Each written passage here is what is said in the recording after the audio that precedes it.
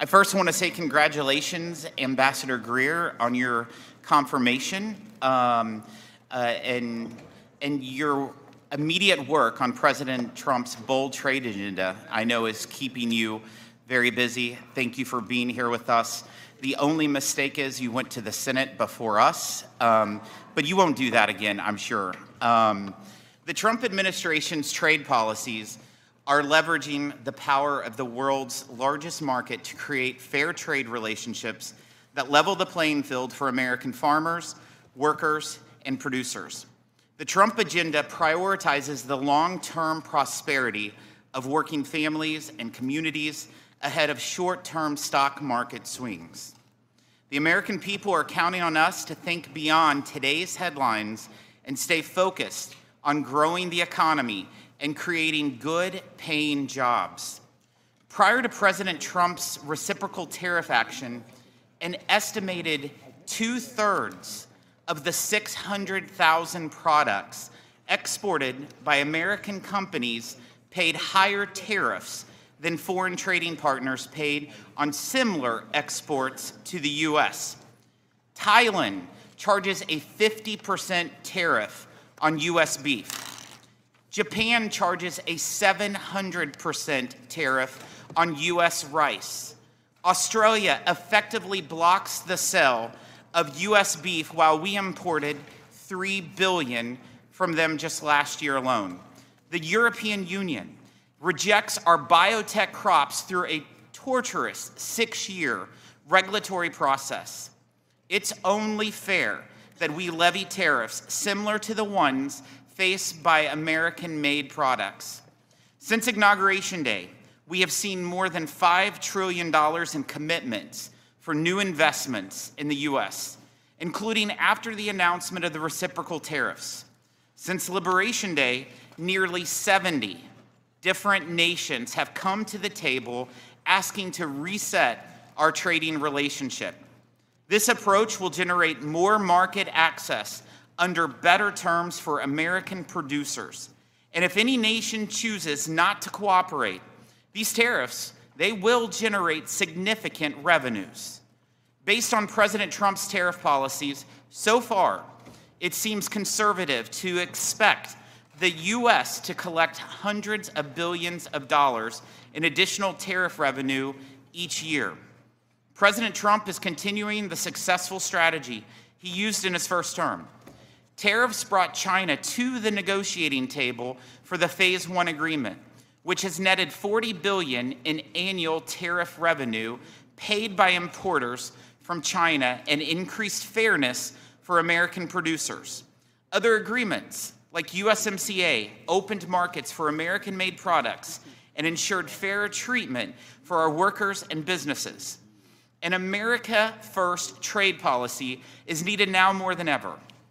America ran trillion-dollar goods trade deficits all 4 years under Biden.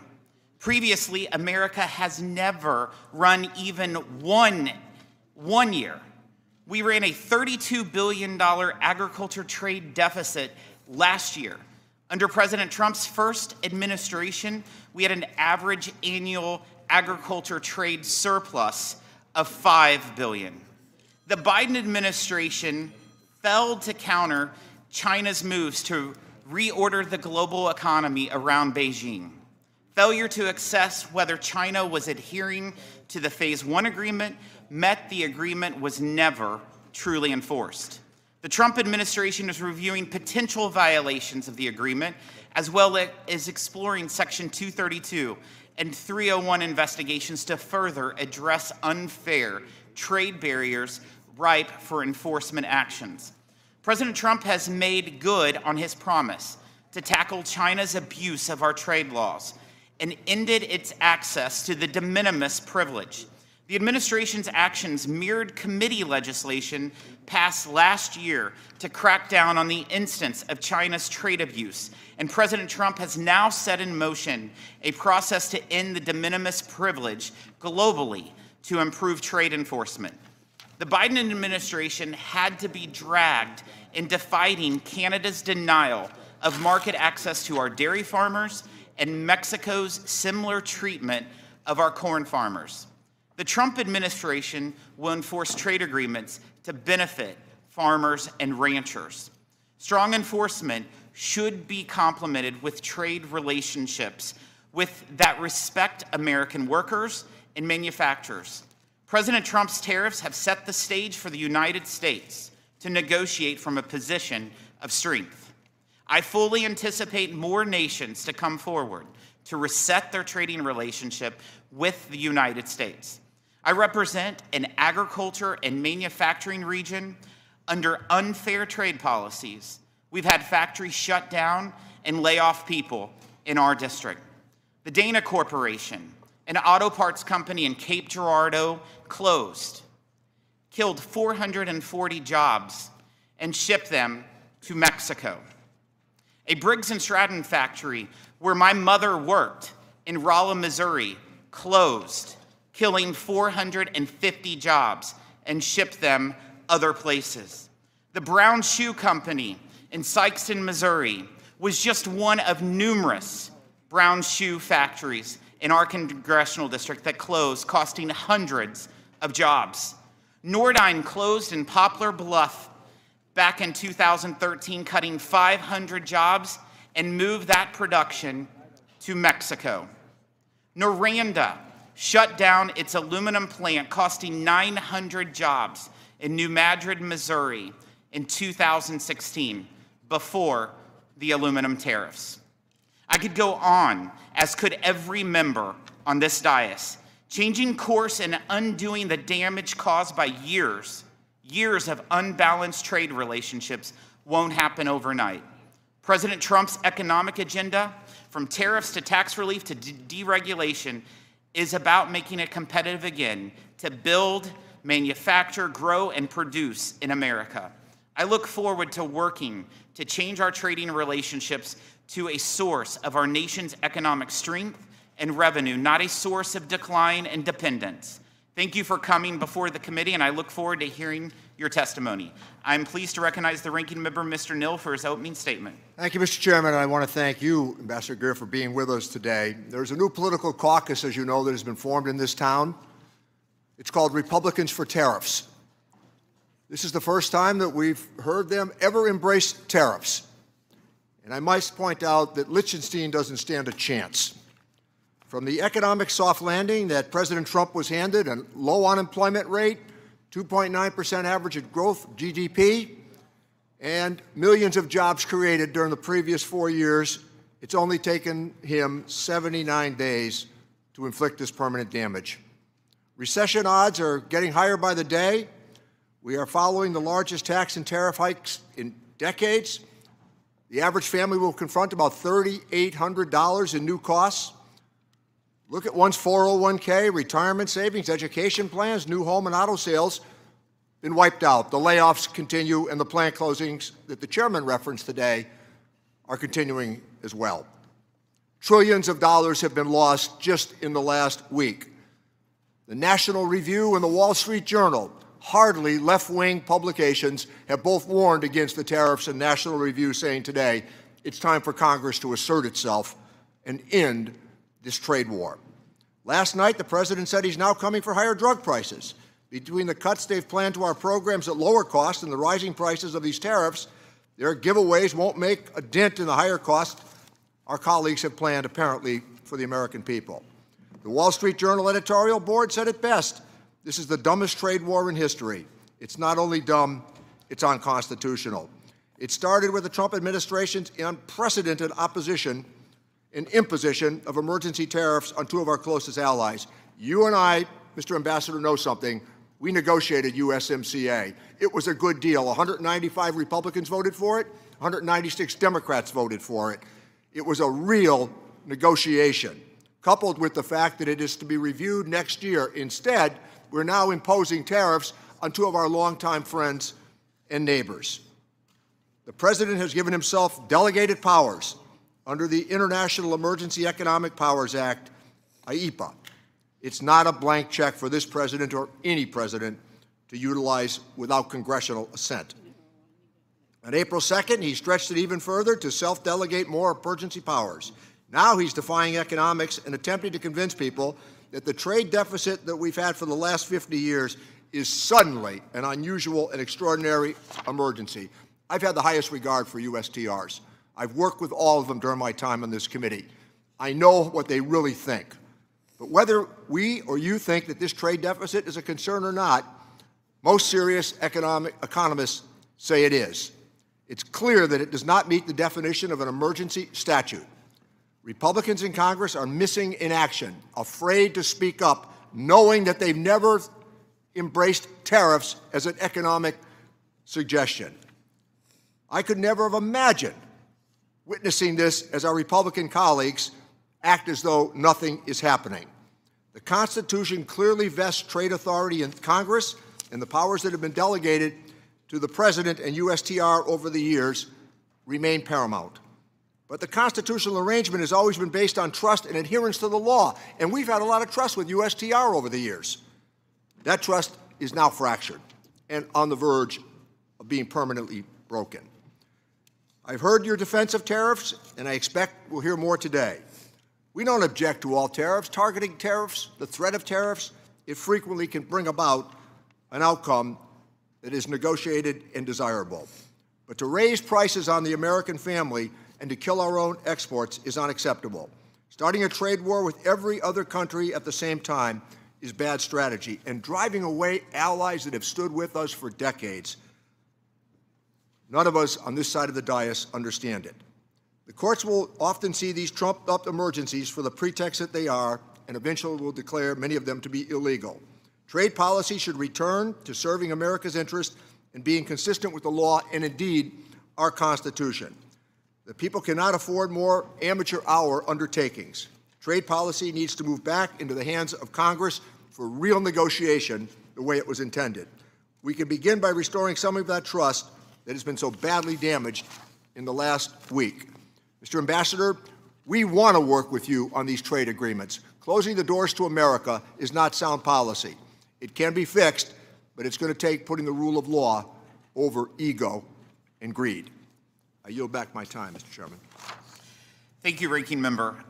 Today's sole witness is the United States Trade Representative, Mr. Jamieson Greer. The committee has received your written testimony, and it will be made part of the formal hearing record. Ambassador Greer, you have 5 minutes to deliver your remarks, and you may begin when you are ready. Chairman Smith, Ranking Member Neal, and members of the committee, thank you for taking the time today for this hearing. Chairman Smith, I appreciate your opening statement and the details of some of the effects that prior trade policy has had in your district. And Mr. Neal, I appreciate the work we've done in the past and your willingness to continue working with us. Last Wednesday, President Trump declared a national emergency in response to the large and persistent trade deficit that has built up in recent years. This deficit is driven in part by non-reciprocal tariffs, trading barriers, and other economic policies pursued by our foreign trading partners.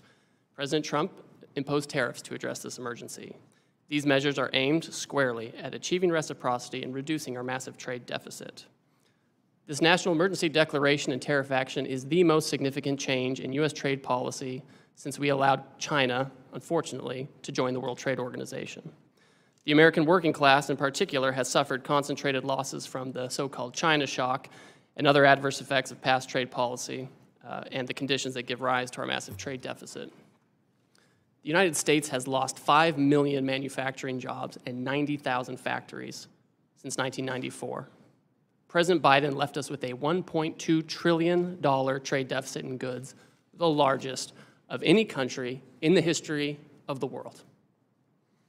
The United States share of world manufacturing output declined from 28% in 2001 to 17% last year. In the fourth quarter of 2024, U.S. manufacturing as a share of gross domestic product was the lowest it had been in 20 years. During COVID, we were unable to procure semiconductors to build our cars or materials for pharmaceuticals and personal protective equipment. During World War II, we built nearly 9,000 ships. Last year, the United States built only 3 ocean-going vessels. Our agricultural trade balance, which historically resulted in trade surpluses for our farmers, was in deficit the last 2 years of the Biden administration and likely will take some time to recover. These are all serious indicators of an economic and national security emergency. One important driver of these negative trends has been unfair, unbalanced, and non-reciprocal trade.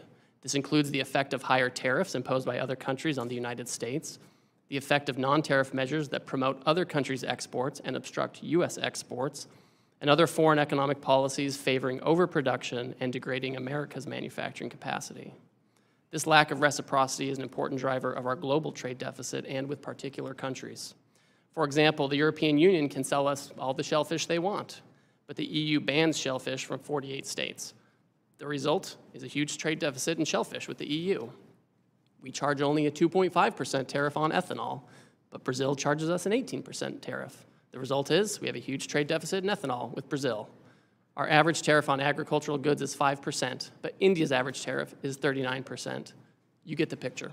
Our trade deficit, driven by these non-reciprocal conditions, is a manifestation of the loss of the nation's ability to make, to grow, and to build.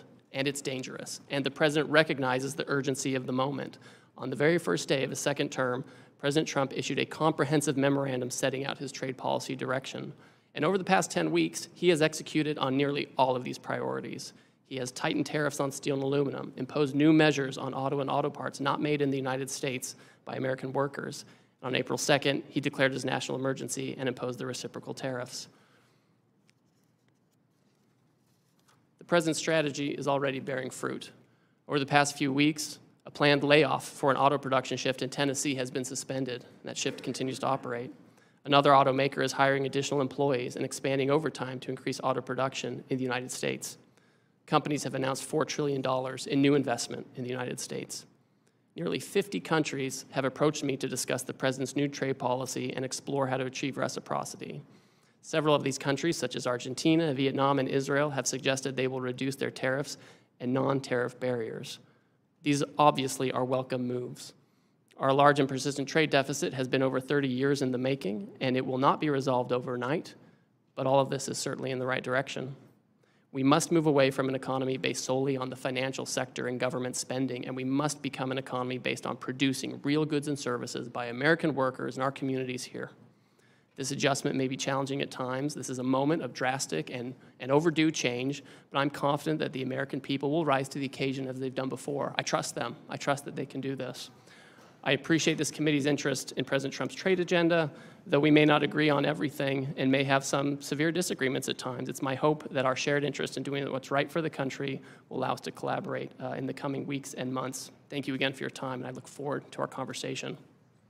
Thank you, Ambassador. We'll now proceed to the question and answer session. I'll start with the Vice Chair of our committee, Mr. Buchanan. Thank you, Ambassador. Thanks for being here. USMCA, you did an incredible job, and we had a good chance to get to know you there, and we miss Bob Lighthizer as well in that process. But let me just say, being on the committee and being on trade for 10 or 14 years, whatever, we always seem like we come up short everywhere, even with our friends. Like Japan, I like Japan. I've done business with Japan, still do some business with my kids with Japan. But you look at the trade deficit, they're monstrous. And you look at the number you just said, $1.2 trillion in terms of trade deficit. What are we going to do to change it? And I look back over 10, 12 years, Congress is dysfunctional as it relates to trade. We've done one trade deal. Maybe you might argue there was some supplements that were added. But we're not in the business. We're not engaged, you know, and in terms of what's going forward. Now there's this discussion about doing some trade deals. What does that mean? What is that process? Because the process I went through on a couple of trade deals is onerous, and it takes time and effort, a lot of effort by a lot of people to get one deal done, let alone, you know, trying to, you know, let's say someone said there's 50 deals out there, people have an interest. What does that mean? And what's the process for that? So I guess I'm just tired as Americans losing. And like I said, I do business in Japan and other places, but I just hate to see we're always coming up short on most of these deals. And I look at our local area in Sarasota and Florida, in that region, and I look at tomatoes and vegetables, we're 600% surge, or 600% the surge on us. And we come up, and we've talked about that. You know, we worked on that, you know, last couple of 3-4 years. And it's there. Everywhere you look, we're short. And now here we are today. And where is this all going, the process? And what's your thoughts about how do we get To me, idea of trade is at the end of the day, it's somewhat fair. Somewhat fair. It doesn't have to be perfect. Some countries, maybe you might give them a smaller country, work with them a little bit more. A lot of countries in Africa, it's one thing, try to give them some advantage. But these bigger countries, they're killing us. And they've been doing it on a long-term basis. So as the ambassador moving forward on trade, what's your thoughts? Well, Mr. Buchanan, thank you. I think that's the right way to be thinking about this. The president has stated very clearly over the last few days that he is open to negotiate with countries that actually want to pursue reciprocal trade and get their trade deficit down with us, or where we have a surplus, give us the market access that we should have, so we can treat them like they treat us, and that it's better treatment all around. That's certainly part of this. In the very near term, I can just tell you, yesterday I had a meeting with my counterparts from the EU, from Korea, from Ecuador, and Mexico, and that was after talking to the Senate for 4 hours in the morning. So there are a lot of countries who understand exactly what the problem is that the president has set out and are willing to talk to us and willing to negotiate. And so I think in the near term, there is an opportunity for these countries, if they want to have more reciprocal trade, to bring down their differential tariffs, bring down their non-tariff I'm going to run barriers. out of time. Let me just ask you, when you talk about these countries, and I heard there's 60, 80 of them, there's a lot of them that seem to have an interest, would want to do something. But what's your idea what that process is? I mean, like I said, it took 10 years to do one trade deal here. And what's your sense of what that process is going to be going forward to make you get something negotiated, then what? Well, so for example, in the very long term, for countries that think they want a comprehensive trade agreement or something broader, that's a longer term conversation that we have with Congress. Some of that might require, congressional action, of course, and we would want to be very tied in with you. In the very near term, in terms of the reciprocal tariff, countries are coming in essentially with a paper, right, or with a letter that they've sent me. I mean, Vietnam's a good example where they've just said, here are areas where we think. Let me just say, because we got a few minutes. Yes, I agree. Hopefully that works out, but we do need to get back in the trade business in a serious way with the process that we have here in Congress, because this might work for some deals, but not all deals. But we have to get serious about trade, and at the end of the day, it needs to be fair. It might be a little one way or the other, but if we're buying their stuff, they need to be buying our stuff. And that's very clear to me, and I just feel so frustrated because I've watched this show for 10 years, and we get little done. It's not Democrat or Republicans. It's both parties. We don't take the initiative on these fronts. Thank you, and I yield back. Thank you. Thank you. I recognize the ranking member, Mr. Neal. Thank you, Chairman. Mr. Ambassador, you, your predecessor, Bob Lighthizer, and Catherine Tai, the eventual USTR, worked with Congress on USMCA. We had priorities. House Democrats worked with you to come up with what was a pretty good trade agreement. Again, almost universally supported in the House and the Senate. We had our priorities: intentional enforcement loopholes, addressing access to medicines, improving labor and environmental standards, and more. We included novel sunset provisions to give all sides a predictable and fair way to reflect and, if needed, course correct in the trading relationship. Now the president has imposed global tariffs with purported objectives of leverage to negotiate new trade agreements. Are you seeking to negotiate comprehensive trade agreements that address the range of labor, environmental, and corruption concerns? Or is it to seek leverage in the future of addressing these trade deficits in a more unbalanced or arbitrary manner? We know that trickle-down economics don't work, but that's what the administration seems to be doing. We're looking at tax cuts for wealthy people, aggressive deregulation, hollowing out essential government services. And let me, with long history, remind all, when NAFTA was negotiated by this committee, at that time the Republican position was you could not amend a trade agreement. No human rights, no labor provisions, no enforcement mechanisms. That's what brought about the demise of NAFTA and our desire mutually to renegotiate for USMCA. So this idea that this all started in January, on January 20th, is simply not true. These agreements are not going to be worth the paper they're written on if we can say with a review of USMCA coming up next year that we're going to impose these tariffs in an arbitrary manner right now, leading to layoffs and plant closures because of them. My office is being inundated with calls about people and their 401k plans. They don't know what to expect. Trillions of dollars of market value being lost even as we meet. I understand the desire to address the issue of trade imbalances. It's important for all of us. But some of the suggestions have been clearly exaggerated as we've gone forward, hyperbolic to be sure. We need to go back to what we did, Mr. Ambassador, with USMCA, with a real solid negotiation that led to a desirable outcome. With that, I yield back my time, Mr. Chairman. Thank you. The Trade Subcommittee Chairman, Mr. Smith. Thank you, Mr. Chairman. Thank you, Ambassador, for availing yourself here today on such important matters, and especially given the context, the broader context of timing. I think I don't have to tell you these are important issues, and I am grateful for your service and certainly your intent and desire to move our country forward in many ways. I would say there's no such thing as stagnation in trade. We're either gaining ground or we're losing ground. And I think over the last 4 years, we lost a lot of ground. And during President Trump's first term, though, we made astounding progress through the negotiation of USMCA, the China Phase 1 agreement, U.S.-Japan trade agreement. These efforts unlocked new markets, strengthened supply chains, and empowered cooperation with important partners. Over the last 4 years, however, the Biden administration's trade agenda veered from slow-walked complacency to non-binding frameworks.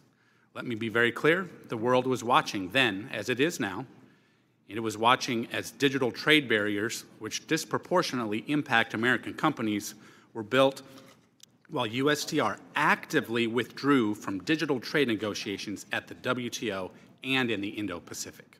The world was also watching as a growing number of countries blocked market access for American agriculture with no scientific basis, and as the previous administration let negotiations with the UK and Kenya simply fade away. This was particularly concerning given Kenya stood to set an example for other AGOA beneficiaries which are capable of negotiating their own bilateral reciprocal agreements. Consumers, producers, manufacturers, service providers, and our partners expected more. I'm encouraged by the growing list of countries seeking trade negotiations with the United States, including the UK, India, Japan, and South Korea. I am encouraged to also have you as USTR leading these discussions. It's clear President Trump has the world's attention, and it is up to his negotiators to ensure any agreements reached tear down the barriers affecting America's farmers, ranchers, and workers. While I do not expect perfection in the short term, we must find common sense solutions which level the playing field for our exporters, ensuring they receive fair treatment we have offered foreign partners, often unreciprocated, for too long. Over the last few months, our Trade Subcommittee has clearly outlined its priorities for trade enforcement and negotiations, I might add in a bipartisan fashion, and I hope you will look to the subcommittee's work to inform your agenda moving forward. I expect strong collaboration between USTR and Congress to create durable change in our trading relationships. During President Trump's first term, he teed up the agreements with the United Kingdom and Kenya. I am eager for these agreements to be brought to fruition. Ambassador Greer, could you elaborate on your engagement with these countries, Kenya and UK? How would you say you are ensuring our partners understand what progress is needed? Thank you, Congressman. Over the past month, I've had a number of conversations with my counterpart in the United Kingdom. We've talked about non-tariff barriers in the UK. We've talked about ways to collaborate on technology. We've met frequently in person. We've had phone calls. We've had virtual meetings, and we've discussed how to move the relationship forward on an economic basis. I've certainly expressed my concern that the UK has barriers, especially in the ag space, that are very important for us. So that's been made clear to them. But those discussions are on a good footing. With Kenya, I also had my counterpart, the trade minister from Kenya, in town last week, and we sat down in my office, and we had a good talk, and he said that he wanted to engage with the United States. He understands our concerns, but he also understands the need to move forward. It was a very fruitful conversation. I look forward to speaking with him again. He wants to work with us. They want to have some kind of agreement with us. Okay, thank you. I want to say that USTR is a very lean, agile, and effective agency. Simultaneous negotiations with 50-plus countries would require significant bandwidth and expertise, as I'm sure you're aware. The chief IP negotiator, a role which has never been filled, and the chief ag negotiator are positions that Congress created in statute to ensure relevant issues important to the American people are addressed. When would you anticipate the President will nominate these positions, to fill these positions? And in the meantime, how is USTR responding to the influx of requests and prioritizing negotiations? So, Congressman, we have a couple of my deputies who have already been announced, and they're doing their rounds on the Hill or about to. We have an ag negotiator and a second deputy who are pending announcements. We're very close on that, so we're happy about that. In the meantime, the nature of these negotiations, the other countries know what the trade barriers are that we're talking about, and we're moving very quickly. We're meeting every day with several trade ministers from other countries. The crack staff at USTR is working very hard as well to put together what would make sense in terms of near-term agreements with respect to the reciprocal trade. Thank you. I think it's important to note that oftentimes, even if we have a trade agreement with a friendly country, for example, we still need to stay on top of these things, whether it's investor protections in Mexico or beef in Australia, with the expectation of a level playing field. So thank you again for being here. Look forward to the discussion. Thank you. Mr. Doggett. Thank you, Ambassador. I have a number of yes-no answers, and if you feel you cannot answer them yes or no, just say you cannot, and I'll move on to the next question. The first of these, yes or no, the Trump tariffs will soon be levied on pharmaceuticals from abroad. I'd like to discuss that in more detail with you, sir. Is that true or not? Well, the president, he wants to get manufacturing production back here, and so he's going to conduct an investigation to see what's appropriate in terms of tariffs. So he hasn't decided to impose them as he said he would last night at the Republican fundraiser. He said that he will impose them. Now Thank what the you. extent Then of that I is think the subject answer to an yes, investigation. Reclaiming my time. A simple question, Ambassador. Yes or no, do you agree with the president's senior Trump trade advisor, Peter Navarro, that higher tariffs are tax cuts? Sir, I don't get involved in the tax discussions, but we know tariffs have a revenue effect for sure. You think tariffs are tax cuts? I think that tariffs are an imposition on foreign goods that can protect American workers and American products. And again, yes or no, do you agree with senior trade advisor Peter Navarro that as Americans watch their savings erode and the stock market losses approaching $7 trillion, that what Americans need is patience? I think we all need to work through this period as we try to reshore and get over the $1.2 trillion deficit that President Biden left us with. Do you agree with Commerce Secretary Howard Lutnick that we're not going to reverse course no matter how much the markets implode, and that these tariffs will be permanent? Well, the president has directed that we're negotiating with willing partners, and that's where I'm keying my guidance from. You just referenced the United Kingdom, and you have claimed that these trade deficits require these tariffs. Is it correct that large Trump tariffs were imposed on imports from close allies like the United Kingdom and Australia, even though we have a sizable trade surplus with each of those allies? There's a global deficit, and those surpluses should probably be larger because of the barriers they have. Again, sir, can you simply answer yes or no? Did we impose tariffs on allies with whom we have a trade surplus, not a trade deficit? We impose tariffs on every country because it's a global problem. So the answer is yes, even though you don't want to say it, apparently. Let me ask you also about experiences during the first Trump administration, because at that time there was discussion about the impact of the retaliatory tariffs from China on farmers.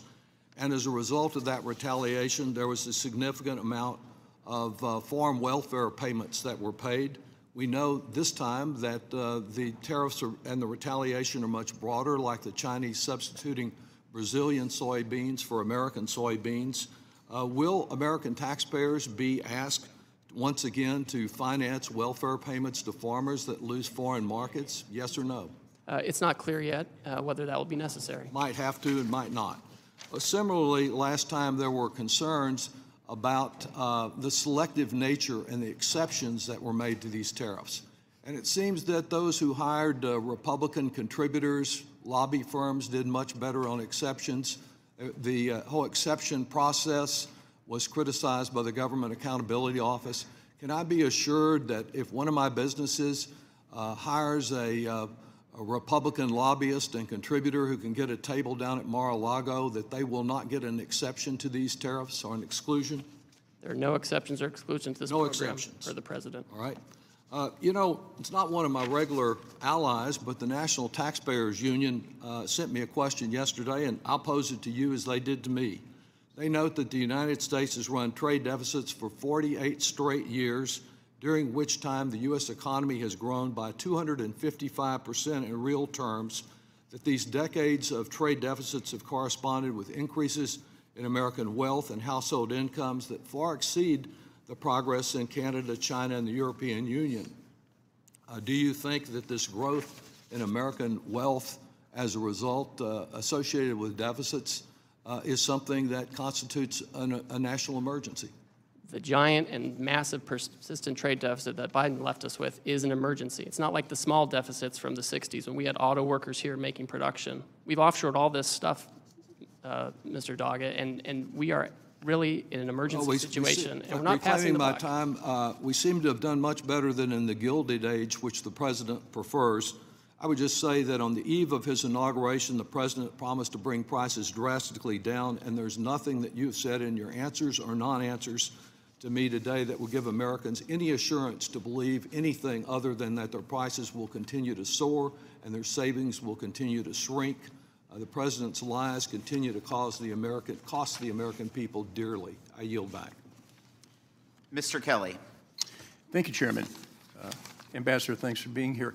There's a quote in the movie Tora, Tora, Tora from Admiral Yamamoto, and he says, "What I fear is that we have awakened a sleeping giant."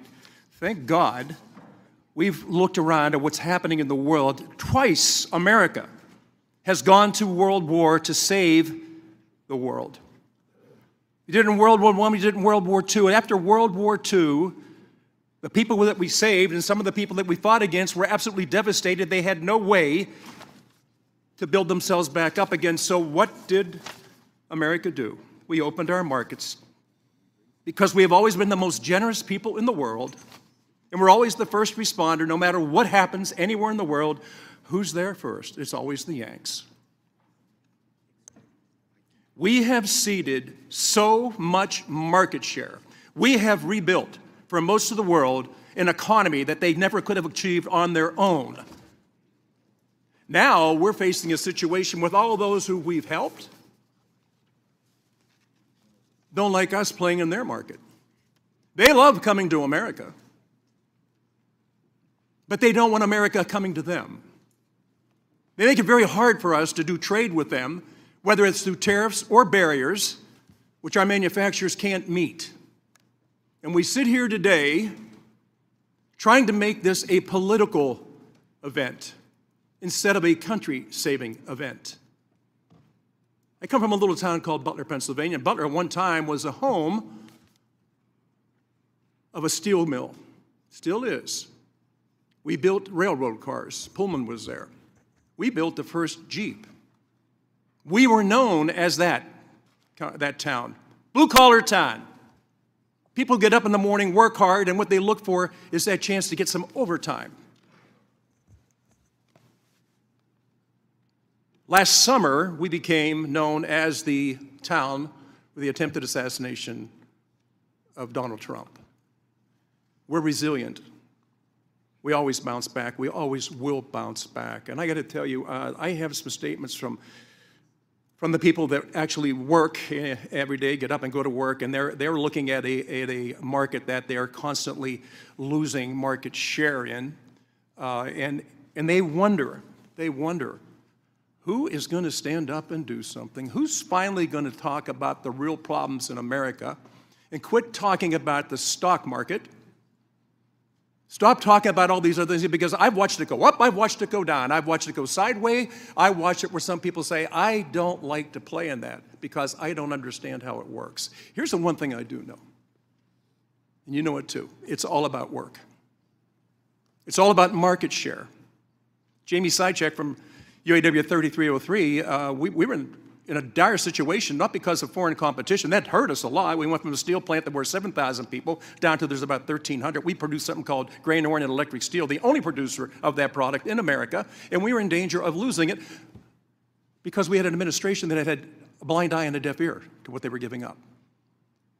Also, Jim Winnings, who operates a factory down in Mars, Pennsylvania, shares his view with me about how much market share they've lost. So I'm amazed when we try to turn this into a political battle and not a USA saving grace battle where we finally wake up. And just as Admiral Yamamoto feared in World War II, all we have done is to awake a sleeping giant. We have given away so much of our market and been denied access to other markets. We are the first responder every time something goes wrong in the world. I would just like to see the world treat us with the same respect as we have treated them. Level the playing field. That's all the president's asking for. Level the playing field. Don't make it impossible for us to play. Don't tell us, yes, you can come here as long as you meet these standards, knowing that the standards they've set we can't meet. Yet we still allow them to come in. I sell Chevrolets. I sell Hyundais. I sell Kias. I sell Toyotas. And I sell Mitsubishis. People say, why is it that you have to do that? I said, to make payroll. Most of these companies have factories in the United States, and they have come here to help build, not to tear down with American workers. I really applaud what you're doing. I applaud the President of the United States for having the backbone to stand up and fulfill a pledge that others have made before him. They've stood on the floor of the Congress and talked about this and railed about what's happening to our markets and done not a damn thing about it. He stands up into a stiff wind and says, it's going to hurt for a while until we get back to where we need to be. It's always should be America first, and anybody that doesn't think that way, please tell me what the hell country you think you're going to take your wife and your kids to and your grandkids to. There is no other place in the world like America, and we have been so generous and so welcoming, and as I said earlier, we've saved the world twice. Now it's time for us to say to the world, if you want us to be the first responder, you can't keep stealing our market and not allowing us to play in yours. Ambassador, you've got a hell of a task in front of you. The biggest task you have is this has become a political agenda and not a saving the United States of America. America first, please, for everybody. I am red, white, and blue. I could care less whether you're a Republican or a Democrat. Just wake up and understand that we cannot stand to lose any more market share, and we better be tough on this one, or we turn our backs on the future. And I've got 10 grandchildren that are relying on me to stand up, and hopefully other members of this committee will do the same thing. This is not about tearing Trump down. This is about building America up. Thank you. Okay. Mr. Thompson. Thank you, Mr. Chairman. Mr. Ambassador, thank you for being here. I believe in our great country. I love our country. I put a uniform on and served in combat for our great country. And I'm not here to talk about politics. I'm here to talk about policy, trade policy today. And both the chairman and the ranking member talked about the USMCA. I was honored and privileged to be on that negotiating team when we negotiated that bill and was signed into law by President Trump in 2019. And at the time, the president said it's the best trade deal ever. And I'd like to submit this article into the record explaining what he said. Without objection. Now the president is shredding that deal, creating chaos in the world economy. The numbers speak for themselves. $3,800 higher prices for American consumers, 900 laid off U.S. auto workers, trillions in lost retirement savings, tens of billions in lost agricultural sales for farmers. The Trump administration says that the tariff taxes will raise $6 trillion over 10 years, which would be the biggest tax increase in our history. The message coming out of the administration isn't at all coherent. I'm having trouble, my constituents are having trouble understanding this.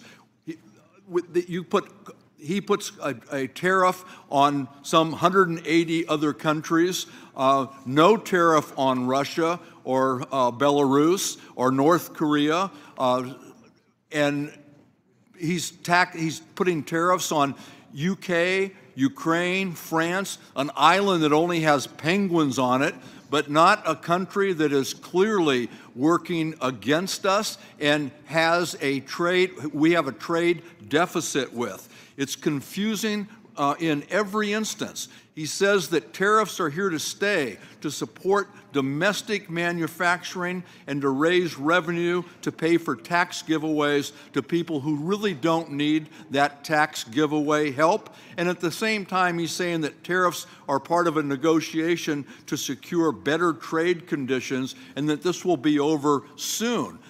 I'd like to know which it is, because it's not coherent at all, and I'd like to submit for the record documentation of his confusing priorities.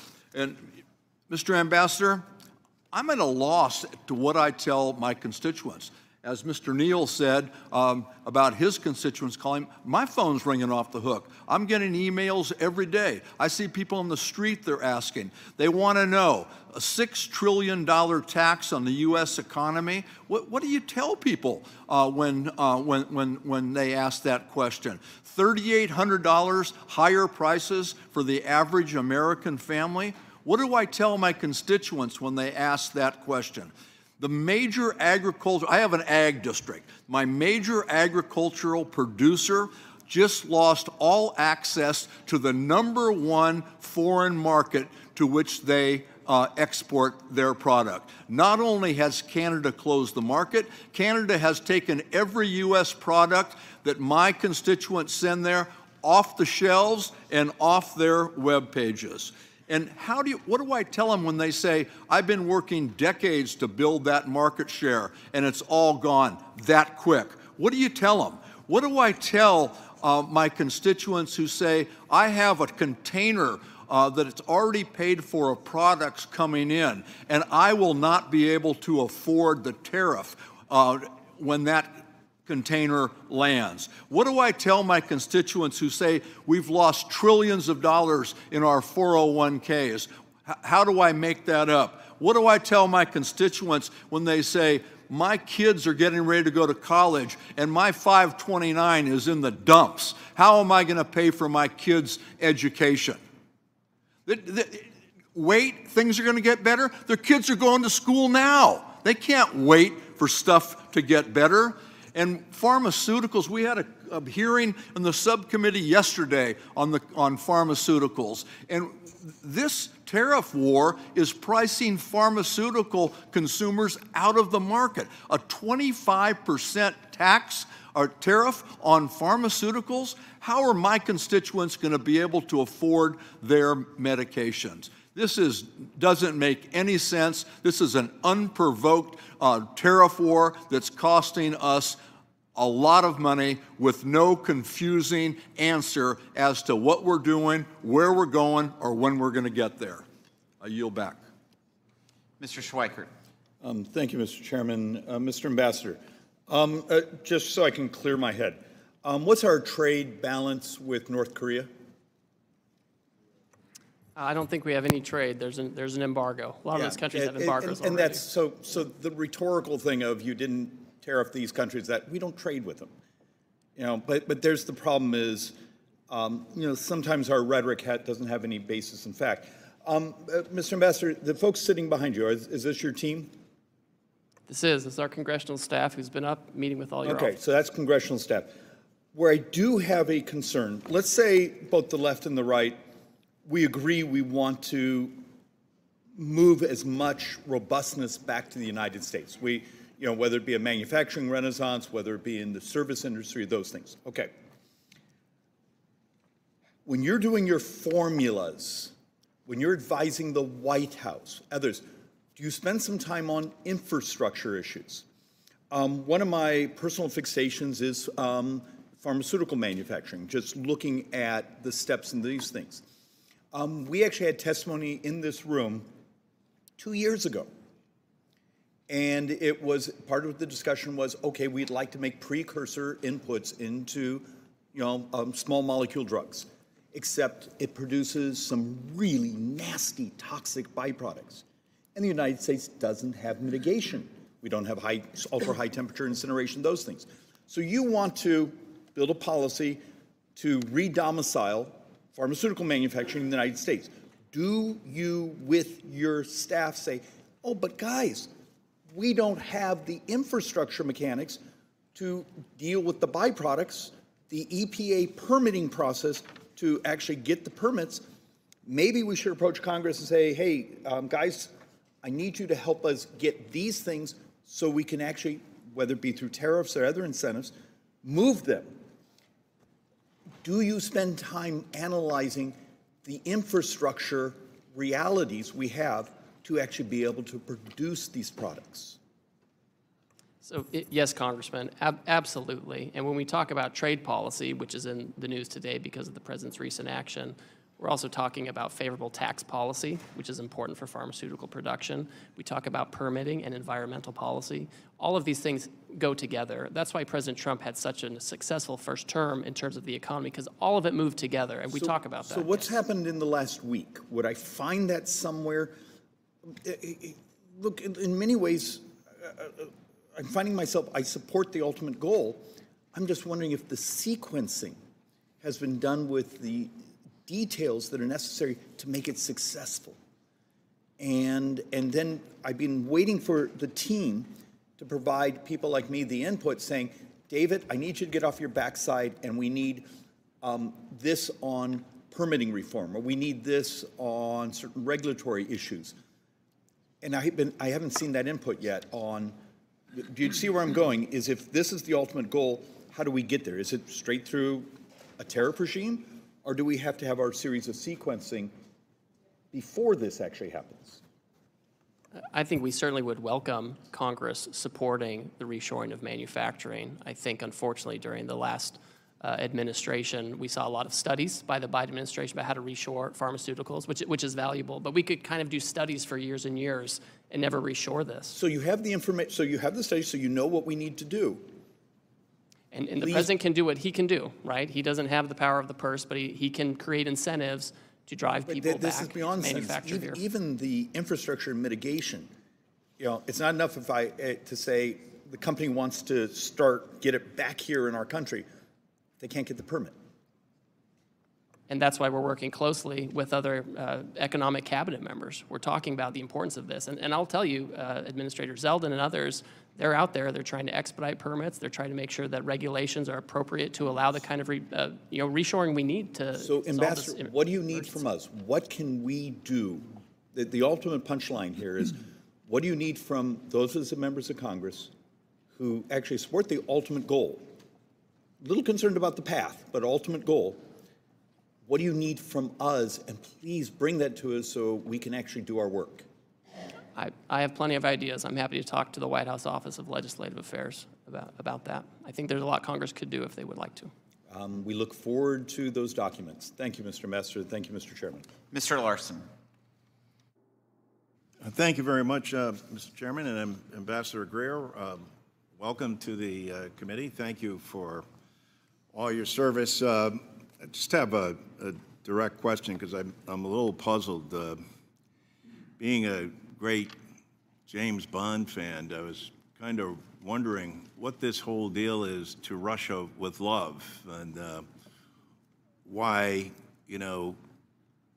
as has been pointed out, that on April the 2nd, the president excluded Russia, Belarus, Cuba, and North Korea from the new global tariff.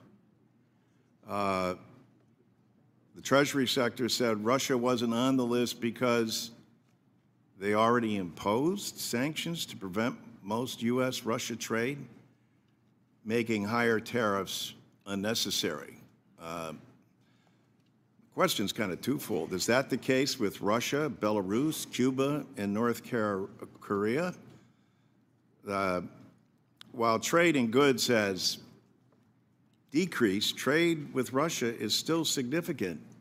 Last time I checked, it's like $3.5 billion, well above the volumes of trade for many smaller countries that my colleagues have already been through that are impacted by this.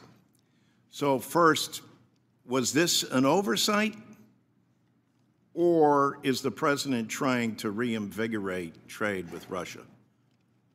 So there's no effort to reinvigorate trade with Russia. Congress did the right thing a couple of years ago and revoked permanent normal trade relations with Russia, so put it in the bad category. And so Belarus, Russia, North Korea, they already have their own high tariffs already in a category that Congress has So established. it doesn't matter. They're not part of this Well, system. it does matter. They already have these high tariffs. They don't have permanent normal trade relations. We have normal trade relations with these others.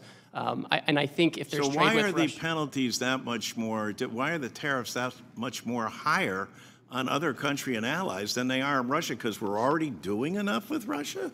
No, it's because in the sanctions law, there's always an exclusion for agricultural products, and I think that's the only type of trade we really have with Russia. But all of those folks, they're sanctioned, they're subject to embargoes of one type or another. Congress revoked permanent normal trade relations, and that's certainly the right answer for those folks. We should not have normal trade relations with those countries. Well, let me ask you this then. Would you commit here that if we see trade increasing from last year, that USTR will take action to increase tariffs on Russia? Oh, I'm happy to monitor that and advise the president accordingly. I agree with you. I'm sorry, what? I'm happy to monitor that and advise the president What accordingly. does that I mean, agree you're with going you. to monitor that? Well, you asked if we would see if the would change, if we would see if the trade level would change. I'm agreeing with you. I'm happy to see if the trade level with Russia changes. if it does increase, you will add additional tariffs. Well, it's the president's choice, but I'll advise him, and I'll say this is affecting the trade deficit. We should consider this. So for sure. does that mean you would advise him to raise the tariffs with Russia? Well, I don't typically give out my advice to the president out in public, but I agree Well, with I'm you sure that the it's something American to watch. people would love to know, and as would members of Congress. I mean, you gotta kind of admit it is just if you casually follow the news, you're not a member of this committee, and the relationship with Russia is kind of bizarre in terms of what it is between President Trump and President Putin, and why this relationship exists. So you can imagine, I don't know, have you ever been to Augie and Ray's? No, I haven't. You should. It's a great spot in East Hartford. It's right next to Pratt & Whitney Aircraft, et cetera. And they're deeply concerned about this, and they always say, hey, what's going on with Russia, and what's going on with the president and Putin? So I'm going to be able to tell them, don't worry. I spoke with Ambassador Greer, and currently Russia's apparently paying enough. Their sanctions already are sufficient. But if we see greater activity and great trade amounts, we're going to make sure that tariffs are levied on them. Is that a fair thing to say? Well, on the last part, I can't make the president's decision for him, right? I mean, Russia. But you would these other bad recommend that actors. you would increase tariffs on them. Well, I'm not going to disclose my recommendations. So to the we're not going to president. recommend, we're not I going to can do say, see, at Augie and Ray's, they would say, hey, come on, you're BSing us now. We know what's going on here. But with that, thank you, Ambassador, and appreciate your time. I yield back.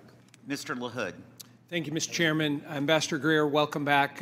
Thank you for your prior service under the last Trump administration and all the work you put in on USMCA, and happy to see you in this new position. I wanted to talk about agriculture and get your take on how tariffs affect agriculture. My district that I am proud to represent is the 10th largest ag district in the country in terms of corn and soybean production. The #1 industry in the state of Illinois is agriculture. People are surprised by that. Illinois has led the nation the last 12 years in soybean production. We've been second in corn production the last 6 years.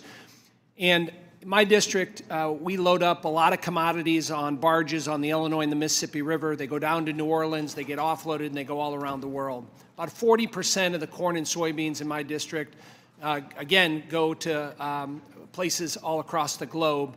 And so markets and customers are very, very important.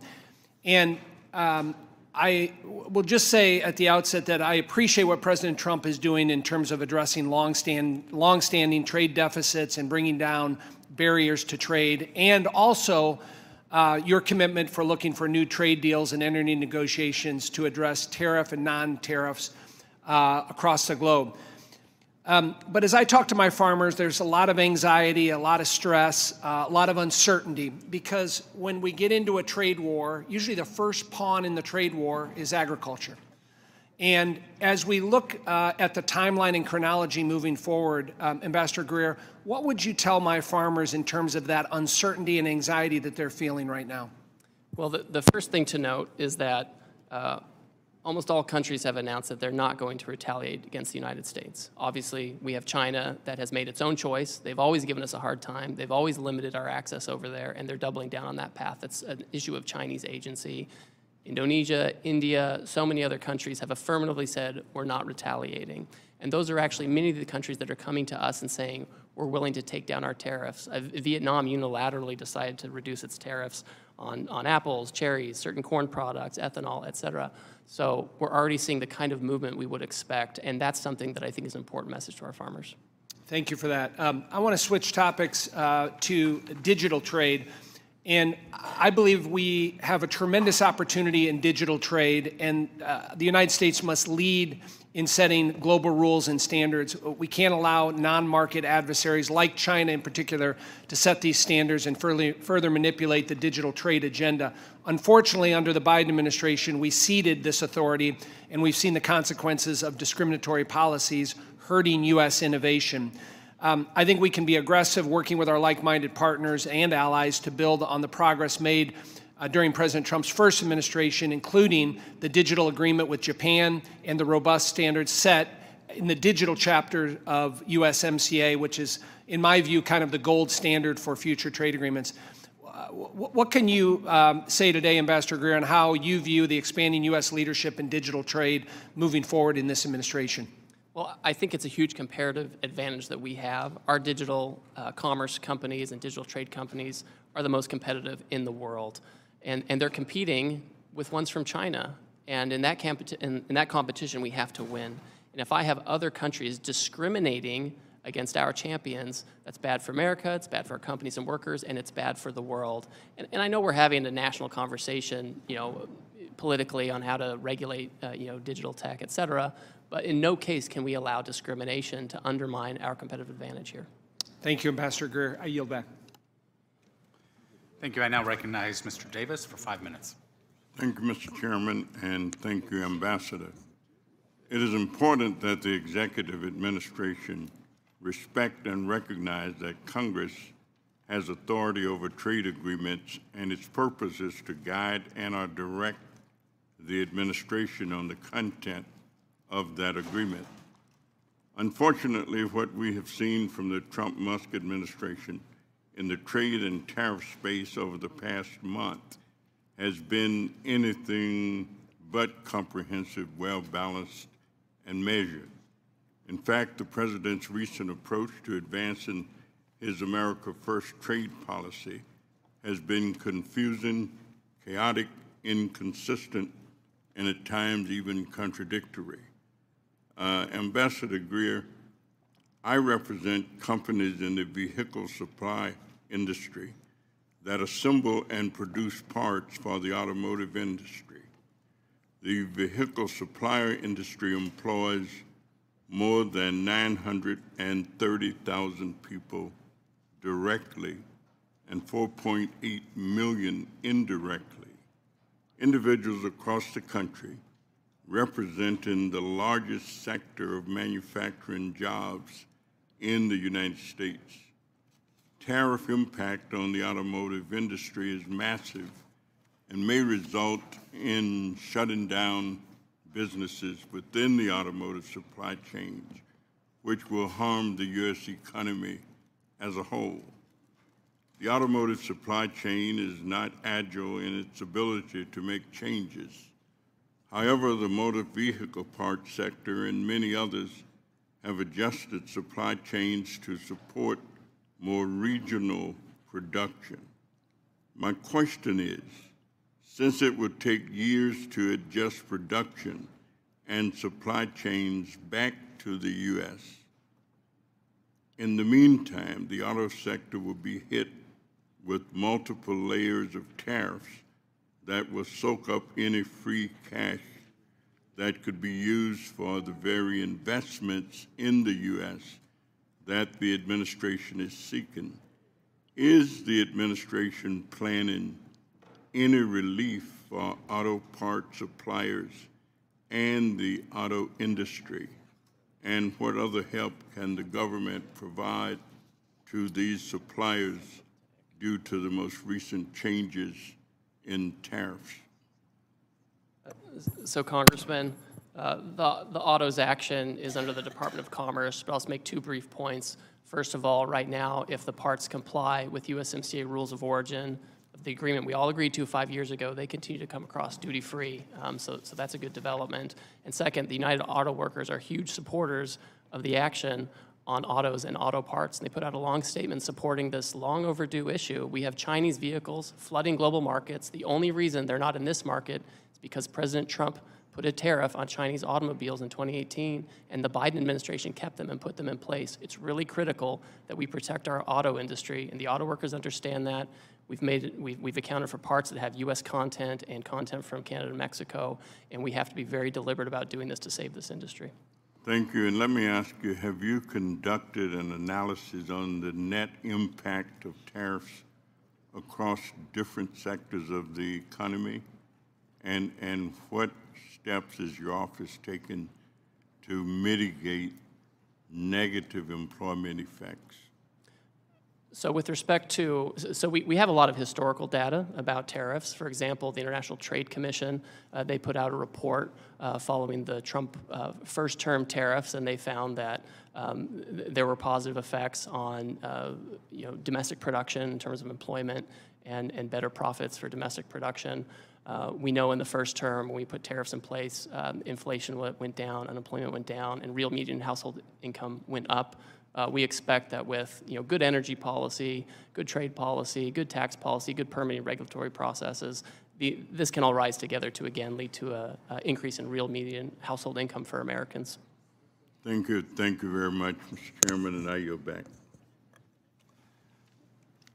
The gentleman yields back and now recognize Mr. Estes for 5 minutes. Well, thank you, Mr. Chairman, and thank you, Ambassador Greer, for joining us today and taking time out of your schedule to meet with us. Ambassador, I just welcome you again to the Ways and Means Committee, which has the sole jurisdiction for trade issues in the House. It's great to have you here working with the administration that prioritizes free and fair trade, unlike the previous administration, which placed pretty much zero emphasis on trade enforcement and on new deals with foreign nations, in effect putting America last. I represent Kansas 4th District, the capital of the world, which is a microcosm of the United States. We have large aerospace manufacturing core in Wichita, as well as other manufacturing operations, and a widespread agriculture base in the surrounding rural counties. This cross-section of the country every day works to feed, clothe, and provide energy for the entire world. Additionally, skilled workers manufacture airplanes and aerospace components, build computer instruments that power our devices, and it's an understatement to say that our district benefits from free and fair trade, because when Kansas compete on an even term, we win. The aviation industry has benefited from historical zero-for-zero tariff with foreign nations since the 1980s. Nearly every single airplane around the globe contains at least one component made in Kansas. In contrast, our agriculture sector faces stiff barriers with foreign nations. As illustrated in your testimony, ethanol product produced in Kansas faces a steep 18% tariff in Brazil, while the same Brazilian product is only charged a tariff of 2.5%. This type of unfair, excessive tariff on U.S. exports is undefensible. Because of this, I support the administration's efforts to reduce the tariff barrier placed on U.S. products by foreign competitors, and I'm pleased to see the number of countries, 70 plus or so, that have mentioned that they want to make a deal. I'd also like to discuss some non-tariff barriers that functionally disadvantage the U.S. in comparison to our trading partners. I've been a vocal opponent of digital services taxes, DSTs. These extraterritorial taxes enacted by many countries, including France, Canada, and UK, are highly targeted on U.S. businesses and innovators. Many of my colleagues agree that DSTs are a revenue grab by countries that restrict technology, innovation, and envy American companies that are successful in this space. Additionally, in the recently released 2025 National Trade Estimate Report on foreign trade barriers, I was pleased to see the USTR include Germany's extraterritorial assertion of retroactive taxes, known as the Section 49. This law has been dormant for the past 100 years, but disproportionately targets U.S. businesses. These examples aren't from our adversaries, they're from our friends. And these are just a few examples of why it's so important to level the playing field and open markets for American manufacturers and producers, the very effort that you're trying to put in right now. Regarding Germany's Section 49, I believe reaching a resolution on this issue is important. In consulting with Treasury and IRS, it's my understanding that they've engaged with some affected taxpayers and German officials on this issue, but it's yet to be resolved. What's your strategy in terms of working on this issue with Germany, and will you work with me and my staff and the committee as we pursue a resolution for this issue? First of all, I always like talking to you, Congressman, because as you know, I lived in Wichita for 2.5 years and served at the Air Base when I was in the Air Force and had a child born there, so we have a nice connection there. I will work with Secretary Bessent on this issue with Section 49. I've had some good interactions with my German counterpart in the past couple of weeks, and we're happy to work with you on this to see what the best way forward is.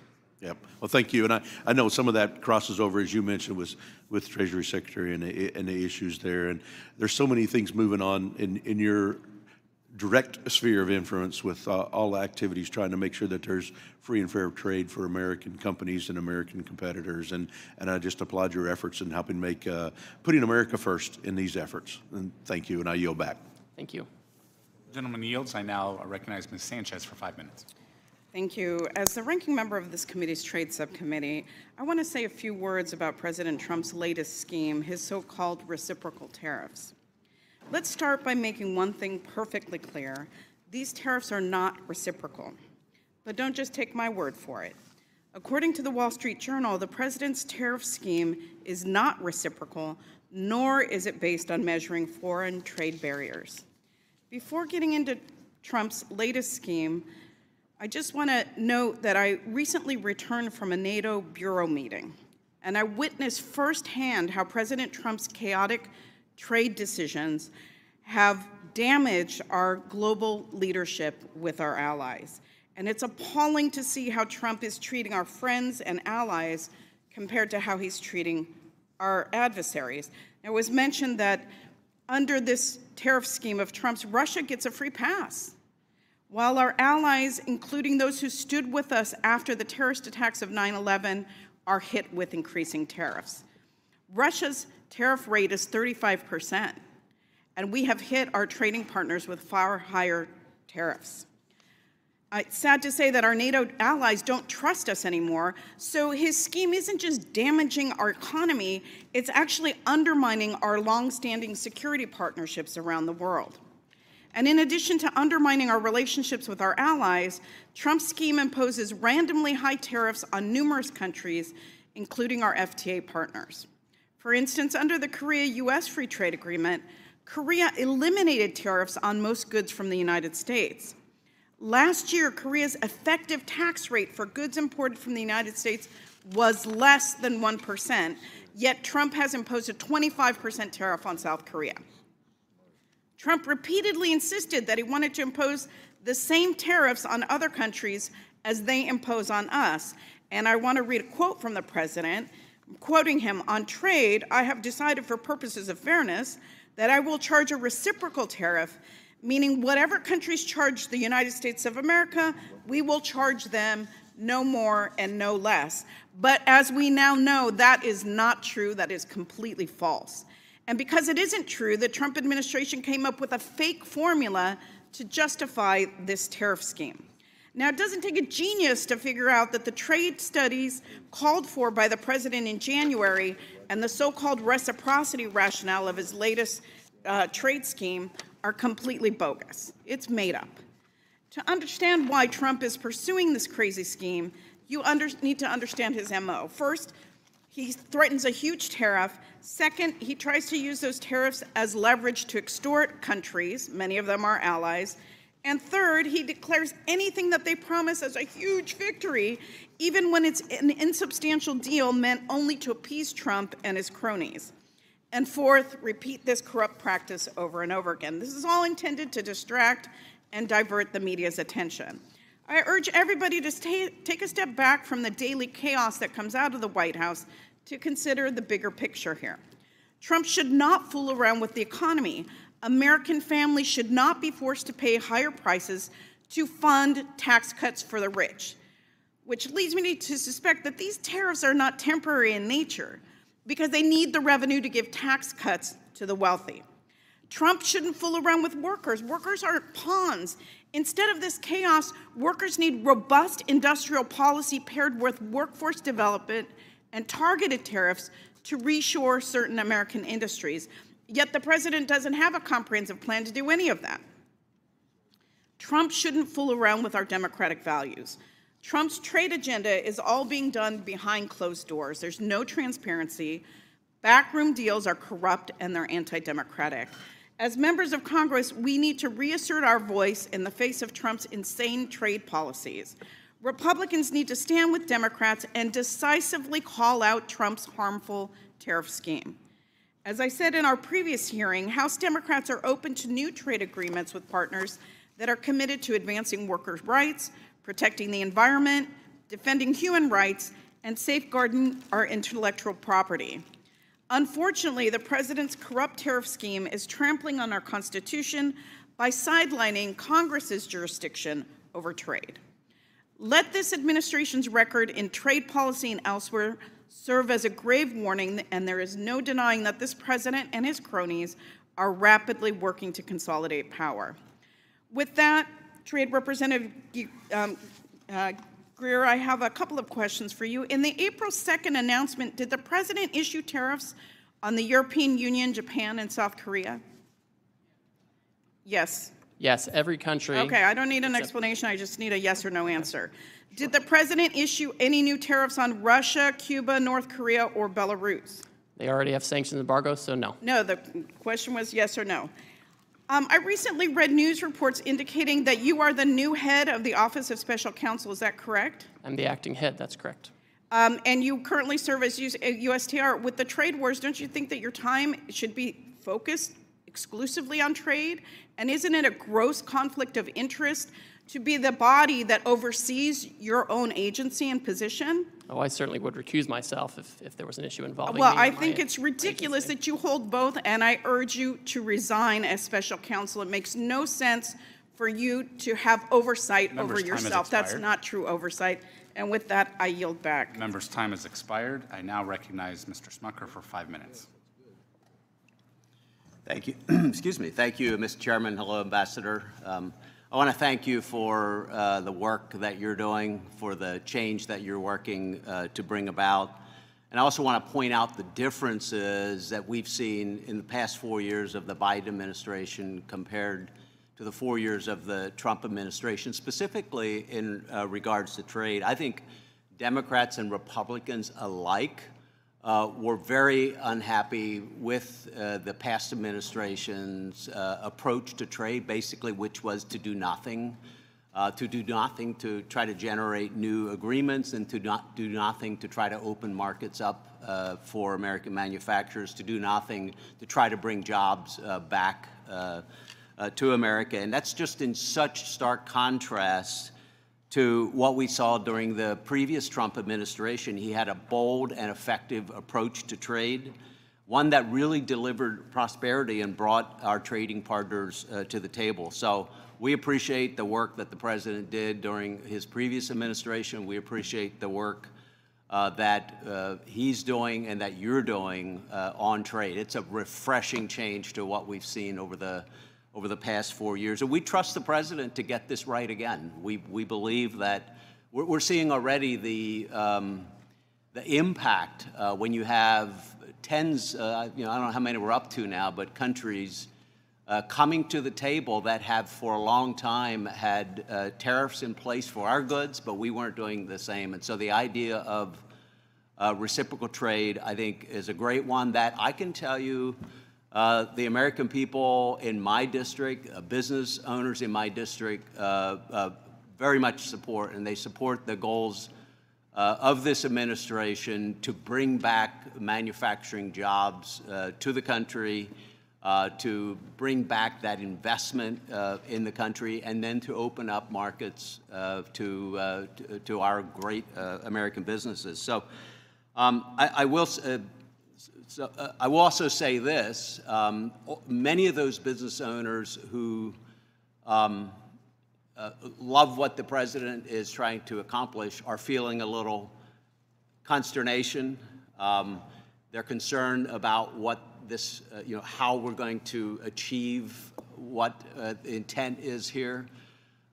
They still believe in what the president is doing, as I think every, at least Republican member here, agrees with that. But I just want to give you an opportunity, if you don't mind, to just sort of expand maybe on some of the things that you've said previously, but with that sort of audience in mind. What would you say to, for instance, a copper manufacturer in my district who you and I have spoken about previously, but this is impacting their business in a big way?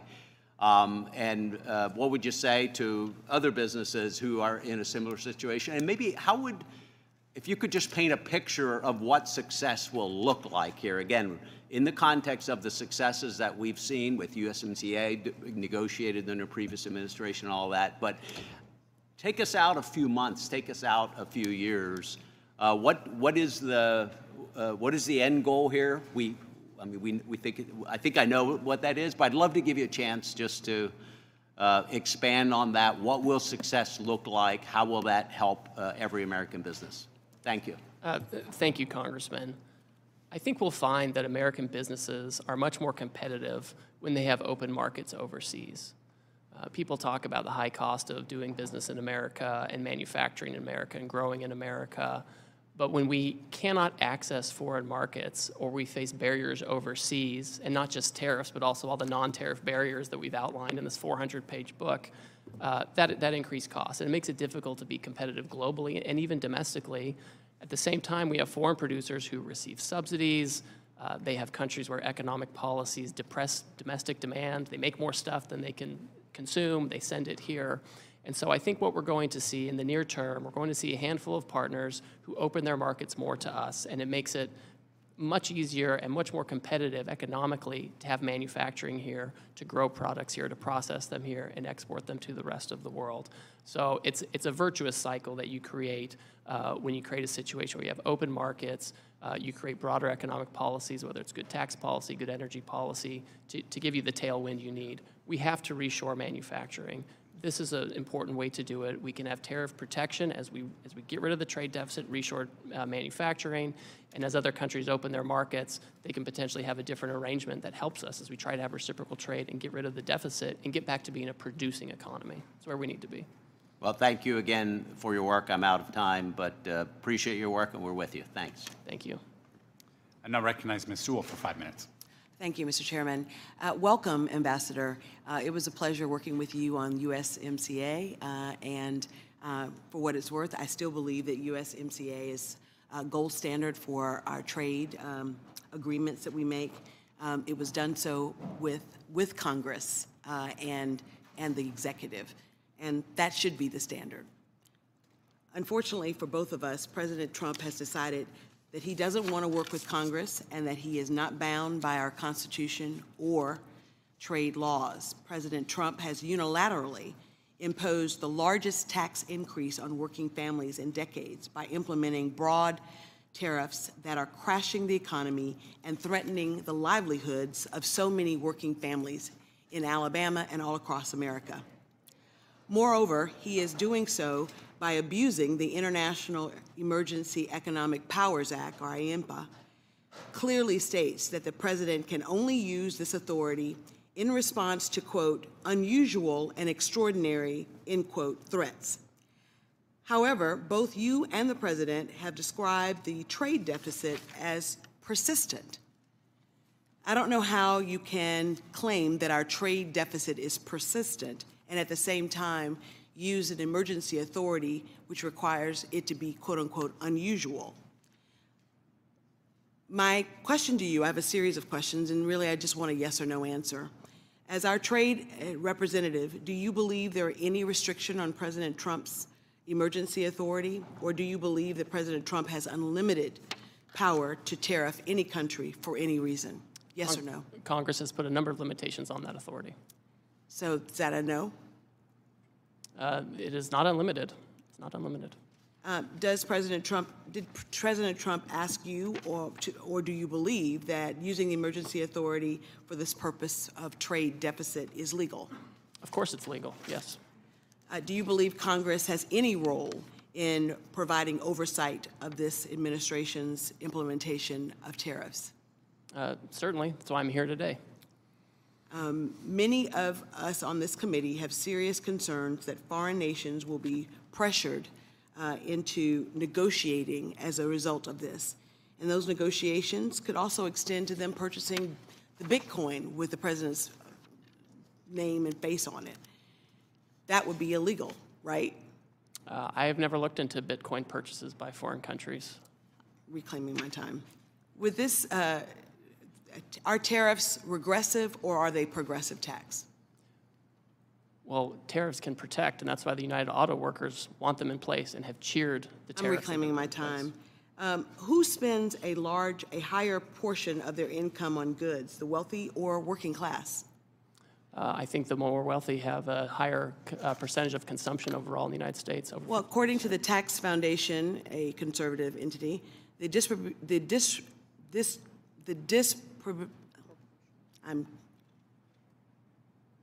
how things are distributed are more regressive and put a higher burden on lower income households more than higher income households. The top 10% of incomes account for about 50% of consumption. They do. And so I think for what I'm getting at, Mr. Ambassador, is that my Alabama constituents are very, very worried. I was home this weekend, and Miss Jackie, who owns Reflections, a coffee shop in Selma, Alabama, right near the Edmund Pettus Bridge, a place that she couldn't have, when she was growing up in Selma, go into, she now owns. It's a coffee shop, and she's really, really worried that the price of coffee will go up so high that she will not be able to keep her store. And she just, this is year number 3. It's a very popular store. But in Little Selma, Alabama, where the price of coffee is already $5, $4.99, increasing it even more would shut her down. And so my constituents have lots of questions to me and to, and to this president with respect to why we are choosing to go down this path. His tariffs amount to the largest tax increase on those families. It's bad for Alabama farmers who are facing retaliatory tariffs. It's bad for consumers who will see prices skyrocket. It is horrible for those who are retired and depend upon their retirement to live, and seeing the stock market go out of control. So, sir, this is really dire for a lot of folks that I represent. Dire for a lot of folks that I represent. And we can't wait for things to get better. And so I really urge you and the president to think about the least of these, the most vulnerable in our society, and how they're going to weather the storm. And to my Republican colleagues here on this committee, I hope that you will push back on these escalating, sweeping tariffs that have done so much damage to our economy. Thank you, and I yield back. Members' time has expired. I now recognize Mr. Hearn for 5 minutes. Thank you, Mr. Chairman. Thank you for being here today, Mr. Ambassador. I really appreciate you being here to recognize the relationship between the executive branch and Congress as it relates to trade, so thank you. Over the last 4 years, trade has been neglected at best, and it's the long past time for a real trade agenda and a president who wants to strengthen America, not cede its interests to foreign governments. As a matter of fact, the American people elected President Trump in November under the premise that he would rebalance trade with our allies and others around the world to bring manufacturing back to the United States, to create high-paying jobs in America, make things in America. And as you just alluded to, it's been applauded by many people, including our great auto workers, as they talk about reconstituting those manufacturing jobs where they're needed most. You mentioned in your testimony that Israel is one of the countries looking to negotiate, and to my knowledge, they were the first to remove all tariffs for the United States. It is heartening to hear that our allies are coming to the table and taking quick action to remove trade barriers with the United States. Last Congress, I introduced a resolution in support of the free trade agreement we have with Israel as a way to support one of our greatest allies as they face an existential threat from Iran and its terror proxies. I appreciate President Trump's strong support of Israel, and I hope that this first step by Israel to move to a zero-tariff policy will lead the way to an even stronger trade and economic relationship between our two countries. Trade policy should reflect not only economic interests, but also national security and ideological alignment. Strengthening relationships with allies who share American values is essential to reducing reliance on adversarial nations. Mr. Ambassador, how can we ensure our trade policies prioritize strategic allies like Israel and Taiwan who share American values and are willing to join us in enacting common policies to counter our adversaries? Thank you, Congressman. I'm happy to report that Sunday night I had a meeting with Prime Minister Netanyahu about this very issue, and the Taiwanese have also reached out. So this is something where we're having close, high-level talks about how to move forward. I would also say, as we talk to our allies, we're encouraging them and hoping that they will align with us on things like export controls and investment screening to make sure that as we trade with them, we're trading in a way that increases our economic security and not just our economic growth. We know calculations are going on and into the reciprocal tariffs, include more than just tariffs other countries place on the United States. And as you're undergoing negotiation with our allies, is the President and your office taking into consideration things like export controls, as you just mentioned, foreign military sales, foreign direct investment as it relates to their relationship with the United States? So we certainly consider those things and appreciate them. Remember, with foreign direct investment, because they export so much to us, they have all these hard dollars, and the best place to put them is here. And so that's kind of a natural outgrowth. We are very focused on making sure that we have a trading goods that is fair and make sure that we're not getting dumped on or have overcapacity overflowing into the U.S. and that we have export market opportunities. But we certainly are encouraged by and the $4 trillion in new investment that's been announced by foreign companies. Are military sales included in that? So that's a good question. We've thought about that. When you look at the trade numbers, I think foreign military sales, official ones, don't normally show up in those trade numbers. But I know that's been raised by several of our allies. And of course, we want our technology to be the technology that allies are using. The last 4 years under former President Biden, USTR failed to adequately address discriminatory extraterritorial taxes and digital trade barriers harming American companies. Last year, I raised concerns with Ambassador Tai when USTR failed to include digital trade barriers in the 2024 National Trade Estimate, the NTE, report on foreign trade barriers. The internet and digital technologies have revolutionized commerce, enabling businesses of all sizes to access global markets and consumers like never before. However, this potential is being undermined by the rise of digital trade barriers imposed by some of our trading partners. Those barriers come in various forms, from data localization requirements to discriminatory regulations and censorship measures. That not only stifles innovation and economic growth, but also undermines the competitiveness of American business in the digital age. In 2023, the U.S. exports of digitally enabled services accounted for 64% of all U.S. exports, and the U.S. had nearly $300 billion in digital trade surplus. Will you make it a priority to, unlike the last administration, to address this digital trade barrier? Yes, we're focused on this. We're not political or choosing sectors we like or don't like. And we've recorded in the trade estimate this year different digital trade barriers. Obviously, Congress is going to regulate and decide how we're going to manage digital trade, competition, those kinds of things. But we just can't have discrimination, and I won't accept that by our foreign trading partners, especially in this area where we're so competitive. I want to thank you again for coming here, and I appreciate you answering everyone's question. Again, it shows the understanding of the relationship between the executive branch and Congress as it relates to trade. Thank you again. Appreciate it. I yield back. Ms. Del Bene. Thank you, Mr. Chairman. Thank you, Mr. Ambassador, for being with us today. Tax day came early this year, came on April 2nd, since Trump's sweeping tariffs are raising prices for American families by $4,600 this year, according to the latest estimates. It keeps going up. Families are struggling, businesses are panicking. I talked to a business in my district that talked about being tariffed out of business. We have businesses who have a lot of export, who manufacture right here in the U.S. and export, who are losing business. Even Republicans are beginning to break with the president. We've seen several joint bills that would make clear that the president does not have the ability to single-handedly impose sweeping tariffs. The real question we're all wondering is, how do we get out of this mess that Trump has created? Chairman Smith recently said he hopes that the Trump tariffs will give USTR leverage to negotiate new trade deals. But Ambassador, how can any country trust the U.S. enough to make a trade deal? Given that Trump has thrown out existing trade deals like Australia or South Korea, or even USMCA, which he negotiated and Congress enacted, how are people going to trust us when arbitrarily these deals are being thrown out? Congresswoman, thank you. The United States remains the consumer market of choice for everybody. And I hear some of these Wall Street analysts, predicting, imminent catastrophe.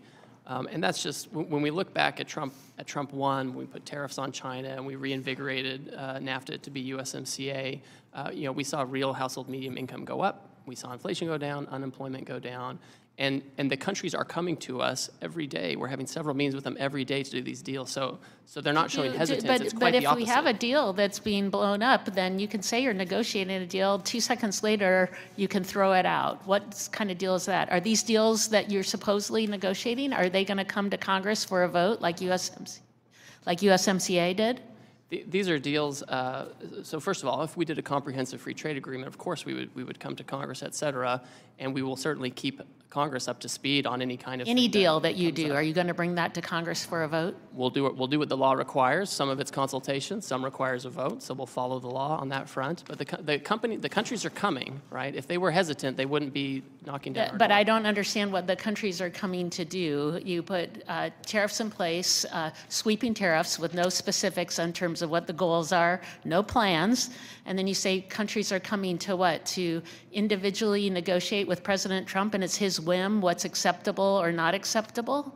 So for example, I get a letter from the Vietnamese, which I received recently, and it outlined a number of tariff lines where they want to reduce their tariffs and non-tariff barriers that they want to remove, and they want to engage with us on reciprocal trade. But what are the objectives of the negotiation? You didn't lay those out. The plan, there's no plan that was laid out by the president. I've seen no plan from USTR on what the goal of the tariffs are. We're damaging companies. We've thrown out existing trade deals that we already have, and now you say there's a negotiation with no clear goal what that negotiation is or whether or not Congress is going to have a vote on a potential deal? So we have a 20-page order laying out the basis for the order and the emergency we're facing, which is the trade deficit that President Biden left us with, the offshoring that it represents, the non-tariff barriers it represents, and we're looking to eliminate that. And a tariff is a way to do that. And if a country has an alternative method that they think will help us meet those goals, we're happy to entertain. Can we talk about the emergency powers of the emergency power statute that Trump invoked, IEPA, to impose his tariff? It states the president, in every possible instance, shall consult with Congress before exercising any powers. That didn't happen. Our staff came, our USTR staff came up to Congress and did consult. I've had with who? With what members? With what meetings. Members of Congress did you consult with? I'm a member of the Ways and Means Committee. I'm a member of the Trade Subcommittee. I called both the chairman and the ranking member the day before, the morning of. So if you called to, how could you consult with folks when there wasn't even a deal that was proposed? In fact, it wasn't till April 2nd when the tariffs were put in place. No one even knew what exactly was going to happen. There was nothing to consult on. So how did that consultation take place? I had a phone call with Chairman Smith and Ranking Member Neal. About a non-existent deal? Well, I told them about the IEPA action that was coming, and I sent my staff up here to brief the committee staff as well. So I argue now we did not have that consultation. Here we are. There was no plan in place. There's no plan in place going forward. The American people are hurting, and now in the rule vote that we're going to have just after we are done with this hearing, Republicans are already putting in a provision to make sure that they don't have to vote on the tariffs that are in place. Congress should have a role here. It's terrible that my colleagues on the other side of the aisle aren't willing to have a vote too. Thank you, Mr. Chairman. I yield back. Ms. Miller. Thank you, Chairman Smith.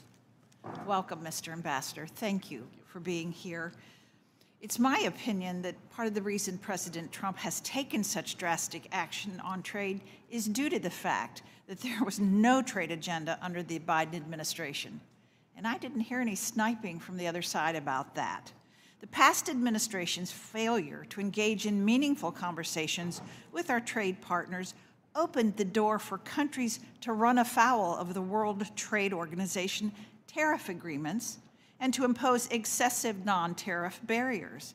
These countries have had no incentive to negotiate, and they've been massively benefiting from the system as it is. For example, in my state, the hardwood companies have been pummeled by China, dumping their hardwood in the American market. China gained at our expense while we were asleep at the wheel. Thankfully, that is not the policy of the United States today. Due to President Trump's swift action, more than 70 countries are knocking down our door, ready to negotiate a trade deal. Today, I want to focus on the future of our trade agenda. Looking to the very near future, the administration is required by statute to undertake the United States-Mexico-Canada Agreement review process in 2026. I can't understate the importance of the USMCA to my constituents. The growth in the manufacturing sector, spurred on by our cooperation with Canada and Mexico, has helped sustain thousands of jobs in my district. I'm well aware that this agreement is not perfect, and we are fortunate to have the review process in place in order to make the necessary improvements. Ambassador Greer, what commitments can you make to us today in regard to the USMCA review? Specifically, how will you use this opportunity to advance President Trump's goals of promoting domestic manufacturing, and how will you engage with Congress to facilitate this process? Thank you, Congresswoman. And I'll just note that goods coming from Canada and Mexico right now that comply with the rules of the agreement continue to enter duty-free. This is an important agreement. I met with my Mexican counterpart last night. I have worked in the works. I have a meeting with my Canadian counterparts, and we expect that we will initiate the public consultation process that's required by the statute at some point at the time required. I think with the USMCA, it's important that Canada and Mexico not be used as an export platform for third countries. That's not what we want. USMCA should be an agreement that promotes manufacturing in America, and that we can rely on our partners to the north and south if needed. But it can't be a situation where countries can just come in, China or Vietnam or somebody, build a factory in Mexico, assemble it with parts from there, and send it across, and get the benefit of an agreement where they've taken no obligations. So I want to make sure that it truly is an agreement that helps America first. Thank you. I've greatly appreciated your leadership in protecting American digital companies abroad. You and I are in agreement about the dangers of South Korea's anti-competitive policies towards American digital companies. I intend to reintroduce legislation that seeks to ensure that American companies are not being harmed by one of our closest allies, while Chinese companies are left unscathed. The digital trade sector is rapidly growing, and it's important that we do not lose market share to China in this critical field. Several countries are considering legislation that mimics the European Union's Digital Markets Act, which has undisputably caused a digital winter for American tech companies operating in Europe. What are your plans to address these harmful policies and to ensure the prosperity of American digital trade? And do you think that digital trade will play a part in the imminent trade discussions regarding the Liberation Day tariffs? Thank you. So first of all, I understand that there's obviously a national conversation going on about how digital trade should be regulated, and there are lots of views on that. What I will say is we're not going to outsource that regulation. We're not going to let the European Union or Korea or any other jurisdiction set the rules for digital trade. It will be us, and they won't be able to do it in a way that's discriminatory either. That is impermissible, especially when we have, as you noted, the Chinese competition out there. If we're going to have companies that operate in this space and are so competitive in this space, we need to make sure that they're American companies, right? That's what we need to make sure. And so this is certainly something that we can talk about in any negotiations that come up. Thank you. We have historically forged some of our strongest alliances based on procuring critical minerals, which are difficult or nearly impossible to obtain in the U.S. Will you commit to exploring trade discussions and partnerships with like-minded partners to protect and build up our critical minerals today? Yes. Thank you. I yield back. Mr. Neal. Thank you, Mr. Chairman. I would have invoke a moment of a point of personal privilege. When the ambassador called me, it was more to inform me of what the administration was going to do. It wasn't to consult or to seek my opinion as to what they were going to do. Mr. Murphy.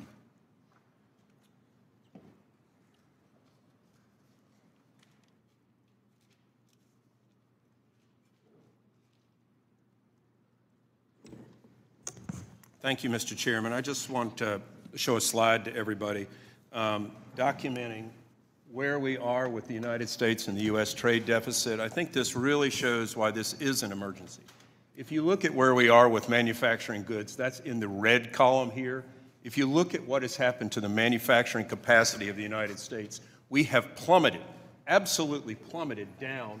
Here in 2022, we have such a trade deficit with manufactured goods. This is critical. This is why the President has said this is an emergency. The same thing with fuels and other total goods. We have plummeted in this nation's capacity to actually produce things. So yes, this is an emergency, and this is by all means altogether the right thing to do. If we do not reverse this trend, again, going with the absolute calamitous effect of how we are hurtling towards a sovereign debt crisis, this nation does not exist. And yes, there is short-term problems, without a doubt.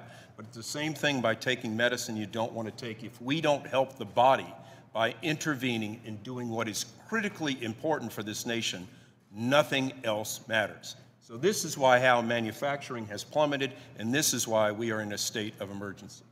Thank you.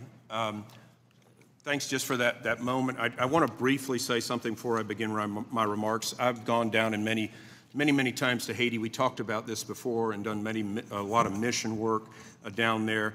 Unfortunately, the Hope Help program is set to expire in September.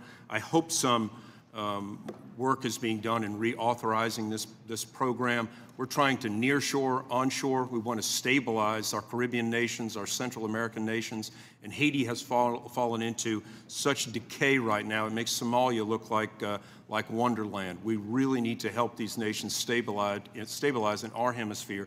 It helps everybody. So I hope that is just going to be on your radar. HR 1625, the Help Extension Act. Just to shift gears again, I want to talk a little bit about de minimis.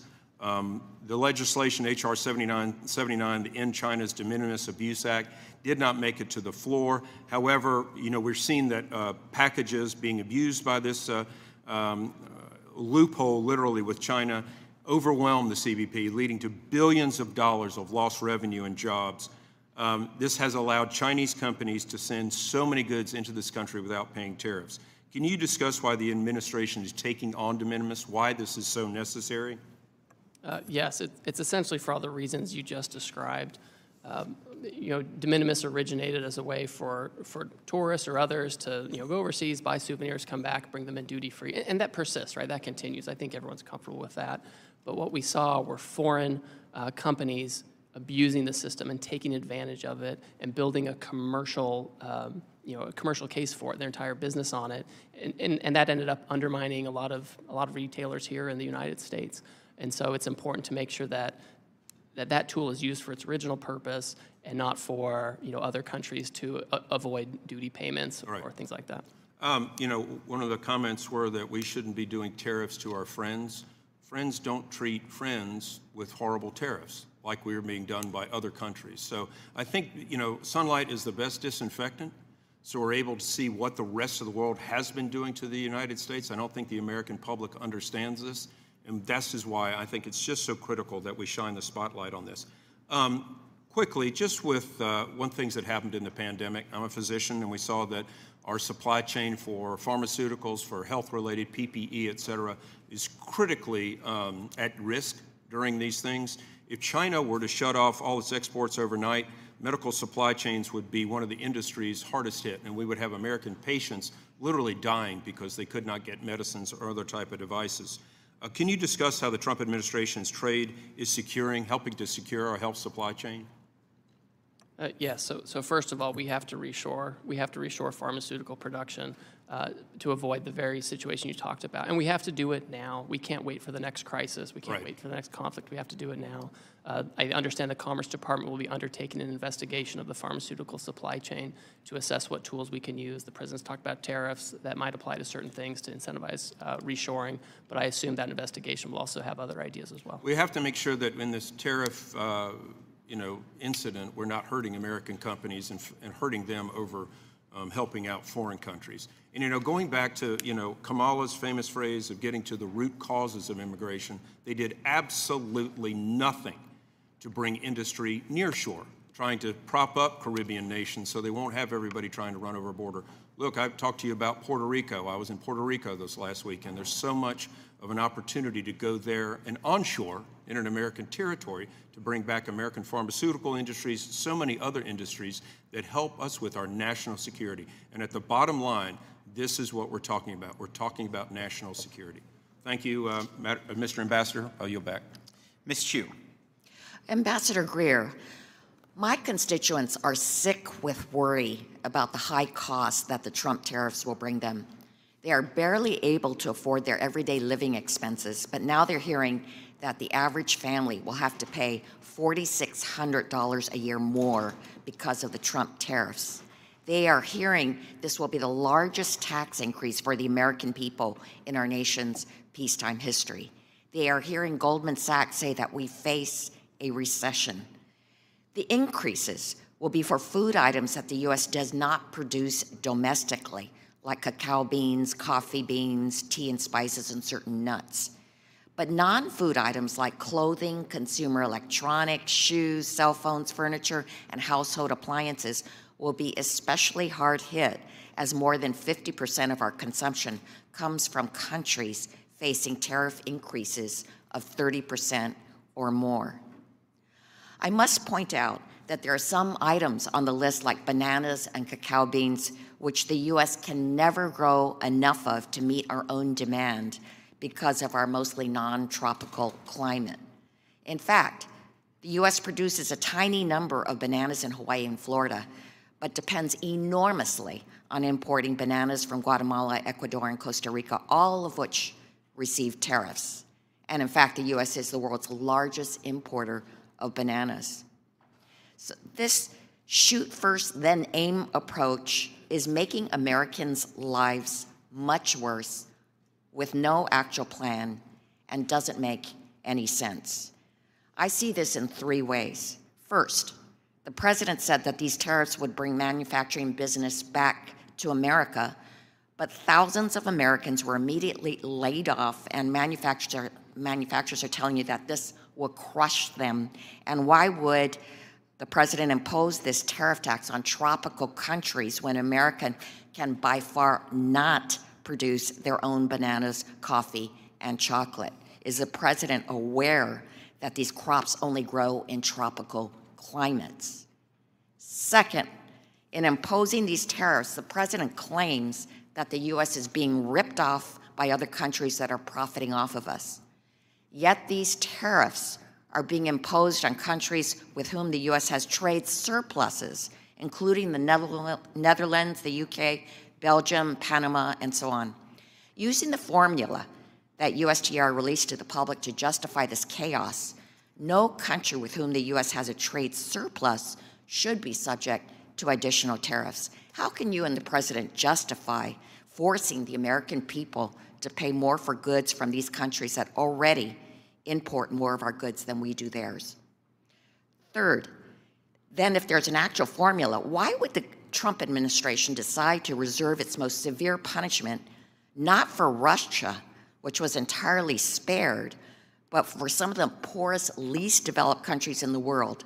For instance, Madagascar, which has a poverty rate of over 75% and where the average worker lives on less than $2.15 per day. The president placed a 47% tariff. So Madagascar, 47% tariff, Russia, 0. My conclusion is that there's only one explanation for this: corruption. The Trump administration is now bragging that dozens of countries are approaching the White House ready to offer concessions and negotiate a reduction in Trump tariffs. This presents a completely unprecedented opportunity for corruption. If his tariffs are allowed by Congress and the courts to stand, then the president could unilaterally decide to remove or reduce tariffs on certain countries. With no transparency, a country could pay the president or his family money through memberships at Mar-a-Lago or payments through their various cryptocurrencies in exchange for a reduction in tariffs. His cronies could pay him directly to remove tariffs from certain imports. So, Ambassador Greer, I would like to ask you 2 yes or no questions. My first question, you're putting tariffs on crops that we, for the most part, don't grow, like bananas, cocoa beans, coffee, and vanilla. Is the president aware that these crops only grow in tropical climates? My Yes, he's second aware. question, yeah, you answered yes. Can you promise that there won't be a pay-for-play system where companies and donors make the pilgrimage to Mar-a-Lago to get exemptions? You have my promise. Well, my constituents don't have that access, nor do most of the American people, but because of these Trump tariffs, it is they who will have to pay the exorbitant costs of these actions, and that's not right. Mr. Kustoff. Thank you, Mr. Chairman, for convening today's hearing, and thank you, Ambassador Greer, for appearing today. Ambassador Greer, I represent part of Memphis, Tennessee, and most of rural West Tennessee. And in Memphis, Tennessee, last year, 2024, we had a great opportunity with Elon Musk when he made an announcement to create a historic investment in Memphis through his company XAI. And the investment will lead to the world's largest supercomputer called Colossus.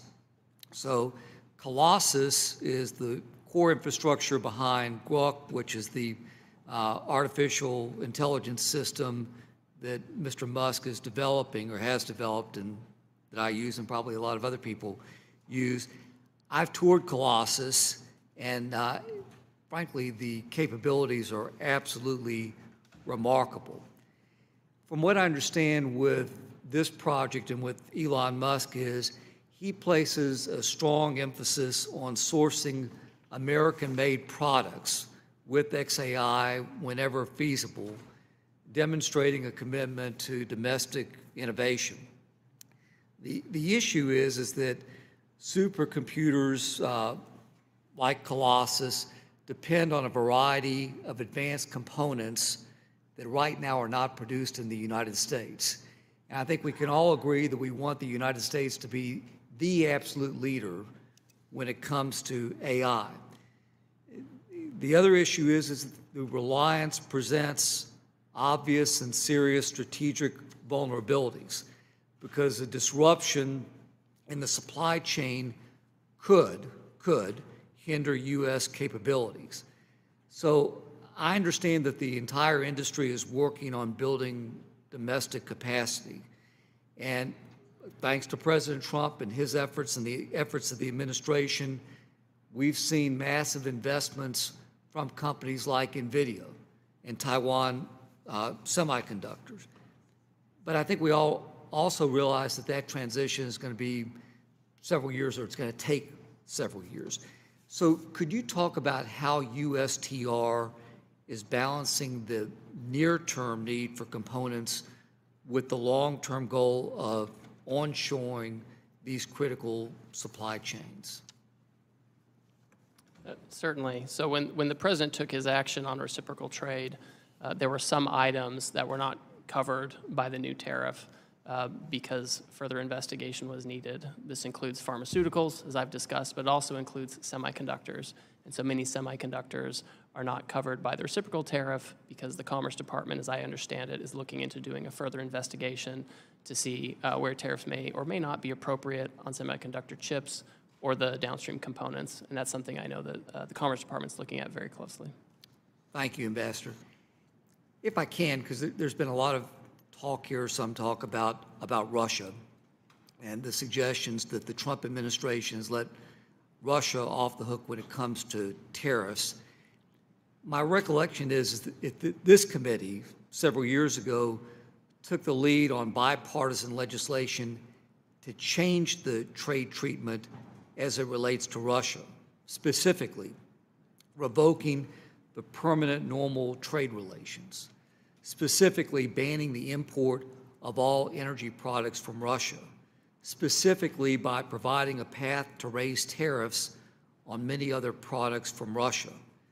So in fairness, I know that both the Biden administration and the Trump administration have added to this legislation by imposing a wide range of sanctions on Russia, which cut off most of trade and investment. So my question to you is, would any Russian exporter feel that it has better access to the United States market than our non-sanctioned trading partners who may face higher tariffs right now? Oh, no, by no means. Russia's subject to a very high tariff due to the good work you did here in Congress, as well as other kind of bad actors that fall into that category. Bipartisan. On a bipartisan basis, that's right. Yep. Thank you, Ambassador. Thank you, Mr. Chairman. I yield back. Ms. Moore. Thank you so much, Mr. Chairman, and thank you, Mr. Ambassador, for visiting with us. I'll have to say that I have really appreciated the discussion that we've had here today with our colleagues, and as is always the case with me, I have remarks that are planned, and then I make the mistake of listening to what other people have said. And I really do want to agree with some of the things that my colleagues have said, like Mr. Schmucker and Mr. Kelly, that we need, and you, Mr. Ambassador, have said that we need to have access to markets. Specifically, Mr. Kelly said, we can't afford to lose any market share, and I agree with him.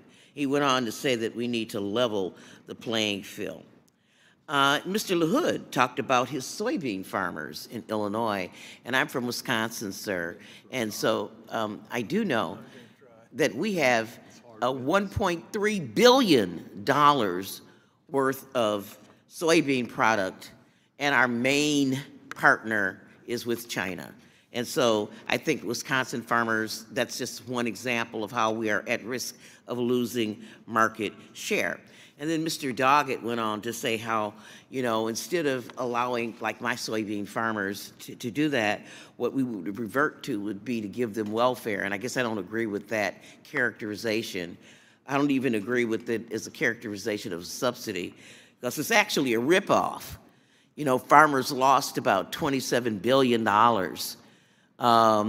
the first Trump administration, and they only got about $23 billion in subsidy return. So they lost money, they lost market share, and they lost lives. You know, in Wisconsin, there was a study done, and they looked at suicide rates, and suicide rates among farmers are like 3.5 times more than in other professions. It's a very stressful career. And so I am very concerned, and I wonder what's going to happen to them. You haven't said to us, I think you sort of skirted the question about whether or not we were going to give them subsidies. But even if we would give them subsidies, that would not prevent them from losing market share. And farmers they don't want a check. They want to be able to farm. I also wonder, sir, I'm just saying, I think that when you look at trade deficits, I think we have to look at more than just what a tariff may or may not do. Our trade imbalances over time have been caused by us not having a trade balance on issue of labor laws, making sure that there's no slave labor and child labor, that the environment is protected when we extract materials and do stuff, that people have the ability to bargain in their countries and to make sure that they get a wage that's commensurate with their efforts. And, you know, I agree with Mr. Kelly that we need to level the playing field on those fields, and that a rising tide will lift all boats. I do wonder, Mr. Ambassador, whether this administration's trade policy, and it seems that it does, my colleague here just mentioned the trade deficit that we have with Madagascar. I had the privilege to go on a trip with the committee to Madagascar where there was a 75% poverty rate. So I'm wondering if they will ever be able to give us a trade balance. Speaking of Madagascar, they belong to AGOA. And I'm wondering if this administration's policies would eliminate something that's been bipartisan, the trade preference programs that we've had under AGOA. Yes or no? Are we going to have an AGOA? So, Congresswoman, Yeah, thanks for your AGOA. remarks. Well, it's up to Congress. Congress has to decide if they're No, going up to the renew. president. He's in charge of trade. We've sort of. Do you have a bill? I haven't seen the bill yet on this. If there's a bill, I'll advise the president accordingly on how we should approach it. Okay, I'll just say one last question to you. You say that we have got to reshore manufacturing. You did not say where folks will get the money and the confidence, really, to make these investments. Is any of the money that you plan to get from tariffs going to be targeted to incentivizing manufacturing? I've got a factory that made car frames, A.O. Smith. 10,000 people working there. When are we going to reopen A.O. Smith, sir? If the chairman. I would love to reopen that. And when? Will I be alive? I'm going to be 74 in 9 days. I hope so. We should go there, you and I, and talk to them about what they need in order to reopen. We put tariffs in place. I mean, on they've been foreign autos and shuttered auto for parts. years. We want to create incentives so they can reopen. What's the timeline between the suffering that they're doing now and when A.O. Smith is going to open again? Part of the problem is we've offshored jobs for so long, and no one's taken action. We've sat on it. We have this huge. It is an emergency, and I agree with you. And I think your comments have been very thoughtful. I don't have that much time. I mean, I'll be 74 in a few days. It's 10 years. It takes a long time to open up a factory and to get the investments. That's why the president. And is it going to be 10 years? How long before we just have to be patient? That's why the president's acting now, because we can't wait anymore. We have to reshore now. Now, like a microwave now. Thank you, Mr. Chairman, and I yield back. Thank you. I'll recognize myself for questions. Ambassador,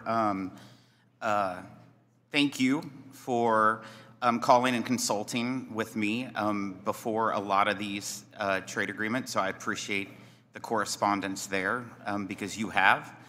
I also want to just raise the significance that I believe AGOA has for this country and those trade preferences with those African nations from a security perspective is extremely important. And I hope that the administration continues to see from a security perspective that trade preferences with those African countries is extremely important. Well, Chairman, I will certainly share your views with the president, and I've shared them before with others in the White House. And I understand the importance of AGOA to this committee and Congress, and I would encourage the committee, as you look at it and potential renewal, to think about ways to improve it. And I would love to work with you all to make sure that we can do that. It's just very important. I also I've heard a lot of conversations today, and one thing that I appreciate is Secretary Bessent's comments that I've read, that he says over the last 4 decades, Wall Street got very wealthy. But over the next 4 years, it's Main Street's turn. And that's in fact who the president's been fighting for, is for all those forgotten people in Southeast Missouri, in rural America, that their place of employment is now vacant. My mother was one of those individuals. I have numerous family members that's one of those individuals. And people will talk about their 401ks. But the reality is that the top 10% own 88% of all the stock market. The top 10. Then the next roughly 12%, as the secretary has said, the next 12% ownership of the stock market is the next 40%.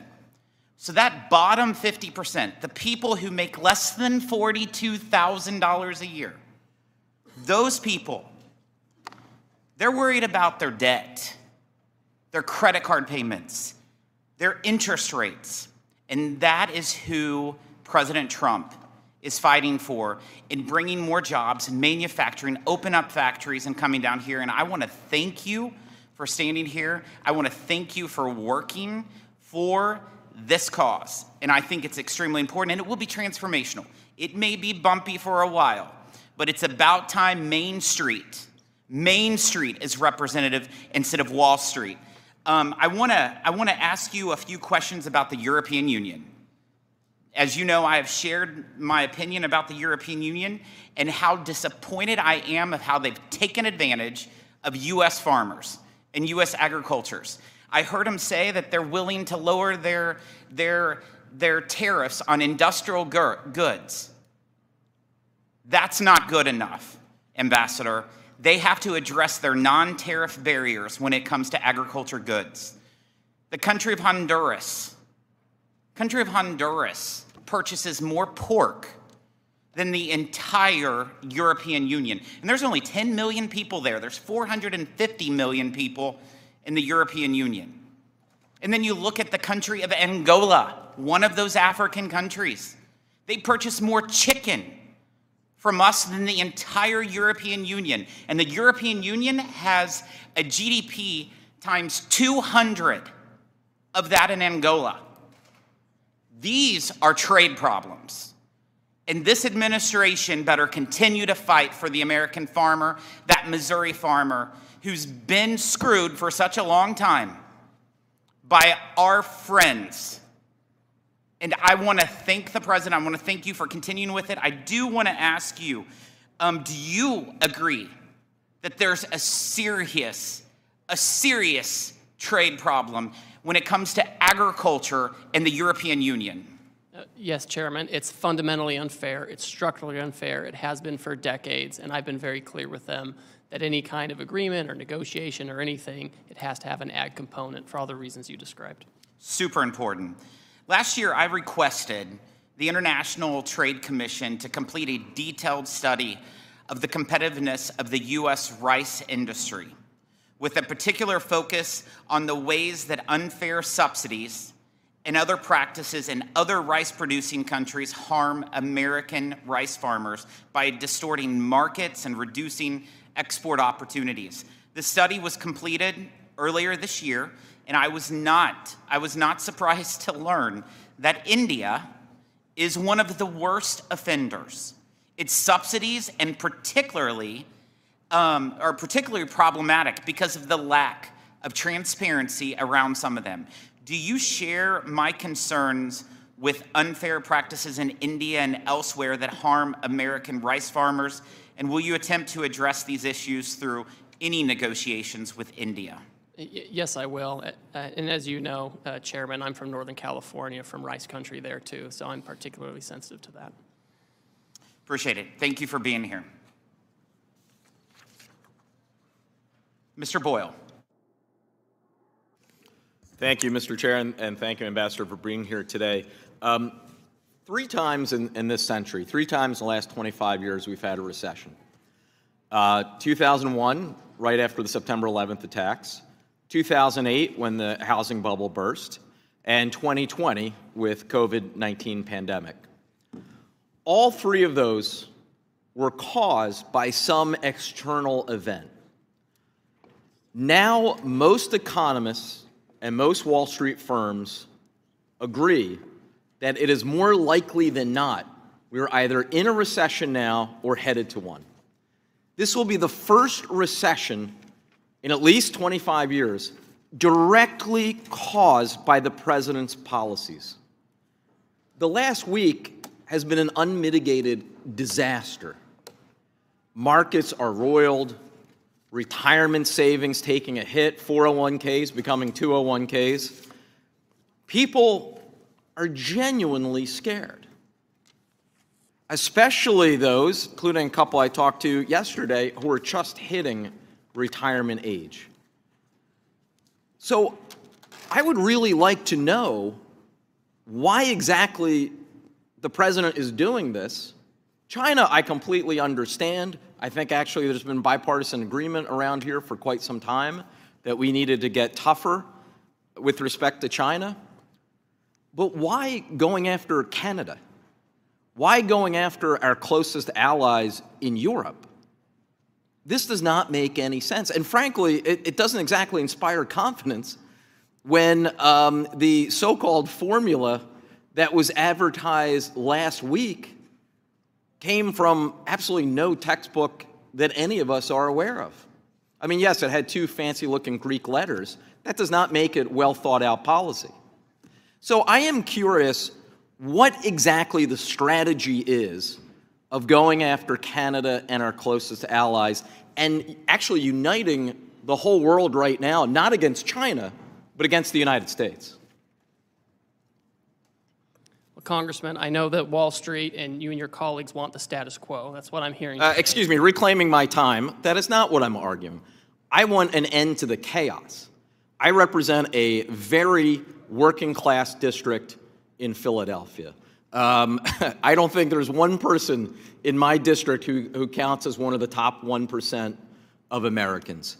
Hardworking families, whether white, black, Hispanic, Asian, from Northeast Philly to North Philly to the River Wards, are all being directly impacted by what is happening over the last week. So I want to know, they want to know, why is it that 3 months ago, no one was predicting a recession? Everyone had growth projections.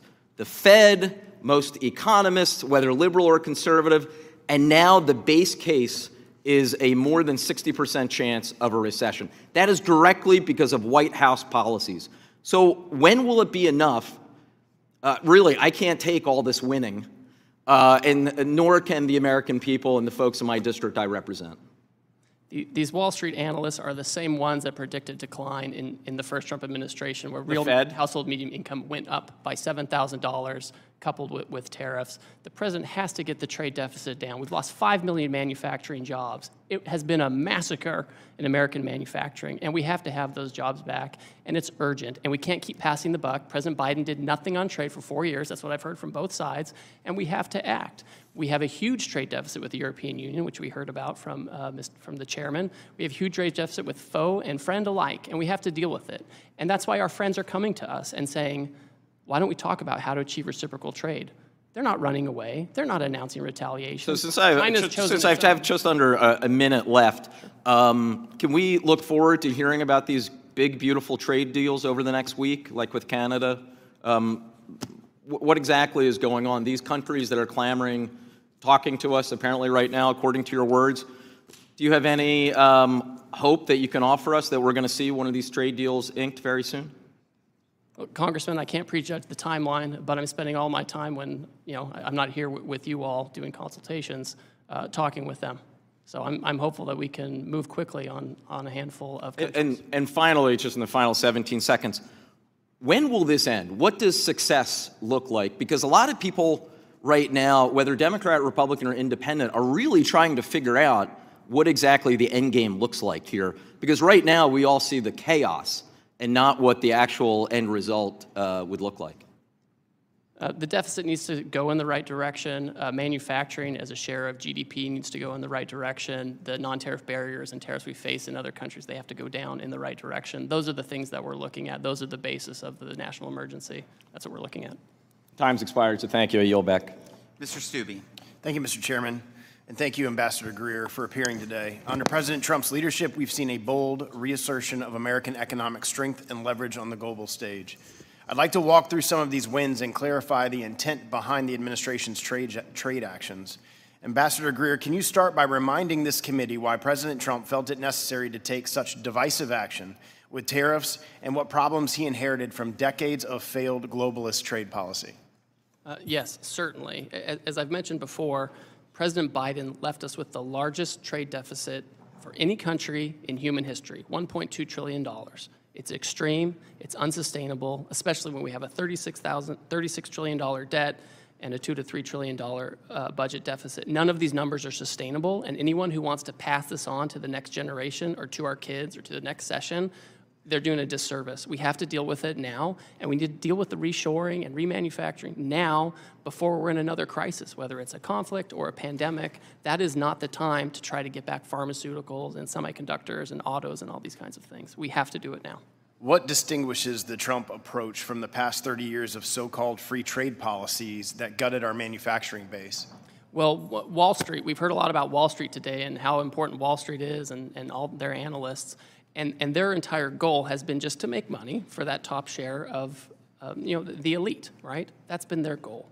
And so they've been focused on offshoring so they can have more efficiencies, so they can have cheaper labor, no environmental regulations. They can go to these low-cost jurisdictions. And what does that mean? It means that we have workers who train their replacements in foreign countries. They lose their jobs, and then they're in their hometown without a factory, without a job, and they live lives of despair in many cases.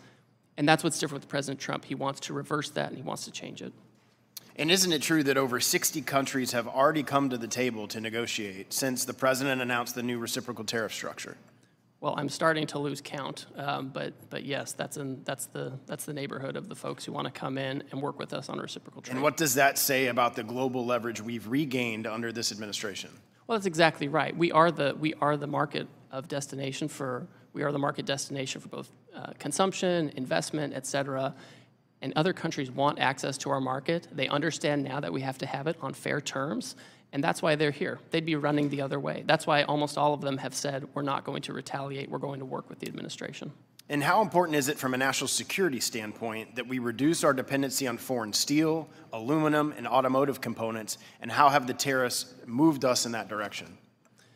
That's a great point. With steel and aluminum, the president put tariffs on steel and aluminum in his first term. The Biden administration kept those in place. He's tightened up some of those tariffs now, and so we are able to maintain a steel industry. We're able to maintain an aluminum industry. These are things you have to have as inputs for weapon systems, for our infrastructure, and a country that doesn't have that kind of hard manufacturing power behind it isn't going to have the soft diplomatic power you need to navigate a challenging world. And do you believe that President Trump's tariff policy has reestablished American economic sovereignty, where we no longer have to beg foreign governments to treat us fairly?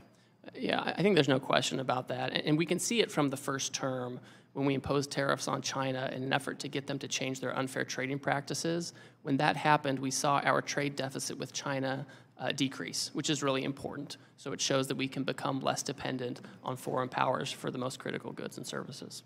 And how important has President Trump's leadership, his willingness to stand up to global elites and foreign governments, been in reasserting the United States as a trade power? Well, it's been historic.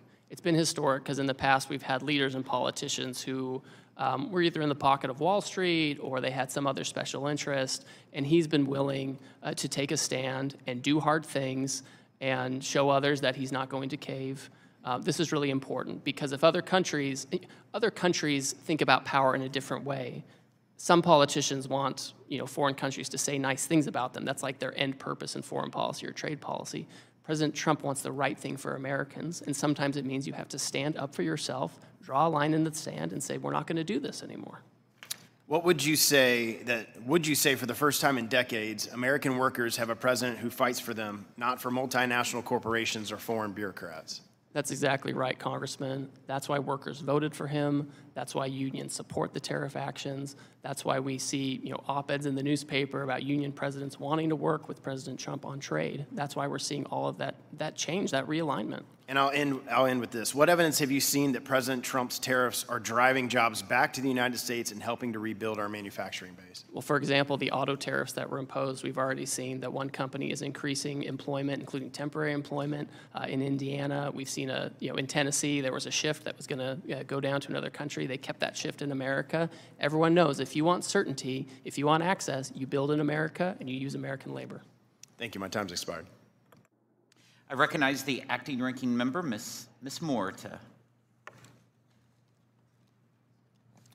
Thank you, Mr. Chairman. And I'd like to ask for unanimous consent to enter a letter into the record to Wisconsin Republican members of Congress from Wisconsin Governor Tony Evers, his objection to the Trump tariffs. Without objection. Thank you. Thank you. Mr. Byer. Thank you, Mr. Chairman, very much. Ambassador Greer, you have a most awful job trying to convince us and the people we represent that the president's trade policies are wise and measured, when the truth is they are stupid and bad.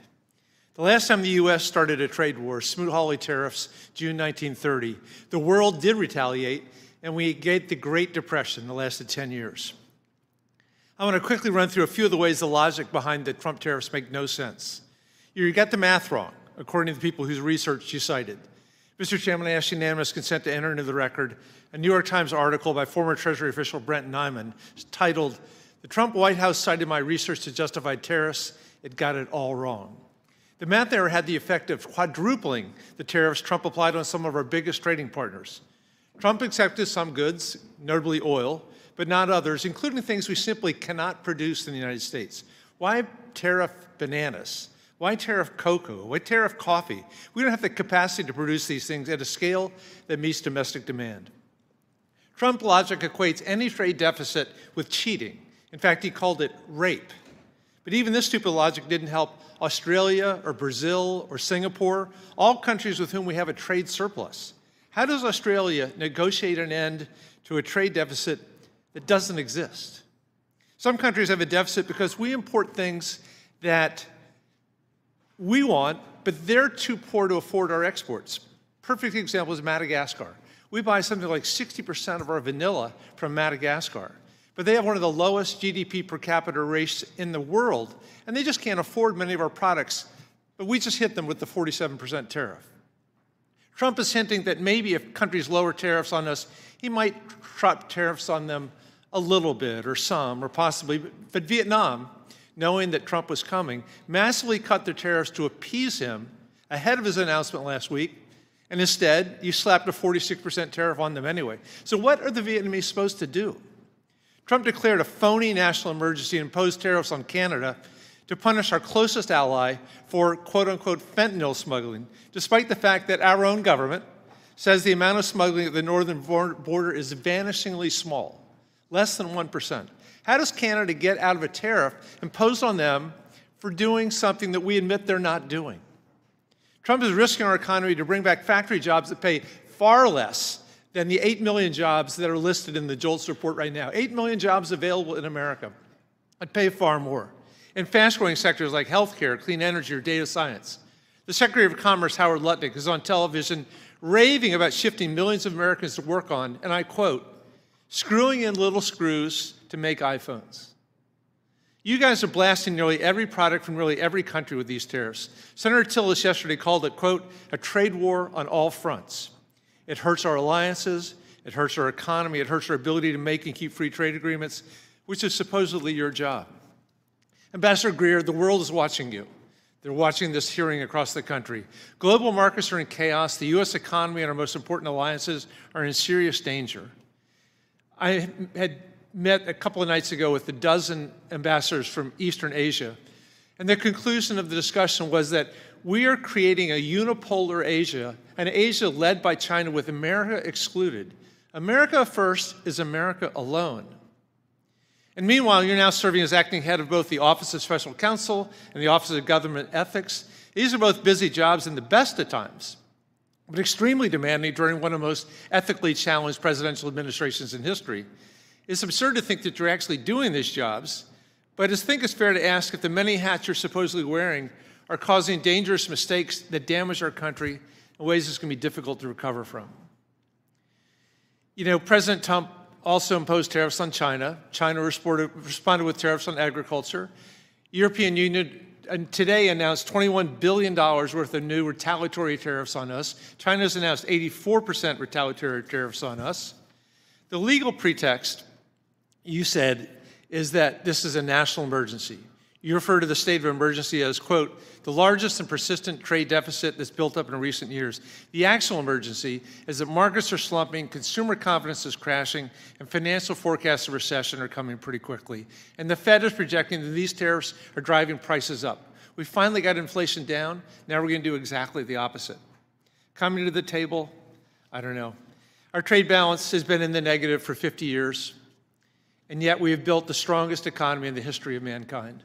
This is a terrible way to fix the way of bringing back meaningful employment to our low-income Americans. This is not the way to do it. Mr. Chairman, I yield back. Mr. Arrington. Thank you, Mr. Chairman. I appreciate my friend's comments just to take off on treating low-income Americans.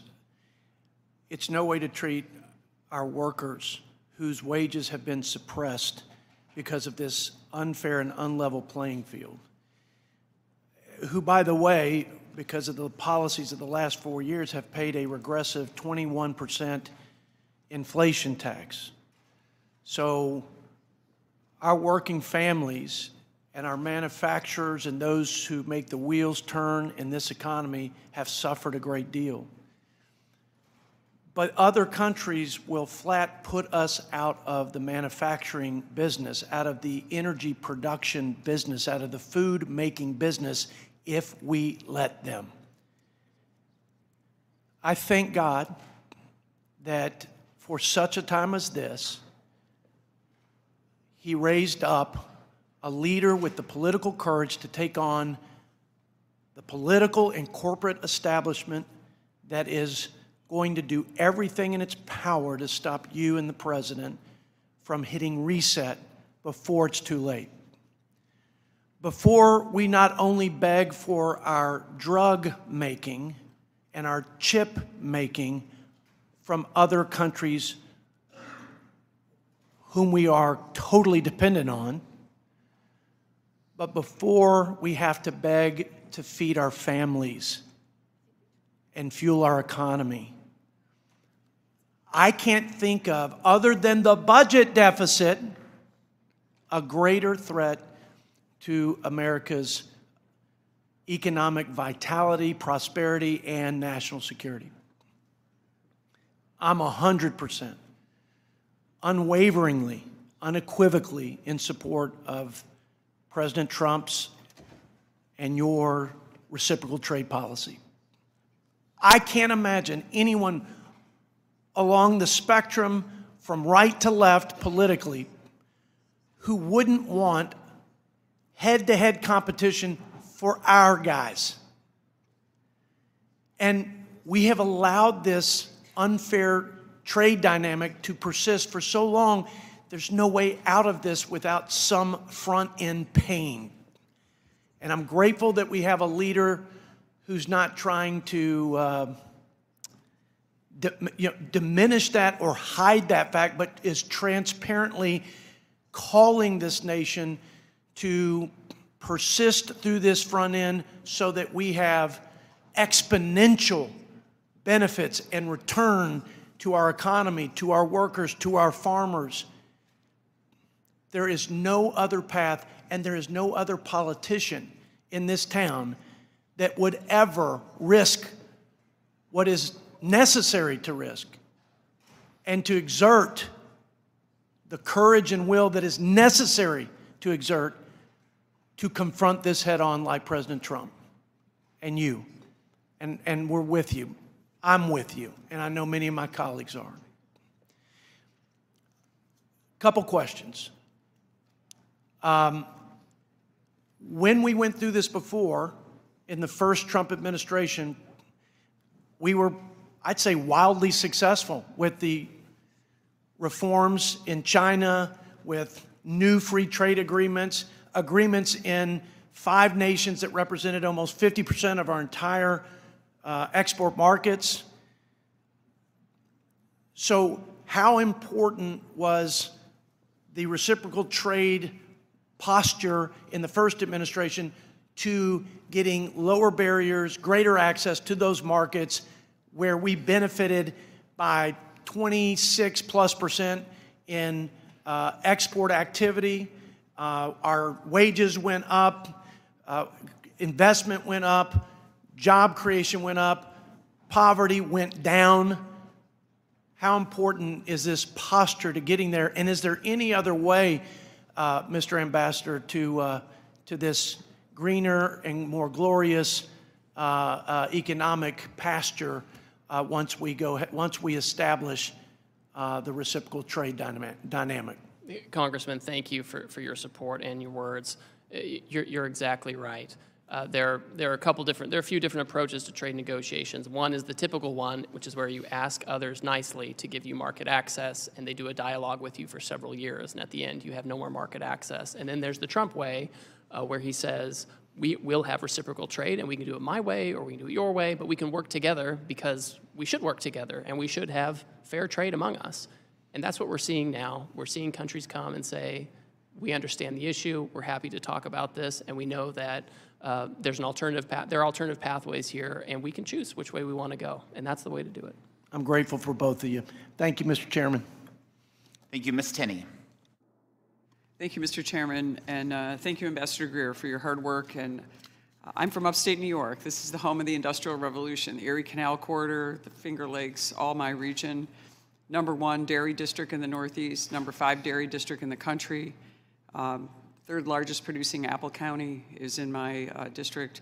Really important when it comes to trade, and we have always been grateful for the work of President Trump and the administration for trying to understand that we've been hollowed out by China and Asia and other countries, and we want to bring those jobs back. Really important part of not just the building of New York, but the building of the entire United States and our strength leading up through to World War I, World War II, and into today.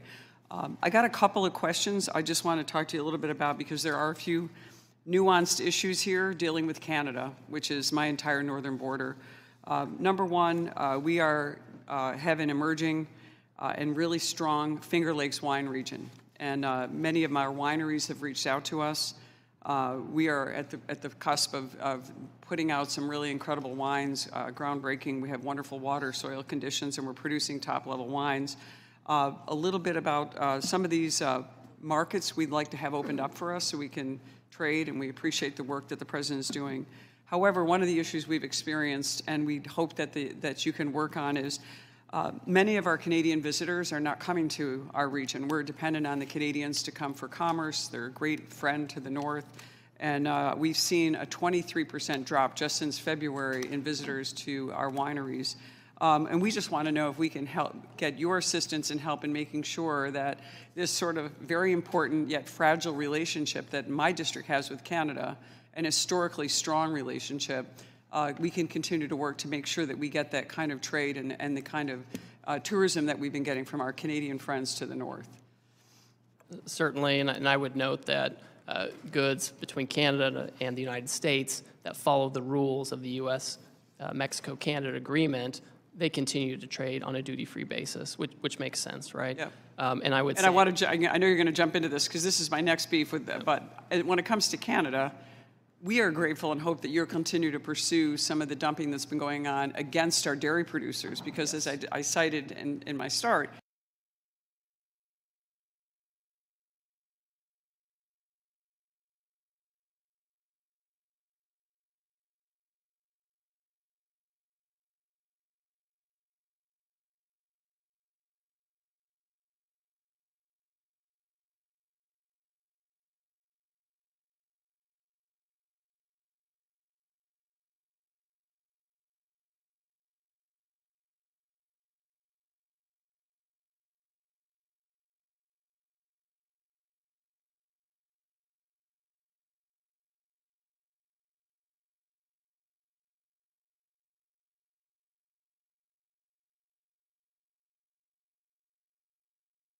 we are a huge dairy producer, and we're getting unfair treatment. We think in the last administration, this was not resolved favorably to our dairy markets because Canada continues to bring milk proteins in that we think that are in violation of USMCA, and I know that's what you're going to get to. So. Yes, no, it's certainly on the flip side of the wineries. So.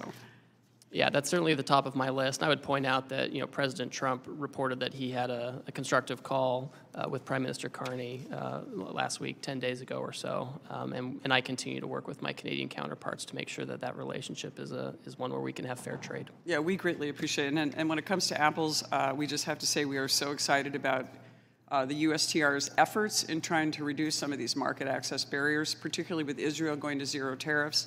Our apples hopefully will be sold all around the world. We're famous for them. We don't get the subsidies that some of the other states get in the state of New York.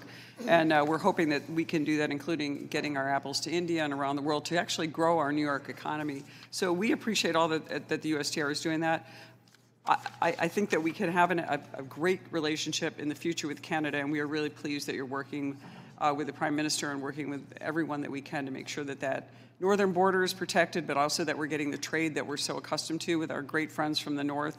in Canada, and those are primary issues for us. Also want to make sure that some of our supply chains, whether, I know this isn't your sphere, but when it comes to aluminum, when it comes to copper, we have some of the best manufacturers and the oldest manufacturers in the entire nation in our region, and we're dependent on Canada for those things. So when we look into the tariffs and some of the negotiation, I know there's going to be some tinkering with the tariffs as we look into the next couple of months. We just know that you and the President will work with us on making sure that we continue to keep these legacy businesses that we have across our region, that were part of our nation's real boom when the Industrial Revolution was founded. And I have to mention, it's not technically in my district anymore, but our famous patriot Paul Revere actually started his copper company in my region. Revere Copper is still operating today after being founded in 1801. So it's really important to New York that we continue these legacy businesses and continue to work to bring our supply chains back. And I just want to say thank you, helping us with dairy, with apples, and also making sure that those Finger Lakes wines become premier and actually continue to grow as we see them emerging with so much hard work being done by so many people in my region. And we're grateful to you, and so continue to work. We appreciate the effort on behalf of our district and on behalf of the President. Thanks so much. Well, thank you, and I look forward to continuing working with you and your staff on these issues. Thank you. Mr. Evans. Thank you, Mr. Chairman. Mr. Ambassador, I'm deeply concerned about the tariffs, and we are talking about it today. Philadelphia is the poorest big city in America, and it's hurting lower people income. There's a lot of money for a lot of people. Tariffs can only be used in a smart and effective way, and I feel from what I heard it is not. It is something that we are concerned about. And I'd like to start out with this question, Ambassador Greer. My first question, what specifically is the President hoping to help the residents of Philadelphia deal with the higher cost of living that these tariffs will put on the average household? Does the President have a very specific plan and strategy to address the near-term harm it has created? Congressman, the President wants to ensure that we have good manufacturing jobs that pay higher wages to your constituents, just like what happened in the first term. He wants that to happen again, that they can have more money, better jobs in stable environment and reshore manufacturing at the same time. So what would you say specifically would you say? How would you describe that? Well, I would say to your members and your constituents that we've had a long period of 5 million manufacturing jobs going away. It's dangerous for our country. It's bad for our economies and our families. And the President is taking action to create economic conditions to have more factories here, jobs here in their communities where they can have the types of income that they need to have stability for the working class, for the middle class, not just for the super rich who go and get 3 or 4 degrees, but for people, honest, hardworking Americans who graduate from high school and need a job. And they can have one that's stable and supports our manufacturing. Mr. Ambassador, Pennsylvania exports today $46 billion in manufactured product. These exports support 150,000 people and jobs in the state. I'm concerned that the threat of retaliation from the trading partners will further help Pennsylvania. So can you specifically speak to that issue? Yes, this is something that we watch really closely as well. And so in advance of the tariff action, I had many conversations with our major trading partners, and we told them, wait and see what happens on April 2, and then we can talk about what comes next. And so now most of our major trading partners have said, we're not going to retaliate against you. We want to talk to you about how to have more reciprocal trade. And that's a good outcome. I want to also talk about industry and small business. The effect that it will have, specifically when you talk about Philadelphia, on small business. Can you speak to that? Certainly. I've actually tasked my staff to work with the Small Business Administration to make sure we're getting the feedback we need from our small businesses. I have an advisory council on small business at USTR, and I've asked my staff to convene that council so we can hear directly from them because we want to make sure that we are hearing feedback in real time. I can give it to the President, and we can understand how the program is working. I'd I'd like to thank you, Mr. Ambassador. Thank you, Mr. Chairman. Thank you. Mr. Fitzpatrick. Thank you, Mr. Chairman, for holding this hearing. Ambassador Greer, thank you for being here. And thank you for your commitment to spend time with this committee today and answer everybody's questions. Leveling the trade relationship the United States has with other countries, I believe must be a bipartisan goal, especially when our nation's security and well-being are on the line. I do believe that the means by which we accomplish that vision, however, matters a great deal. My priority, which I'm certain that you share and I hope this whole committee shares, is to ensure that any long-term economic gains which the American people could achieve in a more balanced trade environment are not washed away by the near-term pains they may feel at their local supermarket, hardware store, pharmacy, or restaurant. I believe it's essential that Congress and the administration come together to find that middle ground, to maximize the benefits and limit the costs of our nation's trade policy. Above all else, we must deliver greater certainty and economic stability for our consumers, our workers, and our families. I want to zoom in on medicines in particular, sir. What work do you believe can be done with our closest partners and American companies who are operating in the European Union to ensure that the cost of distinct, innovative prescription drugs and medical devices are affordable for our nation's seniors, particularly those with rare diseases or disabilities? Well, I think if we can have a supply chain that's more secure, more resilient, and more local, that's going to be something that's going to help with efficiency. This idea that we have this very fragile supply chain where we ship initial inputs from China to India, and they go elsewhere, and they get finished in another country, and they come here. That may work in a world where there's just-in-time manufacturing and where you're ignoring manufacturing jobs in the U.S. But in a world like we're seeing now, where there's conflict, there are pandemics, there are wars, that model doesn't work very well, and the costs become very high. And so if we are able to reshore large aspects of that or have it with close allies, that's going to be helpful. Switching gears to national security, I want to thank you for your work to end the de minimis exemption for the People's Republic of China. This loophole has been more than an economic giveaway to foreign competitors at the expense of American retailers and manufacturers. It's also allowed our adversaries to funnel fentanyl and other synthetic opioid drugs into our communities. I was down at the El Paso Intelligence Center, EPIC as it's called. Their chief complaint, and this is coming from the Department of Homeland Security, they focus on the de minimis exception as a major vulnerability for fentanyl getting into this country. So in addition to the manufacturing issue, we had the fentanyl issue as well. As this administration evaluates how the U.S. should alter or eliminate the de minimis standard for other nations beyond the PRC, particularly those for which have credibly abused the process to the detriment of countless Americans' health and safety, what metrics do you believe should be prioritized? So de minimis it's really a customs and border protection issue. It's not my jurisdiction, but I think some of the things you've talked about, the loss of revenue, tariff evasion through use of de minimis, counterfeits coming through the de minimis program, illicit substances coming through the de minimis program. These are all the types of things that need to be captured, whether it's from China or elsewhere. I think it's a real problem, and I think Customs and Border Protection should look into that. And finally, very briefly, sir, on the USMCA, recognizing that the agreement is facing a sunset review process that needs to be completed by July of 2026, can you share any details about how you anticipate that review will be conducted? Certainly. There are a few parts to this. First of all, there's a public consultation process that's set out in the statute that USTR will follow the law. There's a congressional consultation process, which of course will follow.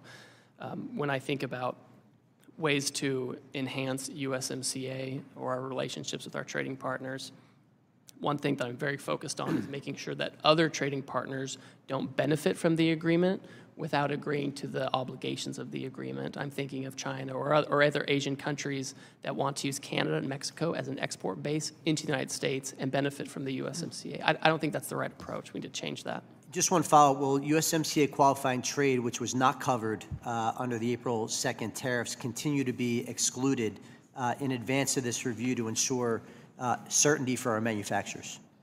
That is currently the status right now, and again, I'm not I'm not on the Homeland Security front here, but I understand that Canada and Mexico have been working with the administration on those issues, and so for now, that status continues. Thank you. I yield back, Mr. Chairman.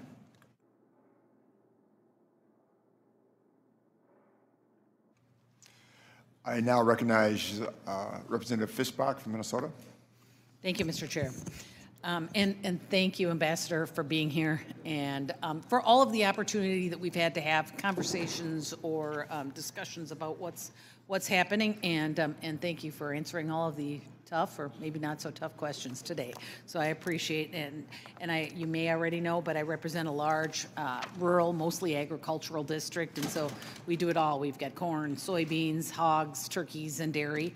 And but we also grow sugar beets. So I was going to ask you I'm a strong supporter, obviously, of the sugar program, which has allowed our farmers, sugar refiners, and end users of that sugar to invest in strong and robust domestic sugar industry. So my first question, very quickly, will you commit to working with myself and other members to protect the sugar program and to promote the domestic industry? Definitely. Happy to do that. Thank you very much. I appreciate that. And many of the other farmers in my district rely on exporting their products around the globe. While China is a major customer of U.S. agriculture, farmers are constantly searching for new market access and expanding market access in other countries. We've seen reports of numerous nations coming to the table, and I think it's over 50 now, with President Trump to negotiate new trade agreements. What are the opportunities in these negotiations to increase access for American farmers? Certainly, as I think was mentioned earlier, perhaps by Congresswoman Tenney, Israel has come, and we've had a trade agreement with them for a long time. People are surprised to find out that despite the trade agreement, they still have tariffs on some of our agricultural goods. And so they've offered that that's something that they're willing to look at. We've heard from Vietnam, we've heard from India, we've heard from Argentina, we've heard from all kinds of countries that they're interested in not only getting the tariffs down, but getting down the non-tariff barriers, which often are more problematic than the tariffs themselves. So I think there's a lot of opportunity there if these countries are willing to really engage in reciprocal trade. And I think I know the answer, but I just want to will you work with me and other members of this committee to make sure that farmers have a voice in the negotiations so that we are heard and are part of it? Yes, certainly. We have a series of advisory committees that involve agricultural stakeholders. We manage those jointly with the U.S. Department of Agriculture. I've already talked to Secretary Rollins about this and the importance of meeting with these committees so we can have their feedback directly. And we are talking a lot about reducing America's reliance on Chinese imports to our country, and I think that's important, and I'm sure you do too. I think we learned a lot during COVID and over the last few years, but I think it's also important that we give farmers the opportunity to reduce their reliance on exports to China by providing them with new markets. And I know that we just kind of are talking about that, but I think it's important that we say it over and over and that we make sure that we include those farmers and that we are looking for new markets, because that is what they want to produce, and they want somewhere to sell it. So maybe that's not even a question as much as just a statement, but I appreciate your willingness to work with us protecting the sugar program, making sure our farmers are involved in these negotiations, and that we are doing our best, because it's been the last few years that we have not had that kind of outreach to create new markets and find new markets for our ag products. So I hope that we are going to be very aggressive about that and really helping our farmers, because it's important that we strengthen and build that market and the farms in our country. So thank you for being here. I hope I made it really easy on you, because you've had a tough day. But thank you very much, and I yield back, Mr. Chair. Thank you. Thank you. I now recognize Mr. Snyder from Illinois for 5 minutes. Thank you, Mr. Chairman, and I'm not going to make it any easier on you, Ambassador, but I will pick up on what Ms. Fischbach and Schweikert before said. Ambassador Greer, yes or no, didn't Israel zero out all tariffs on U.S. products before President Trump announced his across-the-board tariffs on April 2nd? They indicate they're willing. Just yes or no? They did not do it yet. They announced they wanted to. They announced it, but yet President still imposed 17% tariffs on Israel. Ambassador Greer, what's our trade balance with the elephant and fur seals, petrels, albatrosses, and penguins living unheard in McDonald Islands? They're part of Australia's customs union. But they're separate, and I'm going to reclaim my time. The President has imposed specific tariffs on herd and McDonald Islands while not taking any action against Russia, Belarus, North Korea, or Cuba. And I don't want to I don't want to disappoint my mom and my wife or have them yell at me, but Mr. Greer, I'm going to say what I think almost everyone is thinking. WTF? What's the president thinking? What did he and you think was going to happen after unilaterally declaring a global trade war? Did you expect the so-called Liberation Day to become Liquidation Week, destroying more than $10 trillion of value and moving us from an extended bull market into a self-induced bear? Did you intentionally plan to decimate Americans' retirement accounts and 529 accounts for their kids' education? Did you and the president anticipate raising prices for American families already struggling to make ends meet? Did you mean to make American businesses less, not more competitive in global markets?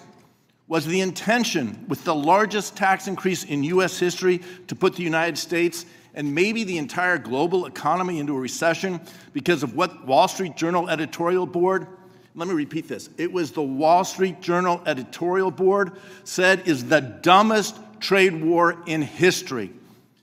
Already, Diane Swank, the chief economist at KPMG, is saying that her baseline forecast is a recession starting this quarter. Jamie Dimon and JP Morgan have raised their probability of recession to 79%. The Wall Street Journal reports the betting markets have it at 70%, and Goldman Sachs recently again raised their likelihood the second time since this trade war started to 45%, and I expect that will rise again. Indeed, by the time you have finished this hearing, I wouldn't be surprised if we already were in a recession. Less than a week after President Trump's declaration of, again, the largest sales tax in U.S. history, global markets continue to roil as a result of tariff-based recession fears. The president's newly imposed tariffs have real-world impacts on every one of my constituents who will see higher prices at the grocery store, shortages of critical products, and less money in their retirement accounts and the accounts for their kids' education. American families deserve relief, but instead, thanks to President Trump and you, they're heading to the store to panic buy essentials before retailers raise their prices. I've heard from literally thousands of constituents about the pain that President Trump has said this country will suffer as a result of these tariffs. They have written to me sharing that they have lost as much as 20% of their 401k and 529 accounts in the last week alone due to market fluctuations that are responding in real time to the president's announcements of arbitrary and capricious tariffs.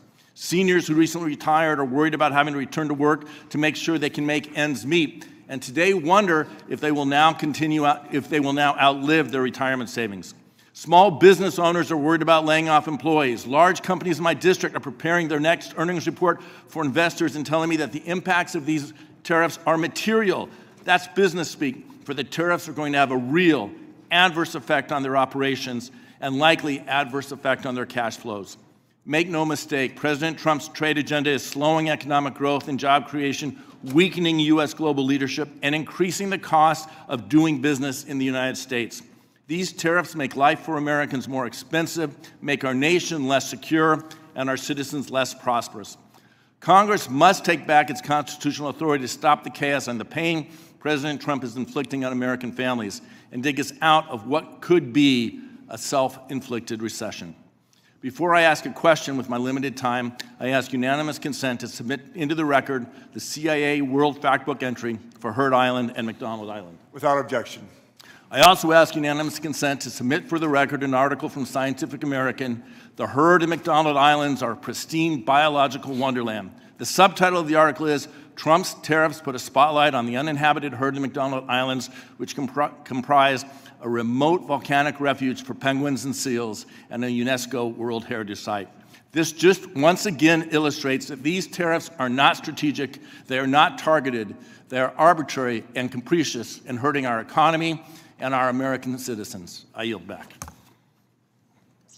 Thank you. I now recognize Mr. Moore from Utah for 5 minutes. Thank you, Mr. Chairman. Ambassador, thanks for being here. And as I've said to you before, I can't tell you how much I appreciate the communication and the ability to dialogue. This hearing's, in my opinion, one of the most important hearings that we've had, and it's been very important for folks to be able to hear this out. And thank you for providing details and responses. We've talked a lot about trade deficits today in this hearing, and I have concerns about how we went about some of the calculations with just focusing on imbalance. But that completely aside, what I wanted to actually bring was the other side of this equation.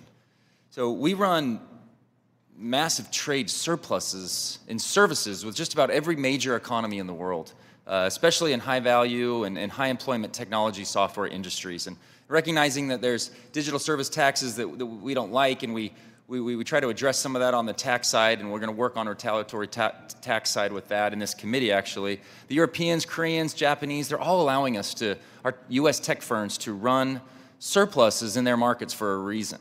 We have the best talent and the most skilled innovators in the world. My question here is, what are the consequences for American power and national security if they were able to retaliate and restrict access to American services in their market because we've chosen to restrict goods in their market? In response to that. So the good news on this is all of these countries, most of them have said that they are not going to retaliate and they want to talk to us. And they're mindful that even though we have surpluses in many of these areas, they still have a lot of barriers against our folks, right? And this giant book that we put out, that I hope one day we never have to put out again, a lot of this are about the services barriers we have, including in our friendly partners. So my expectation is that they will bring those barriers down. That's my expectation. And this is where I draw some optimism. But we're really early in this. If this is prolonged, does their position on no retaliatory commitment, does that wane? And that's something we have to be hyper focused on, and we've got to be vigilant. I have a big concern, and I would, to what extent would you have a concern? Are we at the risk of losing the AI race to China if we lose our innovative edge and our exporting advantage over China? So I think that we benefit from having huge innovation here in the United States. We have an economy that cultivates innovation. We prioritize it. We have an intellectual property system that protects it. You don't have those kinds of things in China, right? You don't have that level of protection. You don't have that level of attractiveness.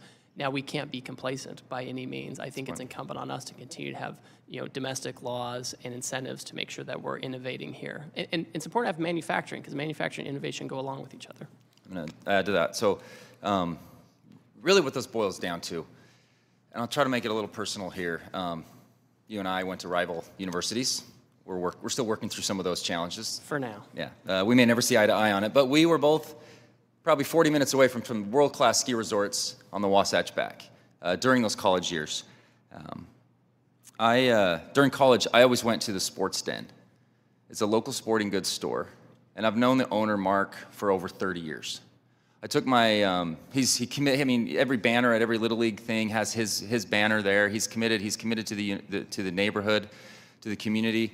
He's weathered the e-commerce revolution. He's weathered COVID. He's been able to sustain this business through some of the toughest times. I took my son's bike in there on Saturday to get fixed, and I've never seen him like this. I've never seen him so anxious, so nervous about what's going on. He pointed to everything in his shop. I buy ski equipment from him. We rent stuff from him, all the gear.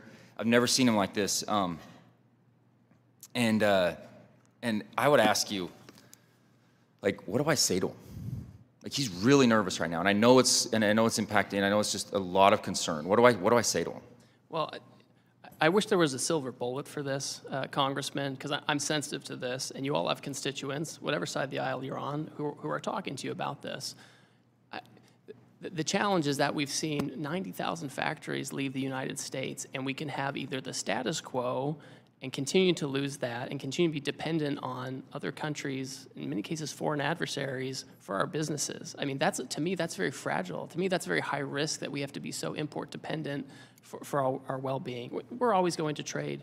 We have to have this reset. We need to move quickly. We have countries in right now trying to negotiate their way to more reciprocal trade. A country like China, they're always going to have their own agency and make their own decisions, and they've never been a reliable trading partner in a lot of ways. We've always kind of been at the mercy of that. So, it's hard to go into your constituent and say that, because they'll say, well, Ambassador Greer said this kind of macro thing. I understand that. Please keep in touch. I mean, as we hear these, the effects of this, it's good for me to know about it so I can tell the president and I can continue to communicate this. We've heard stories about this, and we are concerned. So that's what I said to him. I said to him, because of our communication, he's still just as nervous. And that's just why I wanted to share with you and your team how important and crucial your job is over the next little bit. Is if this is looming, you have an incredible opportunity to do some of the good we did in the first Trump administration to get us to there. We're not there. I'm scared that we're not going to get there. I don't see the strategy to get there, but I know we can, and I really have a lot of confidence in you and your team to be able to get us there, and I yield back. I now recognize Mr. Panetta from California for 5 minutes. Thank you, Mr. Chairman. I appreciate that. And Ambassador Greer, thanks for being here. I admit, before this week, talked to a lot of my colleagues about you. They actually said a lot of good things about you. You got a good reputation until this week, I have to say, because I actually wanted to work with you on solutions when it comes to free trade agreements. I think we still can once we get past this, and I hope that's the case. But unfortunately, you're defending a policy here from President Trump that's absolutely incoherent and inchoate. It's a self-imposed tariff regime of 10 times the amount of tariffs that were in place before this president took office. It is the largest self-inflicted wound to our economy in history, a self-inflicted wound that if it stays in place, it could constitute the largest tax increase on working families in more than 40 years, costing households more than $3,800 per year, a self-inflicted wound that prompted one of the largest three-day moves on the markets since World War II, and it's a self-inflicted wound that's leading investors to expect a severe economic slowdown. 8 years ago, this president talked about American carnage. Little did we know that he would create economic carnage that is spreading something similar across the entire global economy. Now, the reason for these tariffs is based on a national emergency that we have trade deficits, according to him and you. Unfortunately, the president's thinking about trade is reflected in this policy. This weekend, after the markets tanked, after small businesses fretted, and after the president played golf all weekend, the president said, "I consider any trade deficit a loss." That type of scorecard thinking, combined with the president's 40-year fetish for tariffs, that has put this policy in place and put us in the global economy in this position. Now, I know the president is painting all trade deficits as bad, but they are a product of larger macroeconomic factors relating to a number of things, as you know well: savings, investments, cultural, demographics, and so on. But the president is acting completely irrational when it comes to trade deficits. He believes that trade deficits are subsidies paid by Americans to other countries. His scorecard ignores our trade surpluses and services to the tune of $250 billion annually. He is oblivious to the relationship of trade deficits to foreign investment in America, in that when we send dollars abroad for goods and services, most of those dollars ultimately come back to America. And he refuses to grasp that tariffs are taxes paid by American importers and Americans, not foreigners. A perfect example of this unreasonableness is our reasonable trade deficit with Canada.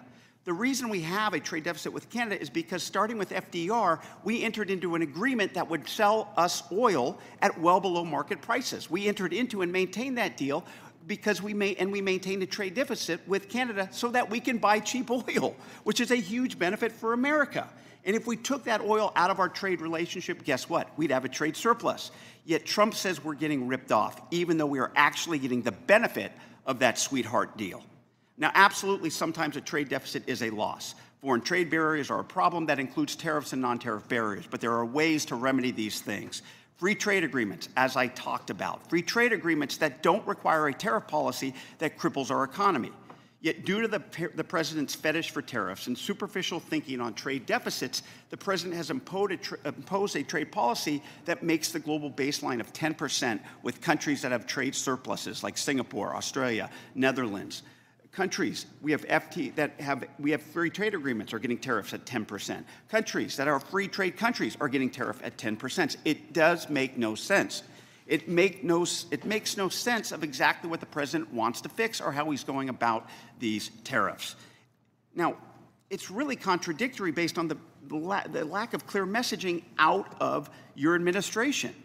If other countries eliminate their tariffs and we eliminate ours, that's just deal making, and we don't raise revenue, and businesses don't relocate to the U.S. If it's a permanent revenue source and you want to relocate to the U.S., then going to have these tariffs permanently, and there are not going to be any deals. So what is clear is that you can't have it both ways. Additionally, tariffs undermine our national security, as we're seeing in the Indo-Pacific region. Look, I know the president wants to bring back the Rust Belt. I get that. But a big part of that is political. It's nostalgia. And nostalgia, as they say, is the rust of memory.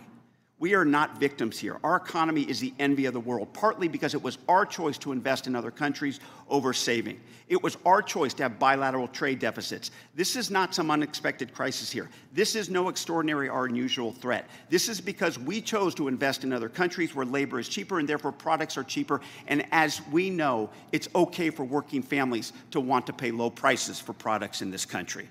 I know that the president is saying we're getting screwed, but the fact is that Trump is screwing us with these incoherent, inchoate tariffs that in the short term and in the long term, domestically and internationally, and for our economy and for our national security, they are making us weaker. Thank you. I yield back. I now recognize Ms. Van Dyne from Texas for 5 minutes. Thank you very much, Mr. Chairman. Ambassador Greer, I'm sure it's been a long afternoon for you, but thank you for sitting it out. I want to thank you for being here today and for your engagement thus far on trade matters that are very important to all of us. Quite the contrast from your predecessor. I know that we've heard that the trade deficit, according to the president, isn't fair, but it's fact, is it not? That we are experiencing a $1.3 trillion deficit in trade, that Americans pay out over $360 billion last year in tariffs, and yet the U.S. collects less than $80 billion. I would say that that's fact. That's not just what the president thinks. It's fact. And let me be absolutely clear. President Trump's tariff policy is not a fetish. It's results-driven. For decades, we let our trading partners take advantage of us. China flooded our markets with subsidized steel. India slapped double-digit tariffs on U.S. goods. And the EU buried our industries in red tape. And meanwhile, Washington shrugged. But thanks to this administration's unapologetic use of tariffs, countries like Israel, India, Vietnam, Mexico, and the European Union are back at the table. And they're engaging because they know the United States is now finally serious. And when I hear Democrats criticize tariffs as some kind of economic sin, I have to ask, what's their alternative? Appeasement? President Trump's approach isn't theoretical. It is producing concrete results, as we have seen in the last few weeks, results that the last administration only talked about. Tariffs are working, and not because we like them, but because we need them. They're leverage. And now they're actually making deals from a position of strength. I think that is very important. In North Texas, look, I've seen firsthand the value of trade that is fair, reciprocal, and firmly rooted in America's strategic interests. These are principles that are championed by you and President Trump. And I also understand something too many in this town seem to forget, is that trade without enforcement is surrender. And under the previous administration, enforcement was weak, inconsistent at best.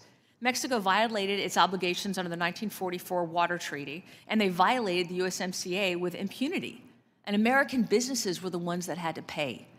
We saw it firsthand with the case of Vulcan Materials, a company that operated lawfully in Mexico for decades, but then had their property invaded, shut down, and seized by Mexican armed forces. As we approach the USMCA review, can I ask how the administration is planning to protect these American business interests and ensure that Mexico complies with its obligations? Yes, certainly, and thank you for your comments. What we see is that Mexico, despite their obligations under the USMCA, continues to discriminate against U.S. companies and U.S. products. We've seen this particularly in the energy sector, for example, where they have favored state-owned industries over American industries, which are cleaner and efficient. You mentioned the situation with Vulcan. That's something where we're paying attention. Mexico, we won a case against them about how they treat our corn, and they have a little constitutional amendment they're doing. We're watching that very closely to make sure they don't hit that. So there are a variety of unfair trading practices that Mexico has or threatens to have where we're watching that very closely. And we expect any renegotiation or review of USMCA to focus on those types of issues. Excellent, thank you. And while the tariffs are seeming to make progress in the right direction, I'm still really concerned with China's third country subsidies and their transshipment to the steel and aluminum industries, specifically in my district. That is very important. which have enacted and enabled them to evade our duties and our tariffs. Can you comment on the specific actions that we can expect to see from this administration in terms of cracking down on transshipment and duty evasion through third country circumvention? Certainly, and this is, for example, you mentioned steel and aluminum. The president recently tightened exclusions and exemptions under steel and aluminum because of those types of issues. I think that we need to pay attention to whether goods coming in from Mexico and Canada, for example, whether they contain a lot of Chinese content. Some of this is Customs and Border Protection needs to do more enforcement. I know that they're focused on this, but I think that we need to make sure where we have trade agreements that the benefits of the agreement are going first to Americans and then, of course, to trading partners who follow the rules. And we have to have enforcement. And enforcement means tariffs. People say they want enforcement, but in the trade space, enforcement means tariffs. So we're going that direction too. I'm concerned that our current trade remedy laws will not suffice, which is why I'm leading the Level the Playing Field 2.0 Act with Ms. Sewell. Do you agree it's time for Congress to update trade remedy laws? Oh, I certainly agree with that, yes. Awesome. All right, Ambassador, we're at a pivotal moment. We finally have a trade policy that doesn't just talk about fairness, but it actually demands it. The Trump administration has sent a clear message. The era of taking advantage of the United States is over. Thank you again for your testimony and leadership, and I yield back. Thank you. Thank you. I now recognize myself for 5 minutes, and I just want to say thank you, Ambassador Greer, for taking the time to speak with us today. It's great to hear a voice of reason. I want to first thank you for including Germany's withholding tax on IP on USTR's list of investment barriers in the National Trade Estimate. And I look forward to working with you on this and ensuring fair treatment of American businesses across the world. I saw the list, and that was one of them, Section 49, so thank you very much. I am from a district, the second largest ag district in the country, #1 in cattle, hogs, corn, soybeans, and so forth. 20% of our ag production in the United States goes to the export market. So my hope is to see tariffs imposed last week quickly lead to fair and reciprocal market access and to end many of the longstanding agricultural trade barriers around the world. I mean, that is really my hope. So if I may ask you, it's a really interesting time. We have 70 countries that President Trump said last night, 70 countries that want to negotiate, which is incredible. Can you talk to me, do you have the staff and resources to manage all these negotiations at this time, and how can we help? Thank you. I, of course, could always use more staff. We had some folks leave, USTR career folks leave during the last administration. We have my deputies who are currently going through the confirmation process, but we have a strong staff. We have most of our political appointees in. We have career veteran USTR folks who know these issues, who have been there for many years. I know them from the last time I was there. I work very closely with them. This is a situation where we have embraced the agency, and these folks are truly at the tip of the spear. They're the ones who helped put together this book with all the non-tariff trade barriers that we're putting together. So they know their brief, they know what they're doing, and when the countries come in, there's not a lot of extra homework that needs to be done because we know exactly the barriers we're targeting. So we're doing our best with what we have. I always welcome more staff, of course. That's great to hear. So there's two types when it comes to trade. Obviously, there's the barriers, the concerns, but also there's the opportunity. I think about agriculture, that we can expand our markets to the UK, to India, to Kenya. There's so many areas that we can expand. Can you just touch on that? We're negotiating with 70 countries, but then we also want to expand these markets, these other markets. Can you just briefly talk on how we can create expansion for our agricultural community? Certainly. Again, the foundation of the president's action is to achieve reciprocity because we think the lack of reciprocity, we know the lack of reciprocity is a driver of this trade deficit that's left us in such a challenging situation. And so as you're seeking reciprocity, and again, we have countries coming and saying we're interested in reciprocity, part of that is making sure that they're treating us as we treat them. That means that they have to lower their tariffs, they lower their non-tariff barriers, and that's where you get the market access. That's where you get expanded markets.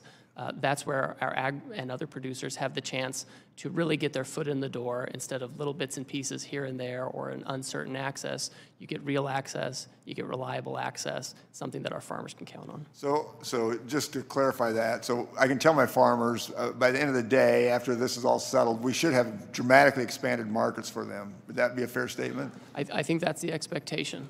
Yeah. I think that's the expectation. We certainly want to, I mean, listen, with some countries, it's easier. They have fewer barriers. With others, it's harder, and it's going to take some time.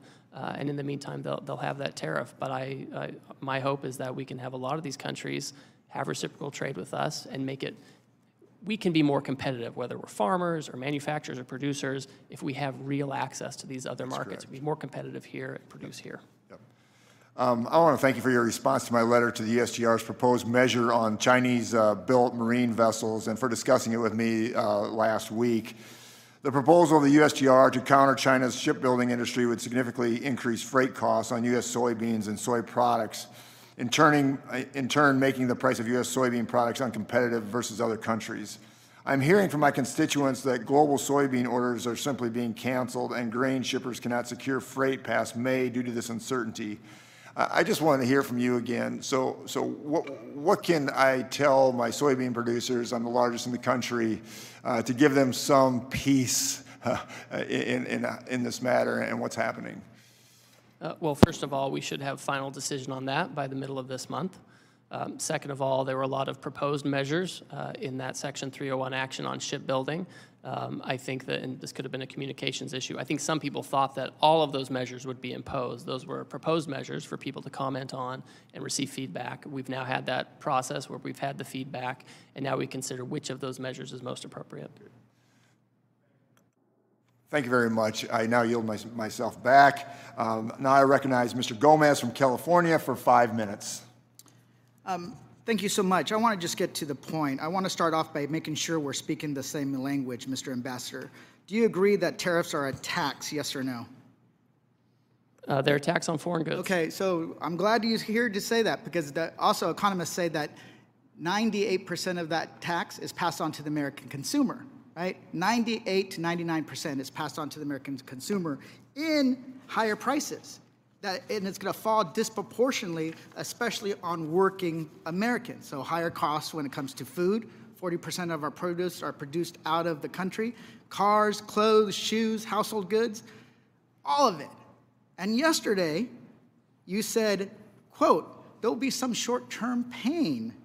I want to know, and I think my constituents want to know, how long is short-term pain going to last? Is it 24 months? I don't think it's 24 months, no. 2 years? I don't think it's 2 years. The reason why, is it 3 years? Is it a month? Because here's the thing, you also said yesterday, the other thing you did say yesterday, is you said the trade deficit grew over 30 years. It didn't happen overnight, so this problem is not going to be solved overnight. So you're saying on one hand, it's not going to be solved overnight, but then the long-term pain, it's going to be short-term pain. That doesn't compute. People don't believe it. And here's the thing. Just yesterday, it was said that it was going to be a $3,800 a year increase falling on working families and the cost of higher prices. It increased to $4,600. We had to actually cross that out because we made this board yesterday. What is the tax increase going to be tomorrow? Is it going to be $5,200? So, and the reason why is that we have different definitions of short-term pain. What was your last, before beginning confirm at USTR, where did you work? I worked at King & Spalding. King & Spalding. How much does a partner make at King & Spalding?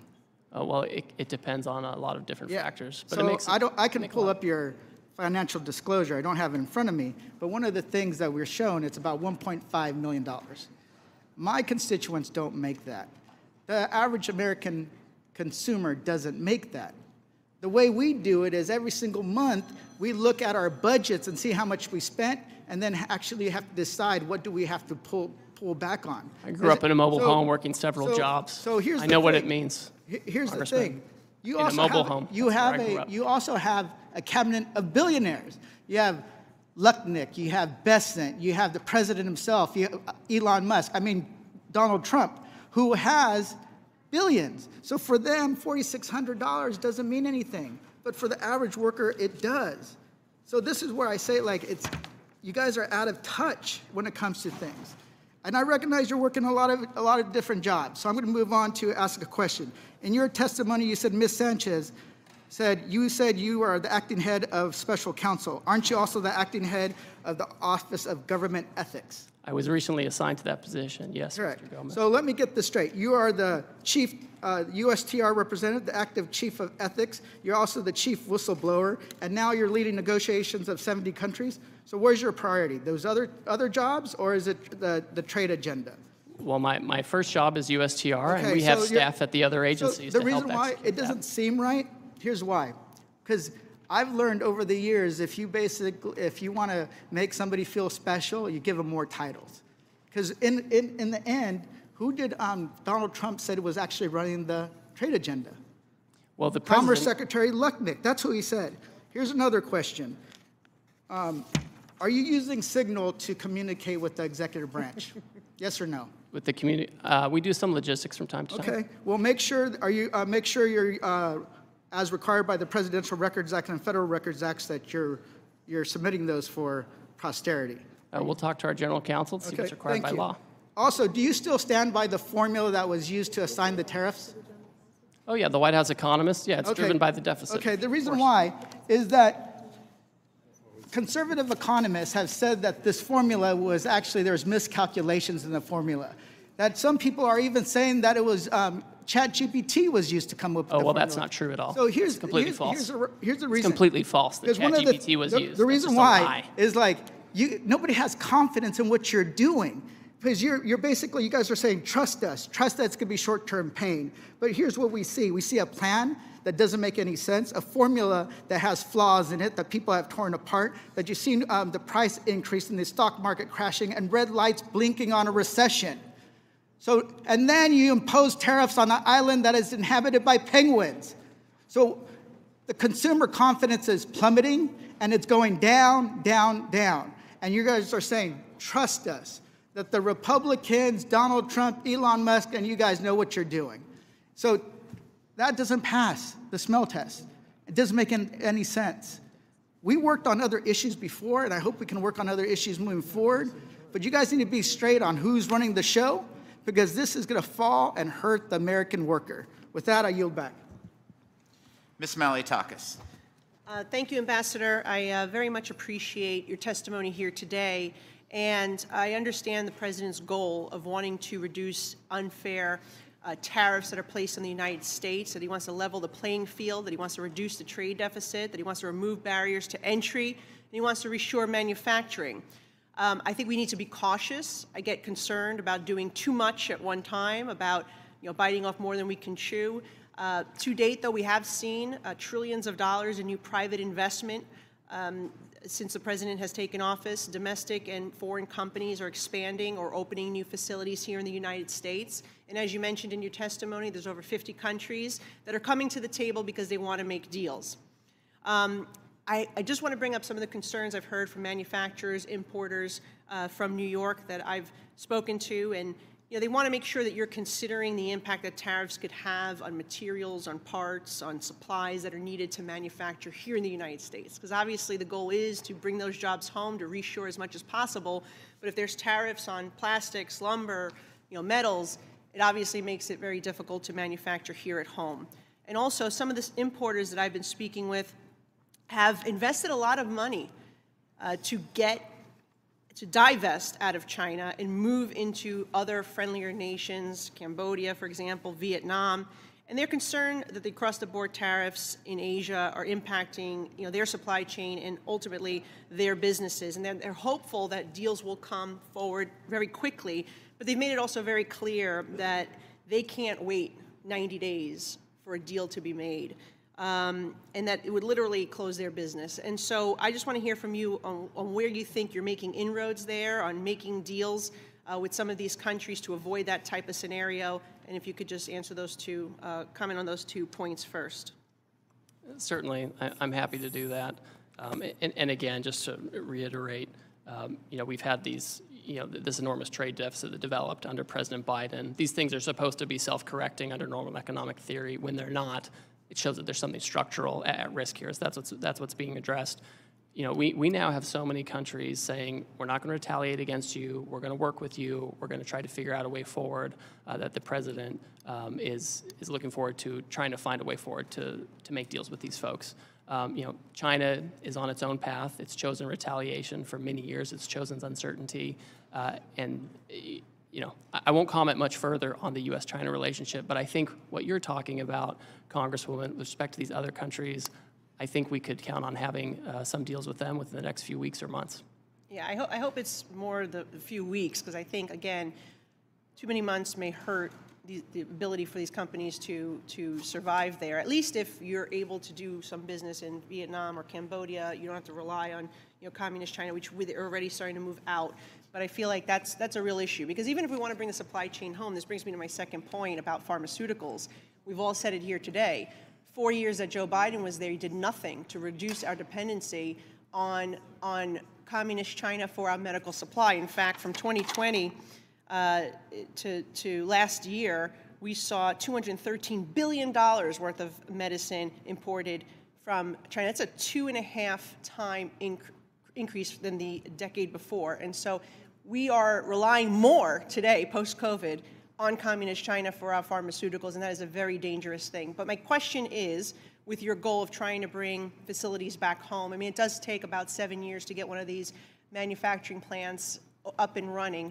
How do you close the gap? If the president's going to do tariffs on pharmaceuticals, which I would really caution against that, but if that is the goal, to try to get them to come back home, we know it takes about 7 years for those plants to get up and running. How are we going to close that gap so we're not hurting ourselves in the process, but we are doing what we need to do, which is bring that supply chain home? Well, I think there's a role for Congress in bringing home the supply chains. The president can act with the authorities he's been given, and we found that a tariff in the first term, we found a tariff is a way to become less dependent on China, for example. We know it works. It's just math. The data's there. That's how it is. To the extent that Congress is interested in helping reshore and creating, tax structures that incentivize manufacturing, I think that's just really important. I think we have to have that. Well, and I'm glad you mentioned that, because I actually have legislation to do just that, to incentivize our sensitive supply chain, particularly pharmaceuticals, back here, and also to utilize Puerto Rico, which has had historically the infrastructure to do it. I agree with my friend Dr.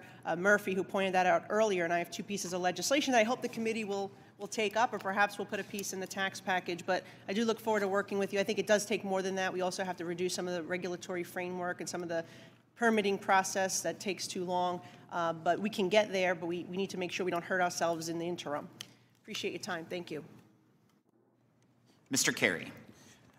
Mr. Ambassador, a pleasure to be with you today. Thank you for your testimony. I also want to compliment you. I think anybody that has had a successful career on the private sector, who's willing to come back into the public sector, says a lot about the character of the person. So I appreciate your service to the country, sir. I was pleased to see the administration's decision to exclude oil and natural gas from these new reciprocal tariffs on countries with unfair trade practices. As we all know, one of the administration's top priorities is increasing U.S. oil and gas production, which is a shared goal of mine. As many of you know, Ohio is one of the largest coal-producing states east of the Mississippi River. But in order to accomplish this, the energy industry will need access to key materials and inputs to bring these projects online and help keep the U.S. as the top supplier of energy resources. Many of these products, including specialized steel, are not currently produced in the United States, and it's just a matter of fact. These products are designed to handle unique operating environments like higher pressures and temperatures needed for energy production. Many of these specialized products, there really is no domestic option. I mean, it's just, there isn't. So can you share how USTR is considering treatment for these types of key end-of-use materials like specialty steel in regard to the tariffs, especially considering that many of these products cannot be sourced in the U.S. and are essential to help deliver the administration's energy agenda? So, Congressman, the specialty steel you're talking about is not covered by the reciprocal tariff. The Commerce Department, using Section 232 action, They oversee any tariffs on steel and aluminum, and so I'm not trying to pass the buck, but they're much better placed to talk about how that's being implemented. I just want to identify this as something that is very concerning to a lot of people. So we'll follow up with your team, and we'll follow up with the right people. The other thing I do want to bless you. Bless you. Sorry. Bless you. I yield back the balance of my time. No. Ambassador, I also want to echo Congressman Feenstra's comments about the Chinese-flagged vessels that are going into certain ports. That's a very, very big issue for a lot of commodities. I don't care whether it's corn or coal or soybeans, whatever it is. So I appreciated your remarks on that, but it's something that we will definitely follow up with you on.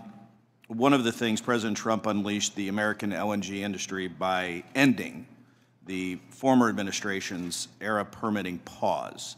And as you know, the U.S. LNG industry is already being targeted by nations that are subject to the president's new tariffs.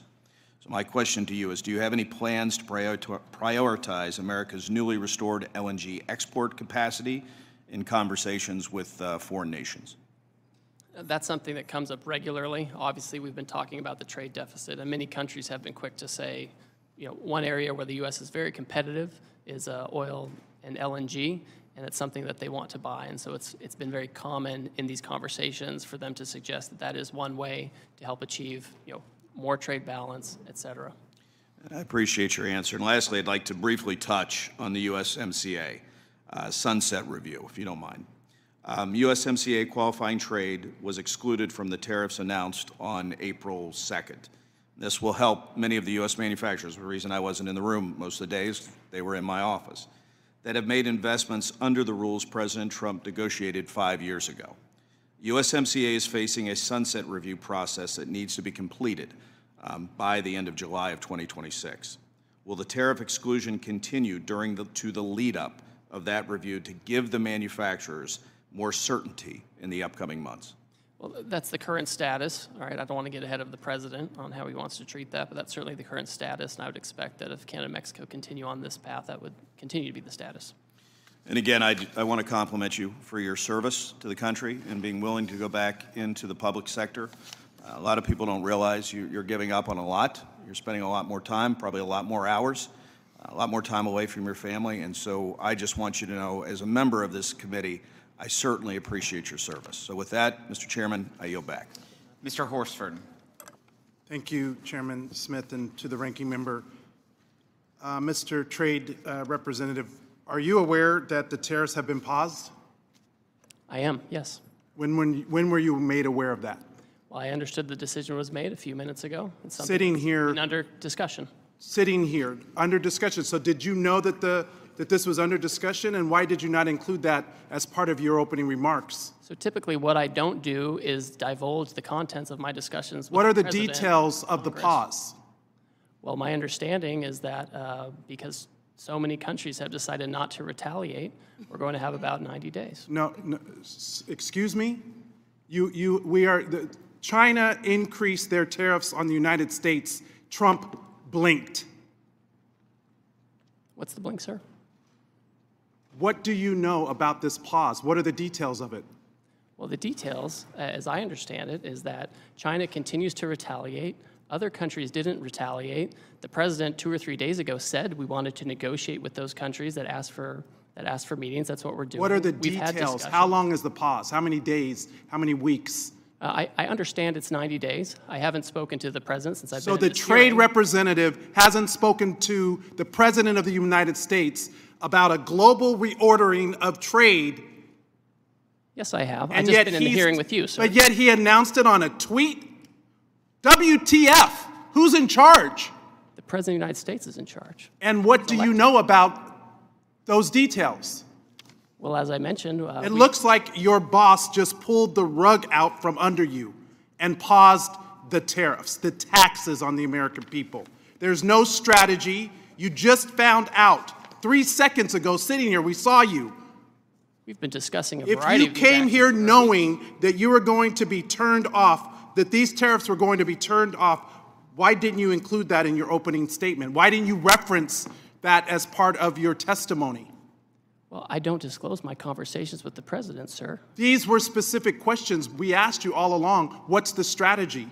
These are real consequences for the American people and small businesses. I had a group of small businesses in my office earlier today talking about the impacts of these tariffs on aluminum and steel.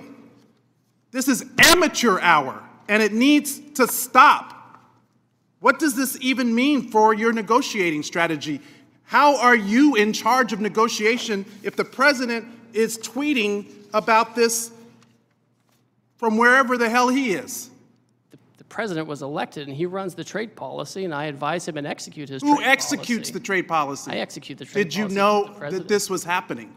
We have been discussing all kinds of And there's another options. member of the cabinet, Bessent, who just canceled coming to the Hill to avoid talking about the market because it's in turmoil. This in just days, because there was no strategy, there was no plan. The president chose to take actions that he didn't even have the authority to take. He's put our economy in disarray and near collapse. We have small businesses and Americans who are concerned about their well-being, people's retirement, people's 529 accounts went down because of this administration. We have people that are planning to send their kids to college this fall. People who are retiring whose benefits have declined. Is this market manipulation? No. Why not? If it was a plan, if it was always the plan, how is this not market manipulation? It's not market manipulation, sir. Well, then what is it? Because it sure is not a strategy. We're trying to reset the global trade system. You're, It has offshored all of our factories. And what has that done? Offshored all of How our have you jobs. done? How have you achieved any of that? But to enact enormous harm on the American people, which was our concern from the very beginning. Tariffs are a tool. It can be used in the appropriate way to protect U.S. jobs and small businesses. But that's not what this does. So if it's not market manipulation, what is it? Who's benefiting? What billionaire just got richer? And all the while, there are not even any Republicans left in this hearing. They all left because they don't even want to defend this. But meanwhile, the speaker is rushing to the floor to pass a budget reconciliation to screw America by passing the biggest tax cut in history on the backs of the American people. WTF? Who's in charge? Because it sure doesn't look like it's the trade representative. You just got the rug pulled out from under you.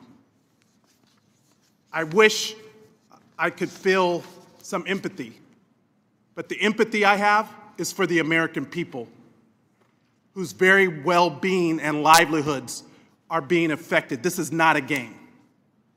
This is real life. I yield back.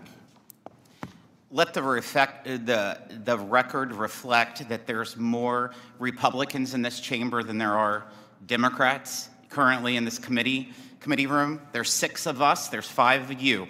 So let's make sure we get the facts right. I appreciate the president did not blink on China, as was said earlier, and it needs to be corrected in the record. In fact, he increased China by 125%. Would you yield, Mr. Chairman?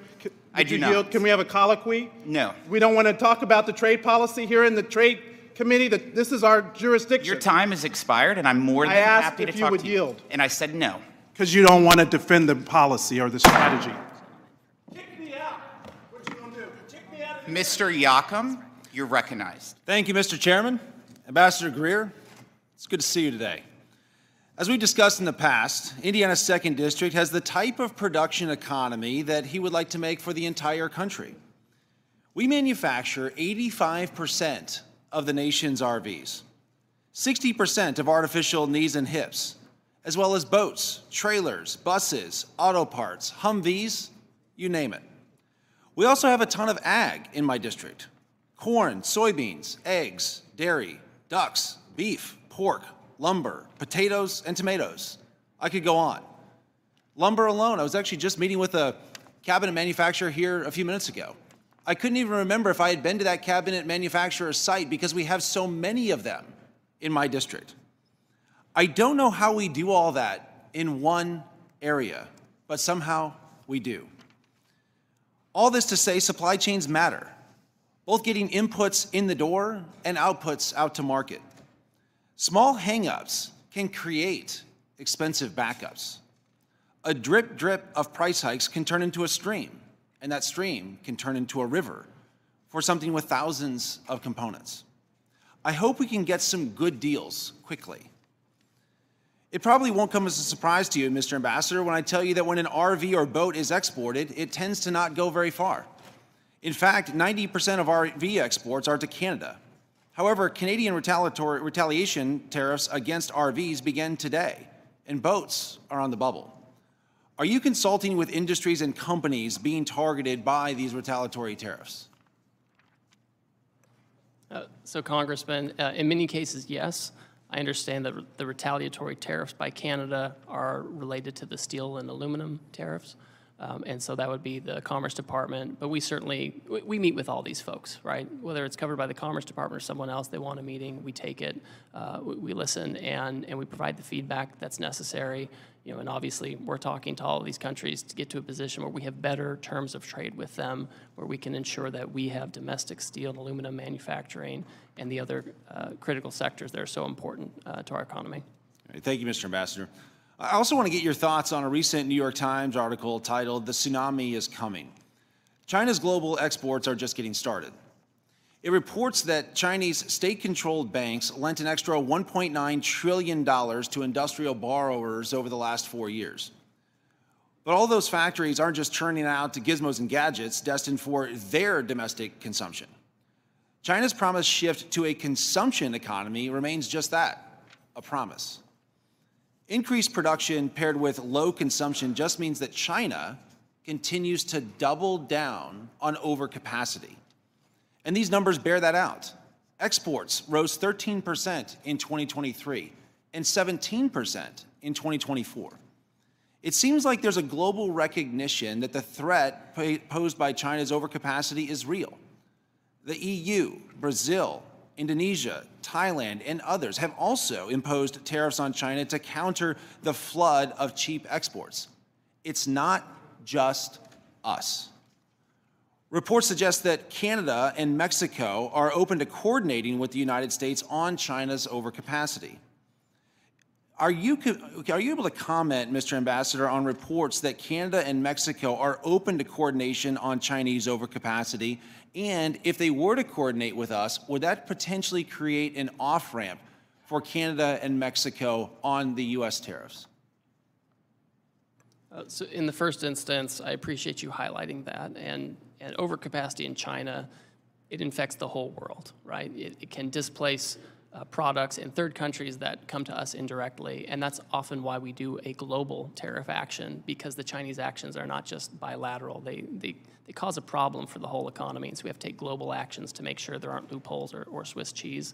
With respect to Canada and Mexico, I won't get into the details of our negotiations with them. I'll defer to their public statements. But for my part, I would say we have encouraged, we being American policymakers, we have encouraged for years our close trading partners to take stronger action against China of the types of actions that we are taking. Right. What about other countries and allies? Do you think there's room for them to coordinate with us on some of these tariffs as it relates to China? So I think there's room for that. Some of these economies are closer geopolitically and economically to China. It makes it a harder choice for them, Southeast Asia, that kind of thing. But in my own view, it's in these countries' own interest to, frankly, manage their trade with China so that they don't become victims of a second China shock. Great. Thank you, Mr. Ambassador, for being here today. I'd also like to thank you for your patience that you've certainly shown with us today. And with that, Mr. Chairman, I yield back. Thank you, Mr. Miller. Thank you, Mr. Chairman. Ambassador, it's good to see you in a different capacity. I remember last time we were together in the last administration, I was seeing you for a visit, but it's good to see you and welcome. Thank you, Mr. Chairman, and thank you, Ambassador Greer, for your time and testimony today. From day one, this administration made it clear through his America First economic agenda that the United States will no longer tolerate unfair trade practices or accept the chronic trade deficits that have hurt American workers and industries for far too long. The farmers and manufacturers I represent depend on strong, enforceable trade agreements that ensure their crops and products can compete and thrive in global markets. They are not asking for special treatment, only a level playing field. As you noted in your testimony, under the Biden administration, we saw consecutive years of agricultural trade deficits, a deeply concerning trend that reflects a broader lack of urgency to fight for American farmers, empower our workers, and focus on advancing U.S. economic interests abroad. Additionally, the prior U.S. trade representatives' retreat from efforts to negotiate critical market access from the American leadership in digital trade has created a dangerous vacuum, one that China and other adversaries are incredibly eager to fill. Without a clear, assertive economic strategy, we risk losing ground not just in agriculture or manufacturing, but also in innovation, technology, and long-term economic security. Now is the time to advance a bold, pro-growth trade policy that restores American leadership, defends our producers, and sets the terms of tomorrow's economy. Ambassador Greer, as you know, there are certain goods critical to supporting the United States manufacturers and consumers that are either not readily available in sufficient capacity or cannot be produced at all domestically due to geographic and climate limitations. Coffee and cacao are clear examples where small-scale production exists in places like Puerto Rico and Hawaii. However, this production comes nowhere near meeting domestic demand within our country. Given their importance to both consumers and domestic food manufacturers, could you please speak to how the administration is working with industry stakeholders and international trading partners to maintain secure, reliable access to these essential imports? Certainly. First of all, I appreciate your comments and pointing out this, because the global economy is complex. Among some of the countries that I have coming in to speak, I'm meeting, for example, with Madagascar within the next day or two. And as has been mentioned here, vanilla is sourced from Madagascar, among other things. So we're certainly engaging in conversations with those countries, including those who have some of those things that cannot necessarily be grown here. So that's certainly part of it. We're sensitive to those needs. And again, I've mentioned this before with respect to U.S., Canada, and Mexico, where we have a lot of components and parts that may come across. That's currently not subject to a duty if they comply with the rules. Thank you very much, Ambassador. In your comments yesterday to my colleagues in the Senate, you mentioned that roughly 50 countries have reached out in recent days to negotiate with this administration following last week's trade action. I'm particularly interested in the engagement with countries of the Indo-Pacific and Africa, where many American businesses compete with companies subsidized by the Chinese Communist Party. Among the countries that have reached out, how's the administration considering these unique challenges while ensuring critical market access for advancing U.S. economic and strategic interests?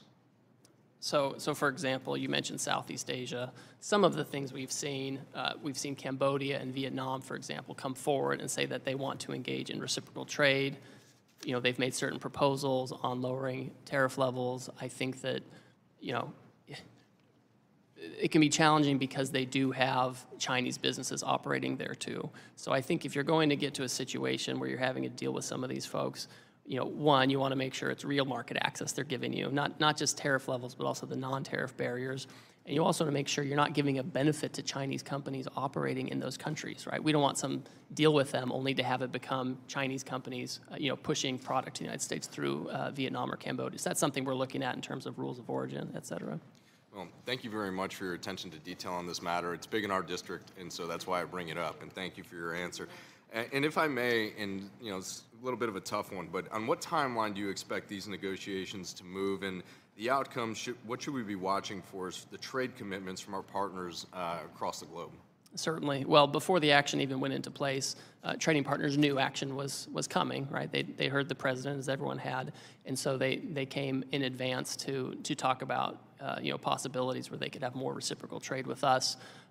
This afternoon, I have additional meetings. I'm working with other members of the cabinet to make sure we can, work with these folks, understand where they're coming down, what their offers might be, and this is job one for the next few weeks and months. Well, Ambassador, I just want to thank you very much for your hard work, your dedication to this country, and the service that you're doing as ambassador. And just checking here, seeing as some of the tariffs that the president is doing have already adjusted a bit. The market's up 2,300. So I know it's in the beginning of the administration, but I feel very confident about your direction and leadership moving through with these negotiations.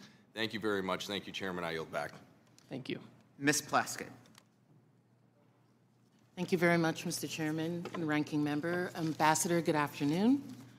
I had quite a number of questions about tariffs, but since that's on pause, I'm going to pause on those questions and deal with one that is more specific to my district and one that I'm concerned with, and that's regarding a proposed rule that you have that has been put out, and I know that there have been testimony about it. In the U.S. Virgin Islands and throughout the Caribbean, as well as some of the other territories, in Hawaii, we import virtually everything needed for daily life, from food products, poultry, groceries, vehicles, etc. 97% of the food that's consumed in my district comes from imported goods. I'm deeply concerned about the impact of trade actions, particularly because it seems very apparent that I don't know if the American territories have been thoroughly thought through and the impact this will have on us in some of these tariffs as well as some of the proposed rules. Proposed action taken under the Office of the U.S. Trade Representative, Section 301, authority, right now does not provide a balanced solution, particularly when it comes to American businesses and jobs in the shipbuilding capacity. We know that you've proposed a rule to provide, to impose fees on those ships which are not made, that are Chinese made, that are not American made.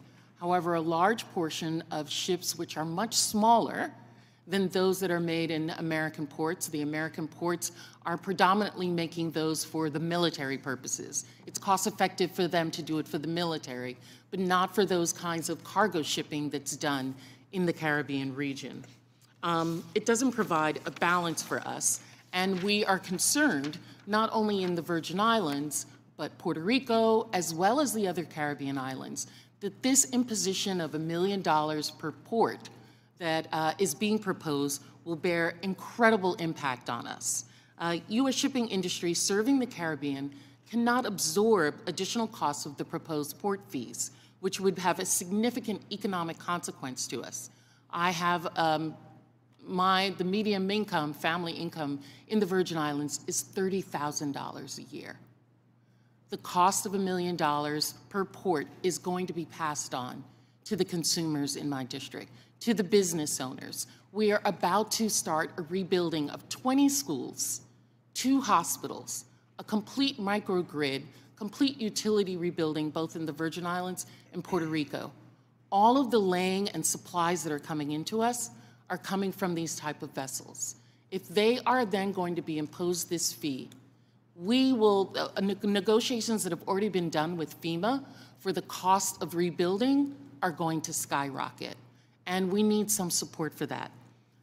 The thought is, sir, is many of these shipbuilders are in fact American-owned. They're American shipping vessels that are American-owned. They are just Chinese-made. Has there been discussion about having some exemption for American-owned, American vessels that are coming out of Florida, going into the Caribbean? I have a chart up here. $92 billion has come from the Caribbean are imported from the United States. The Caribbean region, which only has 80 million people, is the 4th greatest trade partner with the United States. Have you thought about exemptions for those individuals who are in there? Thank you for your thoughtful comments and feedback. We've also heard from other territories that have expressed similar concerns, and so we've had a process going on with hearings and collecting comments, and this is certainly something that we take on board. I think it's very important. We have 2 things we're trying to thread here, right? One is the Chinese make all the ships mostly, besides Japanese and Koreans, and we don't make any ships, and so we need to change the incentives there. But then we have the issue you're talking about is, we're not going to make 25 ships on April 18th, the day after we put in any kind of measure. So I certainly think that there has to be accommodation made for circumstances, because we're not going to have all the ships on April 18th. So this is helpful to me. No decision has been finalized yet. I would also put this out.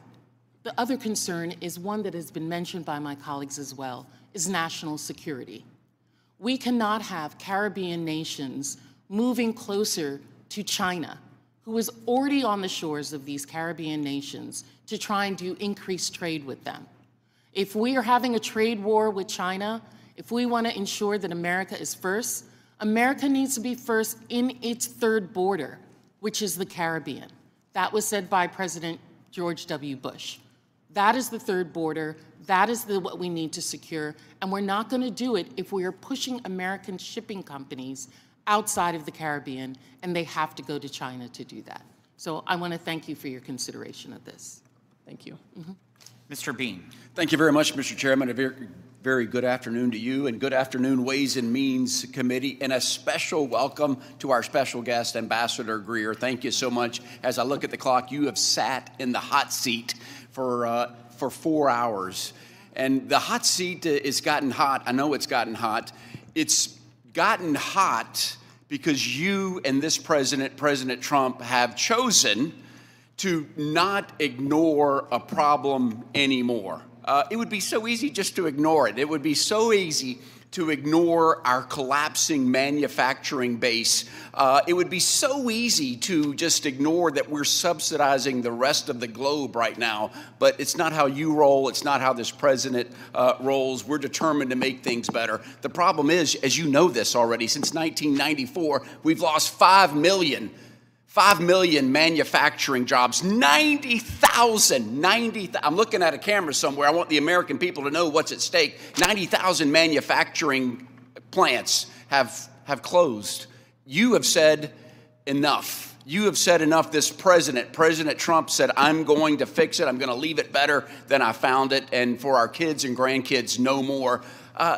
Ambassador Greer, can you tell the American people what's going to happen if you just ignored it? If we just ignored it, how long? Is it unsustainable? If we just ignored the problem, what happens to our economy? Now, thank you for your comments. I agree completely with you. The situation is, for the past 30 years or so, we have had a trade policy dictated by Wall Street, and that's what I have people screaming at me today, the Wall Street talking points, repeating everything. They're trying to tell me what Goldman Sachs thinks. They're telling me all these different kinds of things. We're not talking about the next quarterly earnings for the investors on Wall Street, right? When the Wall Street Journal says, oh, well, this is going to be bad for Wall Street, I'm kind of focused on Main Street. I'm focused on getting these jobs back. We're sensitive to volatility in the market. We're sensitive to this. The problem is there's not a silver bullet where we can magically, have everything, bright and shiny again immediately. But we have to take strong measures. I would love to have Congress also take strong measures to help with reshoring and to support during this transition, where we adjust from an economy that's fueled by government spending and over-financialization to one where we're making real goods and services. Because if we don't do it, Congressman, if we don't do it, then we will be dependent completely on others, including our foreign adversaries, for the things we need the most. Amen. Like drugs and manufacturing, 50% of which comes from our adversary China, which is a shame. It's working. It is working, and I want the American people to know there are dozens of companies that said, "Hey, we're going to come back. We're going to invest in America." Apple, OpenAI, Oracle, SoftBank, Johnson & Johnson, thousands of jobs, billions and billions of money. So it is working, and I do know as a tweet right now, we've got over 70 countries that said, America, we want to work with you. We're going to eliminate tariffs. So it is working. And my phone just went off that the president just recently said we're going to call timeout on a 60-day pause on every nation except China. That's breaking news, Mr. Ambassador. So, which is really good. I want us to be sensitive, though, and I've heard from manufacturings, too, in my area alone, growing wood, said, amen, finally, we can't have Brazil and Canada dumping wood. The seafood industry, which is big in Florida also, China, shrimp comes from China enough. What about companies that ordered product before the tariffs, before Liberation Day? Are we going to recognize the Custom and Border Protection have put arbitrary dates? I just want to get that on the record, and hopefully you and your team will recognize that. Is that something that's on your radar screen of when they've ordered it before, are they still going to be able to comply with some deadlines? So I know normally what happens when you take a tariff action, if there are goods on the water en route, that's something where it's not going to be subject to a tariff. I think we have a little bit of a pause right now as we're negotiating with countries, and we can take a look at that. 10-4, and just and then coordinating with customs. Your team has given me the thumbs up that I just want to put that on the record. How are we going to compete when countries like China that are subsidized in foreign governments, how are we going to make sure the American worker can compete against them? Is that on your radar screen? Yeah, no, it definitely is. I mean, as we're looking at these other countries, I mentioned this a little earlier, maybe it was to Congressman Miller,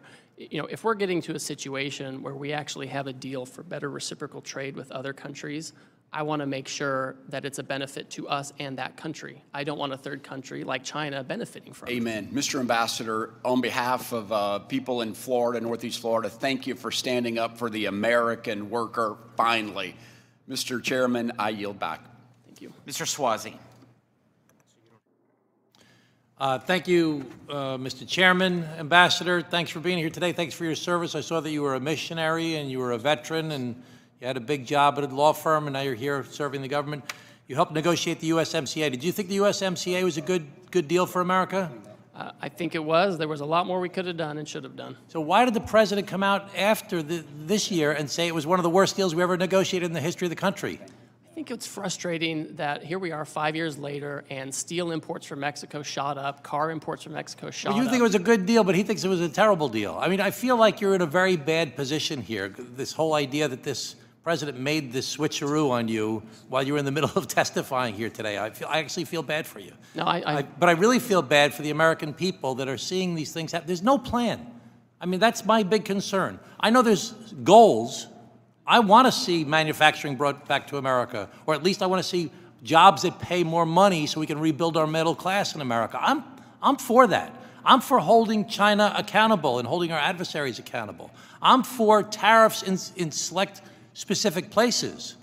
But right now, all we know is prices are going up, we're pissing off our allies, and the stock market went down dramatically. It's gone up dramatically today. The market manipulation question by Mr. Horsford is a very real concern that we're going to have to dig into a little bit. Who's benefiting from these wild fluctuations down, wild fluctuation up? We're still way down.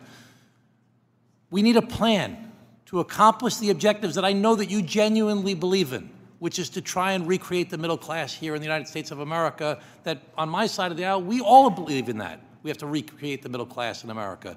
Do you think we should increase the minimum wage in America?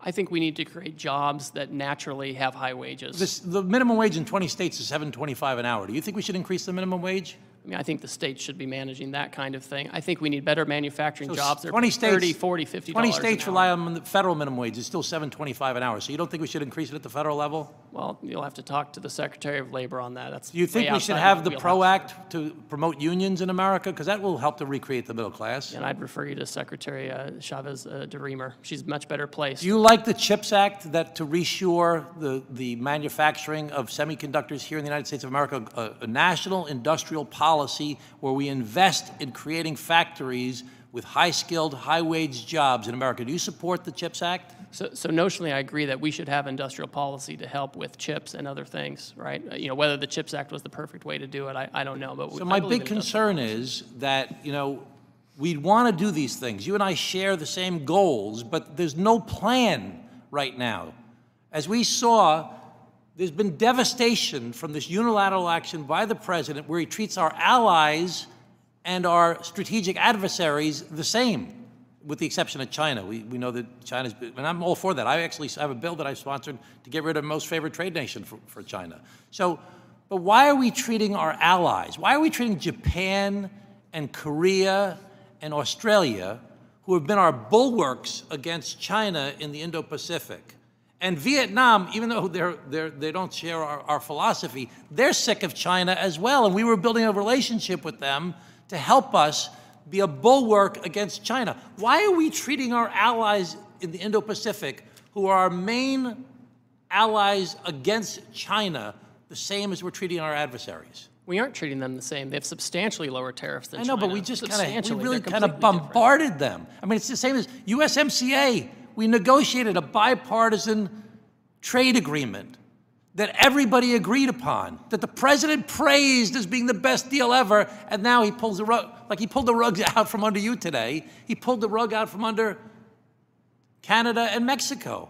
I mean, it doesn't seem like there's no plan. Do you think that there's a plan, and can you share the plan with us? Certainly. Listen, I'm very confident in the president's policy. Goods that meet USMCA rules come in duty-free.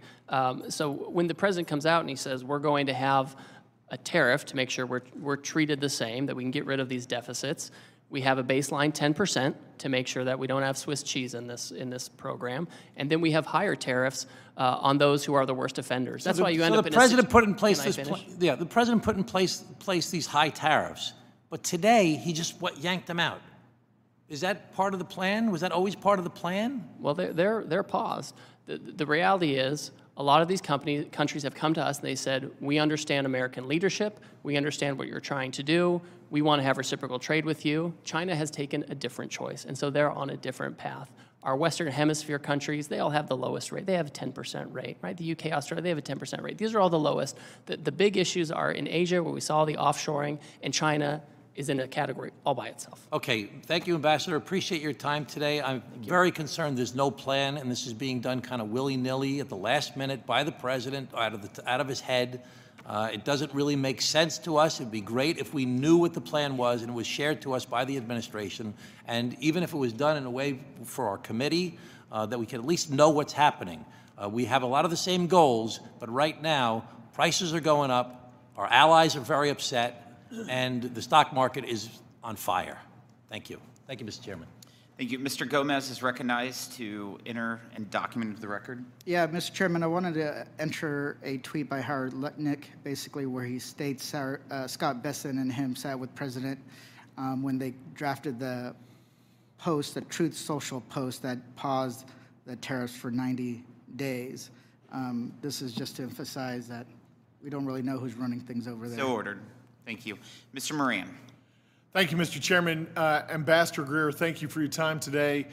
Sincerely appreciate you coming down to answer questions during this week. I know your time is busy. I want you to know that I support President Trump's effort to achieve trade reciprocity and equal treatment for the United States on the world economic stage with those countries that are strategically aligned with the U.S. As a short-term negotiation strategy, I am hopeful that the current tactics of the administration will restore trade disparities and imbalances around the world, to induce our friends and allies around the world to reduce or eliminate their tariffs on the U.S. and eliminate anti-American non-tariff trade barriers like quotas, subsidies, sanctions, unreasonable regulatory restrictions that are there against and on American products, not to mention currency manipulation and intellectual property theft issues. If President Trump is able to achieve this worthy reset, it will have a material long-term benefit for the American economy and the American worker. I'm confident about that. I'm confident that his strong leadership can achieve these results using this tool. But I do think it's also important for you to hear from me that I urge caution and express my hesitation on the use of tariffs as a long-term economic strategy rather than a short-term negotiation strategy. In my opinion, freer trade practices traditionally have helped spur economic growth, technology innovation, and cooperation of economies. Freer trade also helps to keep consumer prices lower, in my opinion. I want to come back to and visit this idea of China, because I think China really is the big problem here. When we're looking out on the world stage, I was glad to see that we even went up today from 104 to 125% on the tariffs, according to the tweet that was put out just a little bit ago. And China, I think, needs to be our focus on where we put our efforts in the next few months. The de minimis rule is $800, or was before the recent executive order. I want the American people to understand. I would love for you to explain how the China-friendly de minimis rule was helping China companies undercut American companies before the president's April 2nd executive order went into place. Certainly. So just to lay it out, the de minimis exemption it's a provision of law that allows goods to come in. If they're valued under $800, they can come in duty-free. And we have a lot of Chinese companies that have leveraged this to avoid tariffs, right? We have high tariffs on China for very good reasons. and they have used this law to bring in these goods. We have also heard that this has been used because there's little scrutiny of these packages. They can be used to include illicit substances, counterfeit products, things that harm U.S. people, but also U.S. companies. And so it's been a loophole. And so that's one of the reasons why I know there's been bipartisan movement in Congress to deal with it, why the president was comfortable moving forward with that as well. Yeah, and I think the American people don't realize what a big loophole that has been over the past 4 years and how devastating that has been to a number of American businesses to have China unfairly compete under that de minimis rule. So I applaud the president including that in his executive order, and I hope we eliminate that altogether moving forward. I also want to talk to you about the fact that China is involved in a worldwide illegal and unregulated fishing around the world. Is the president's team, is the administration looking at helping to stop the illegal and unregulated fishing that's occurring across the globe by China? Yes, that's, I have an office at USTR that deals with environmental type issues, and they're very focused on this particular issue of fishing. It's something we're looking at. We're working, there are folks in the Senate too who are very concerned about this. We currently have now tariffs on China, so that at least creates a deterrent from having that in our market, but it's a broader issue that we should deal with. Yeah, it not only hurts American fishing, but it actually undercuts particularly the global South from being able to have a revival of their economies in their fishing waters, which makes them more dependent on China as China comes in and invades effectively the global South, as you know. The U.S., moving on to a different topic, the U.S. has now imposed, as of today, 125% import tariff on China.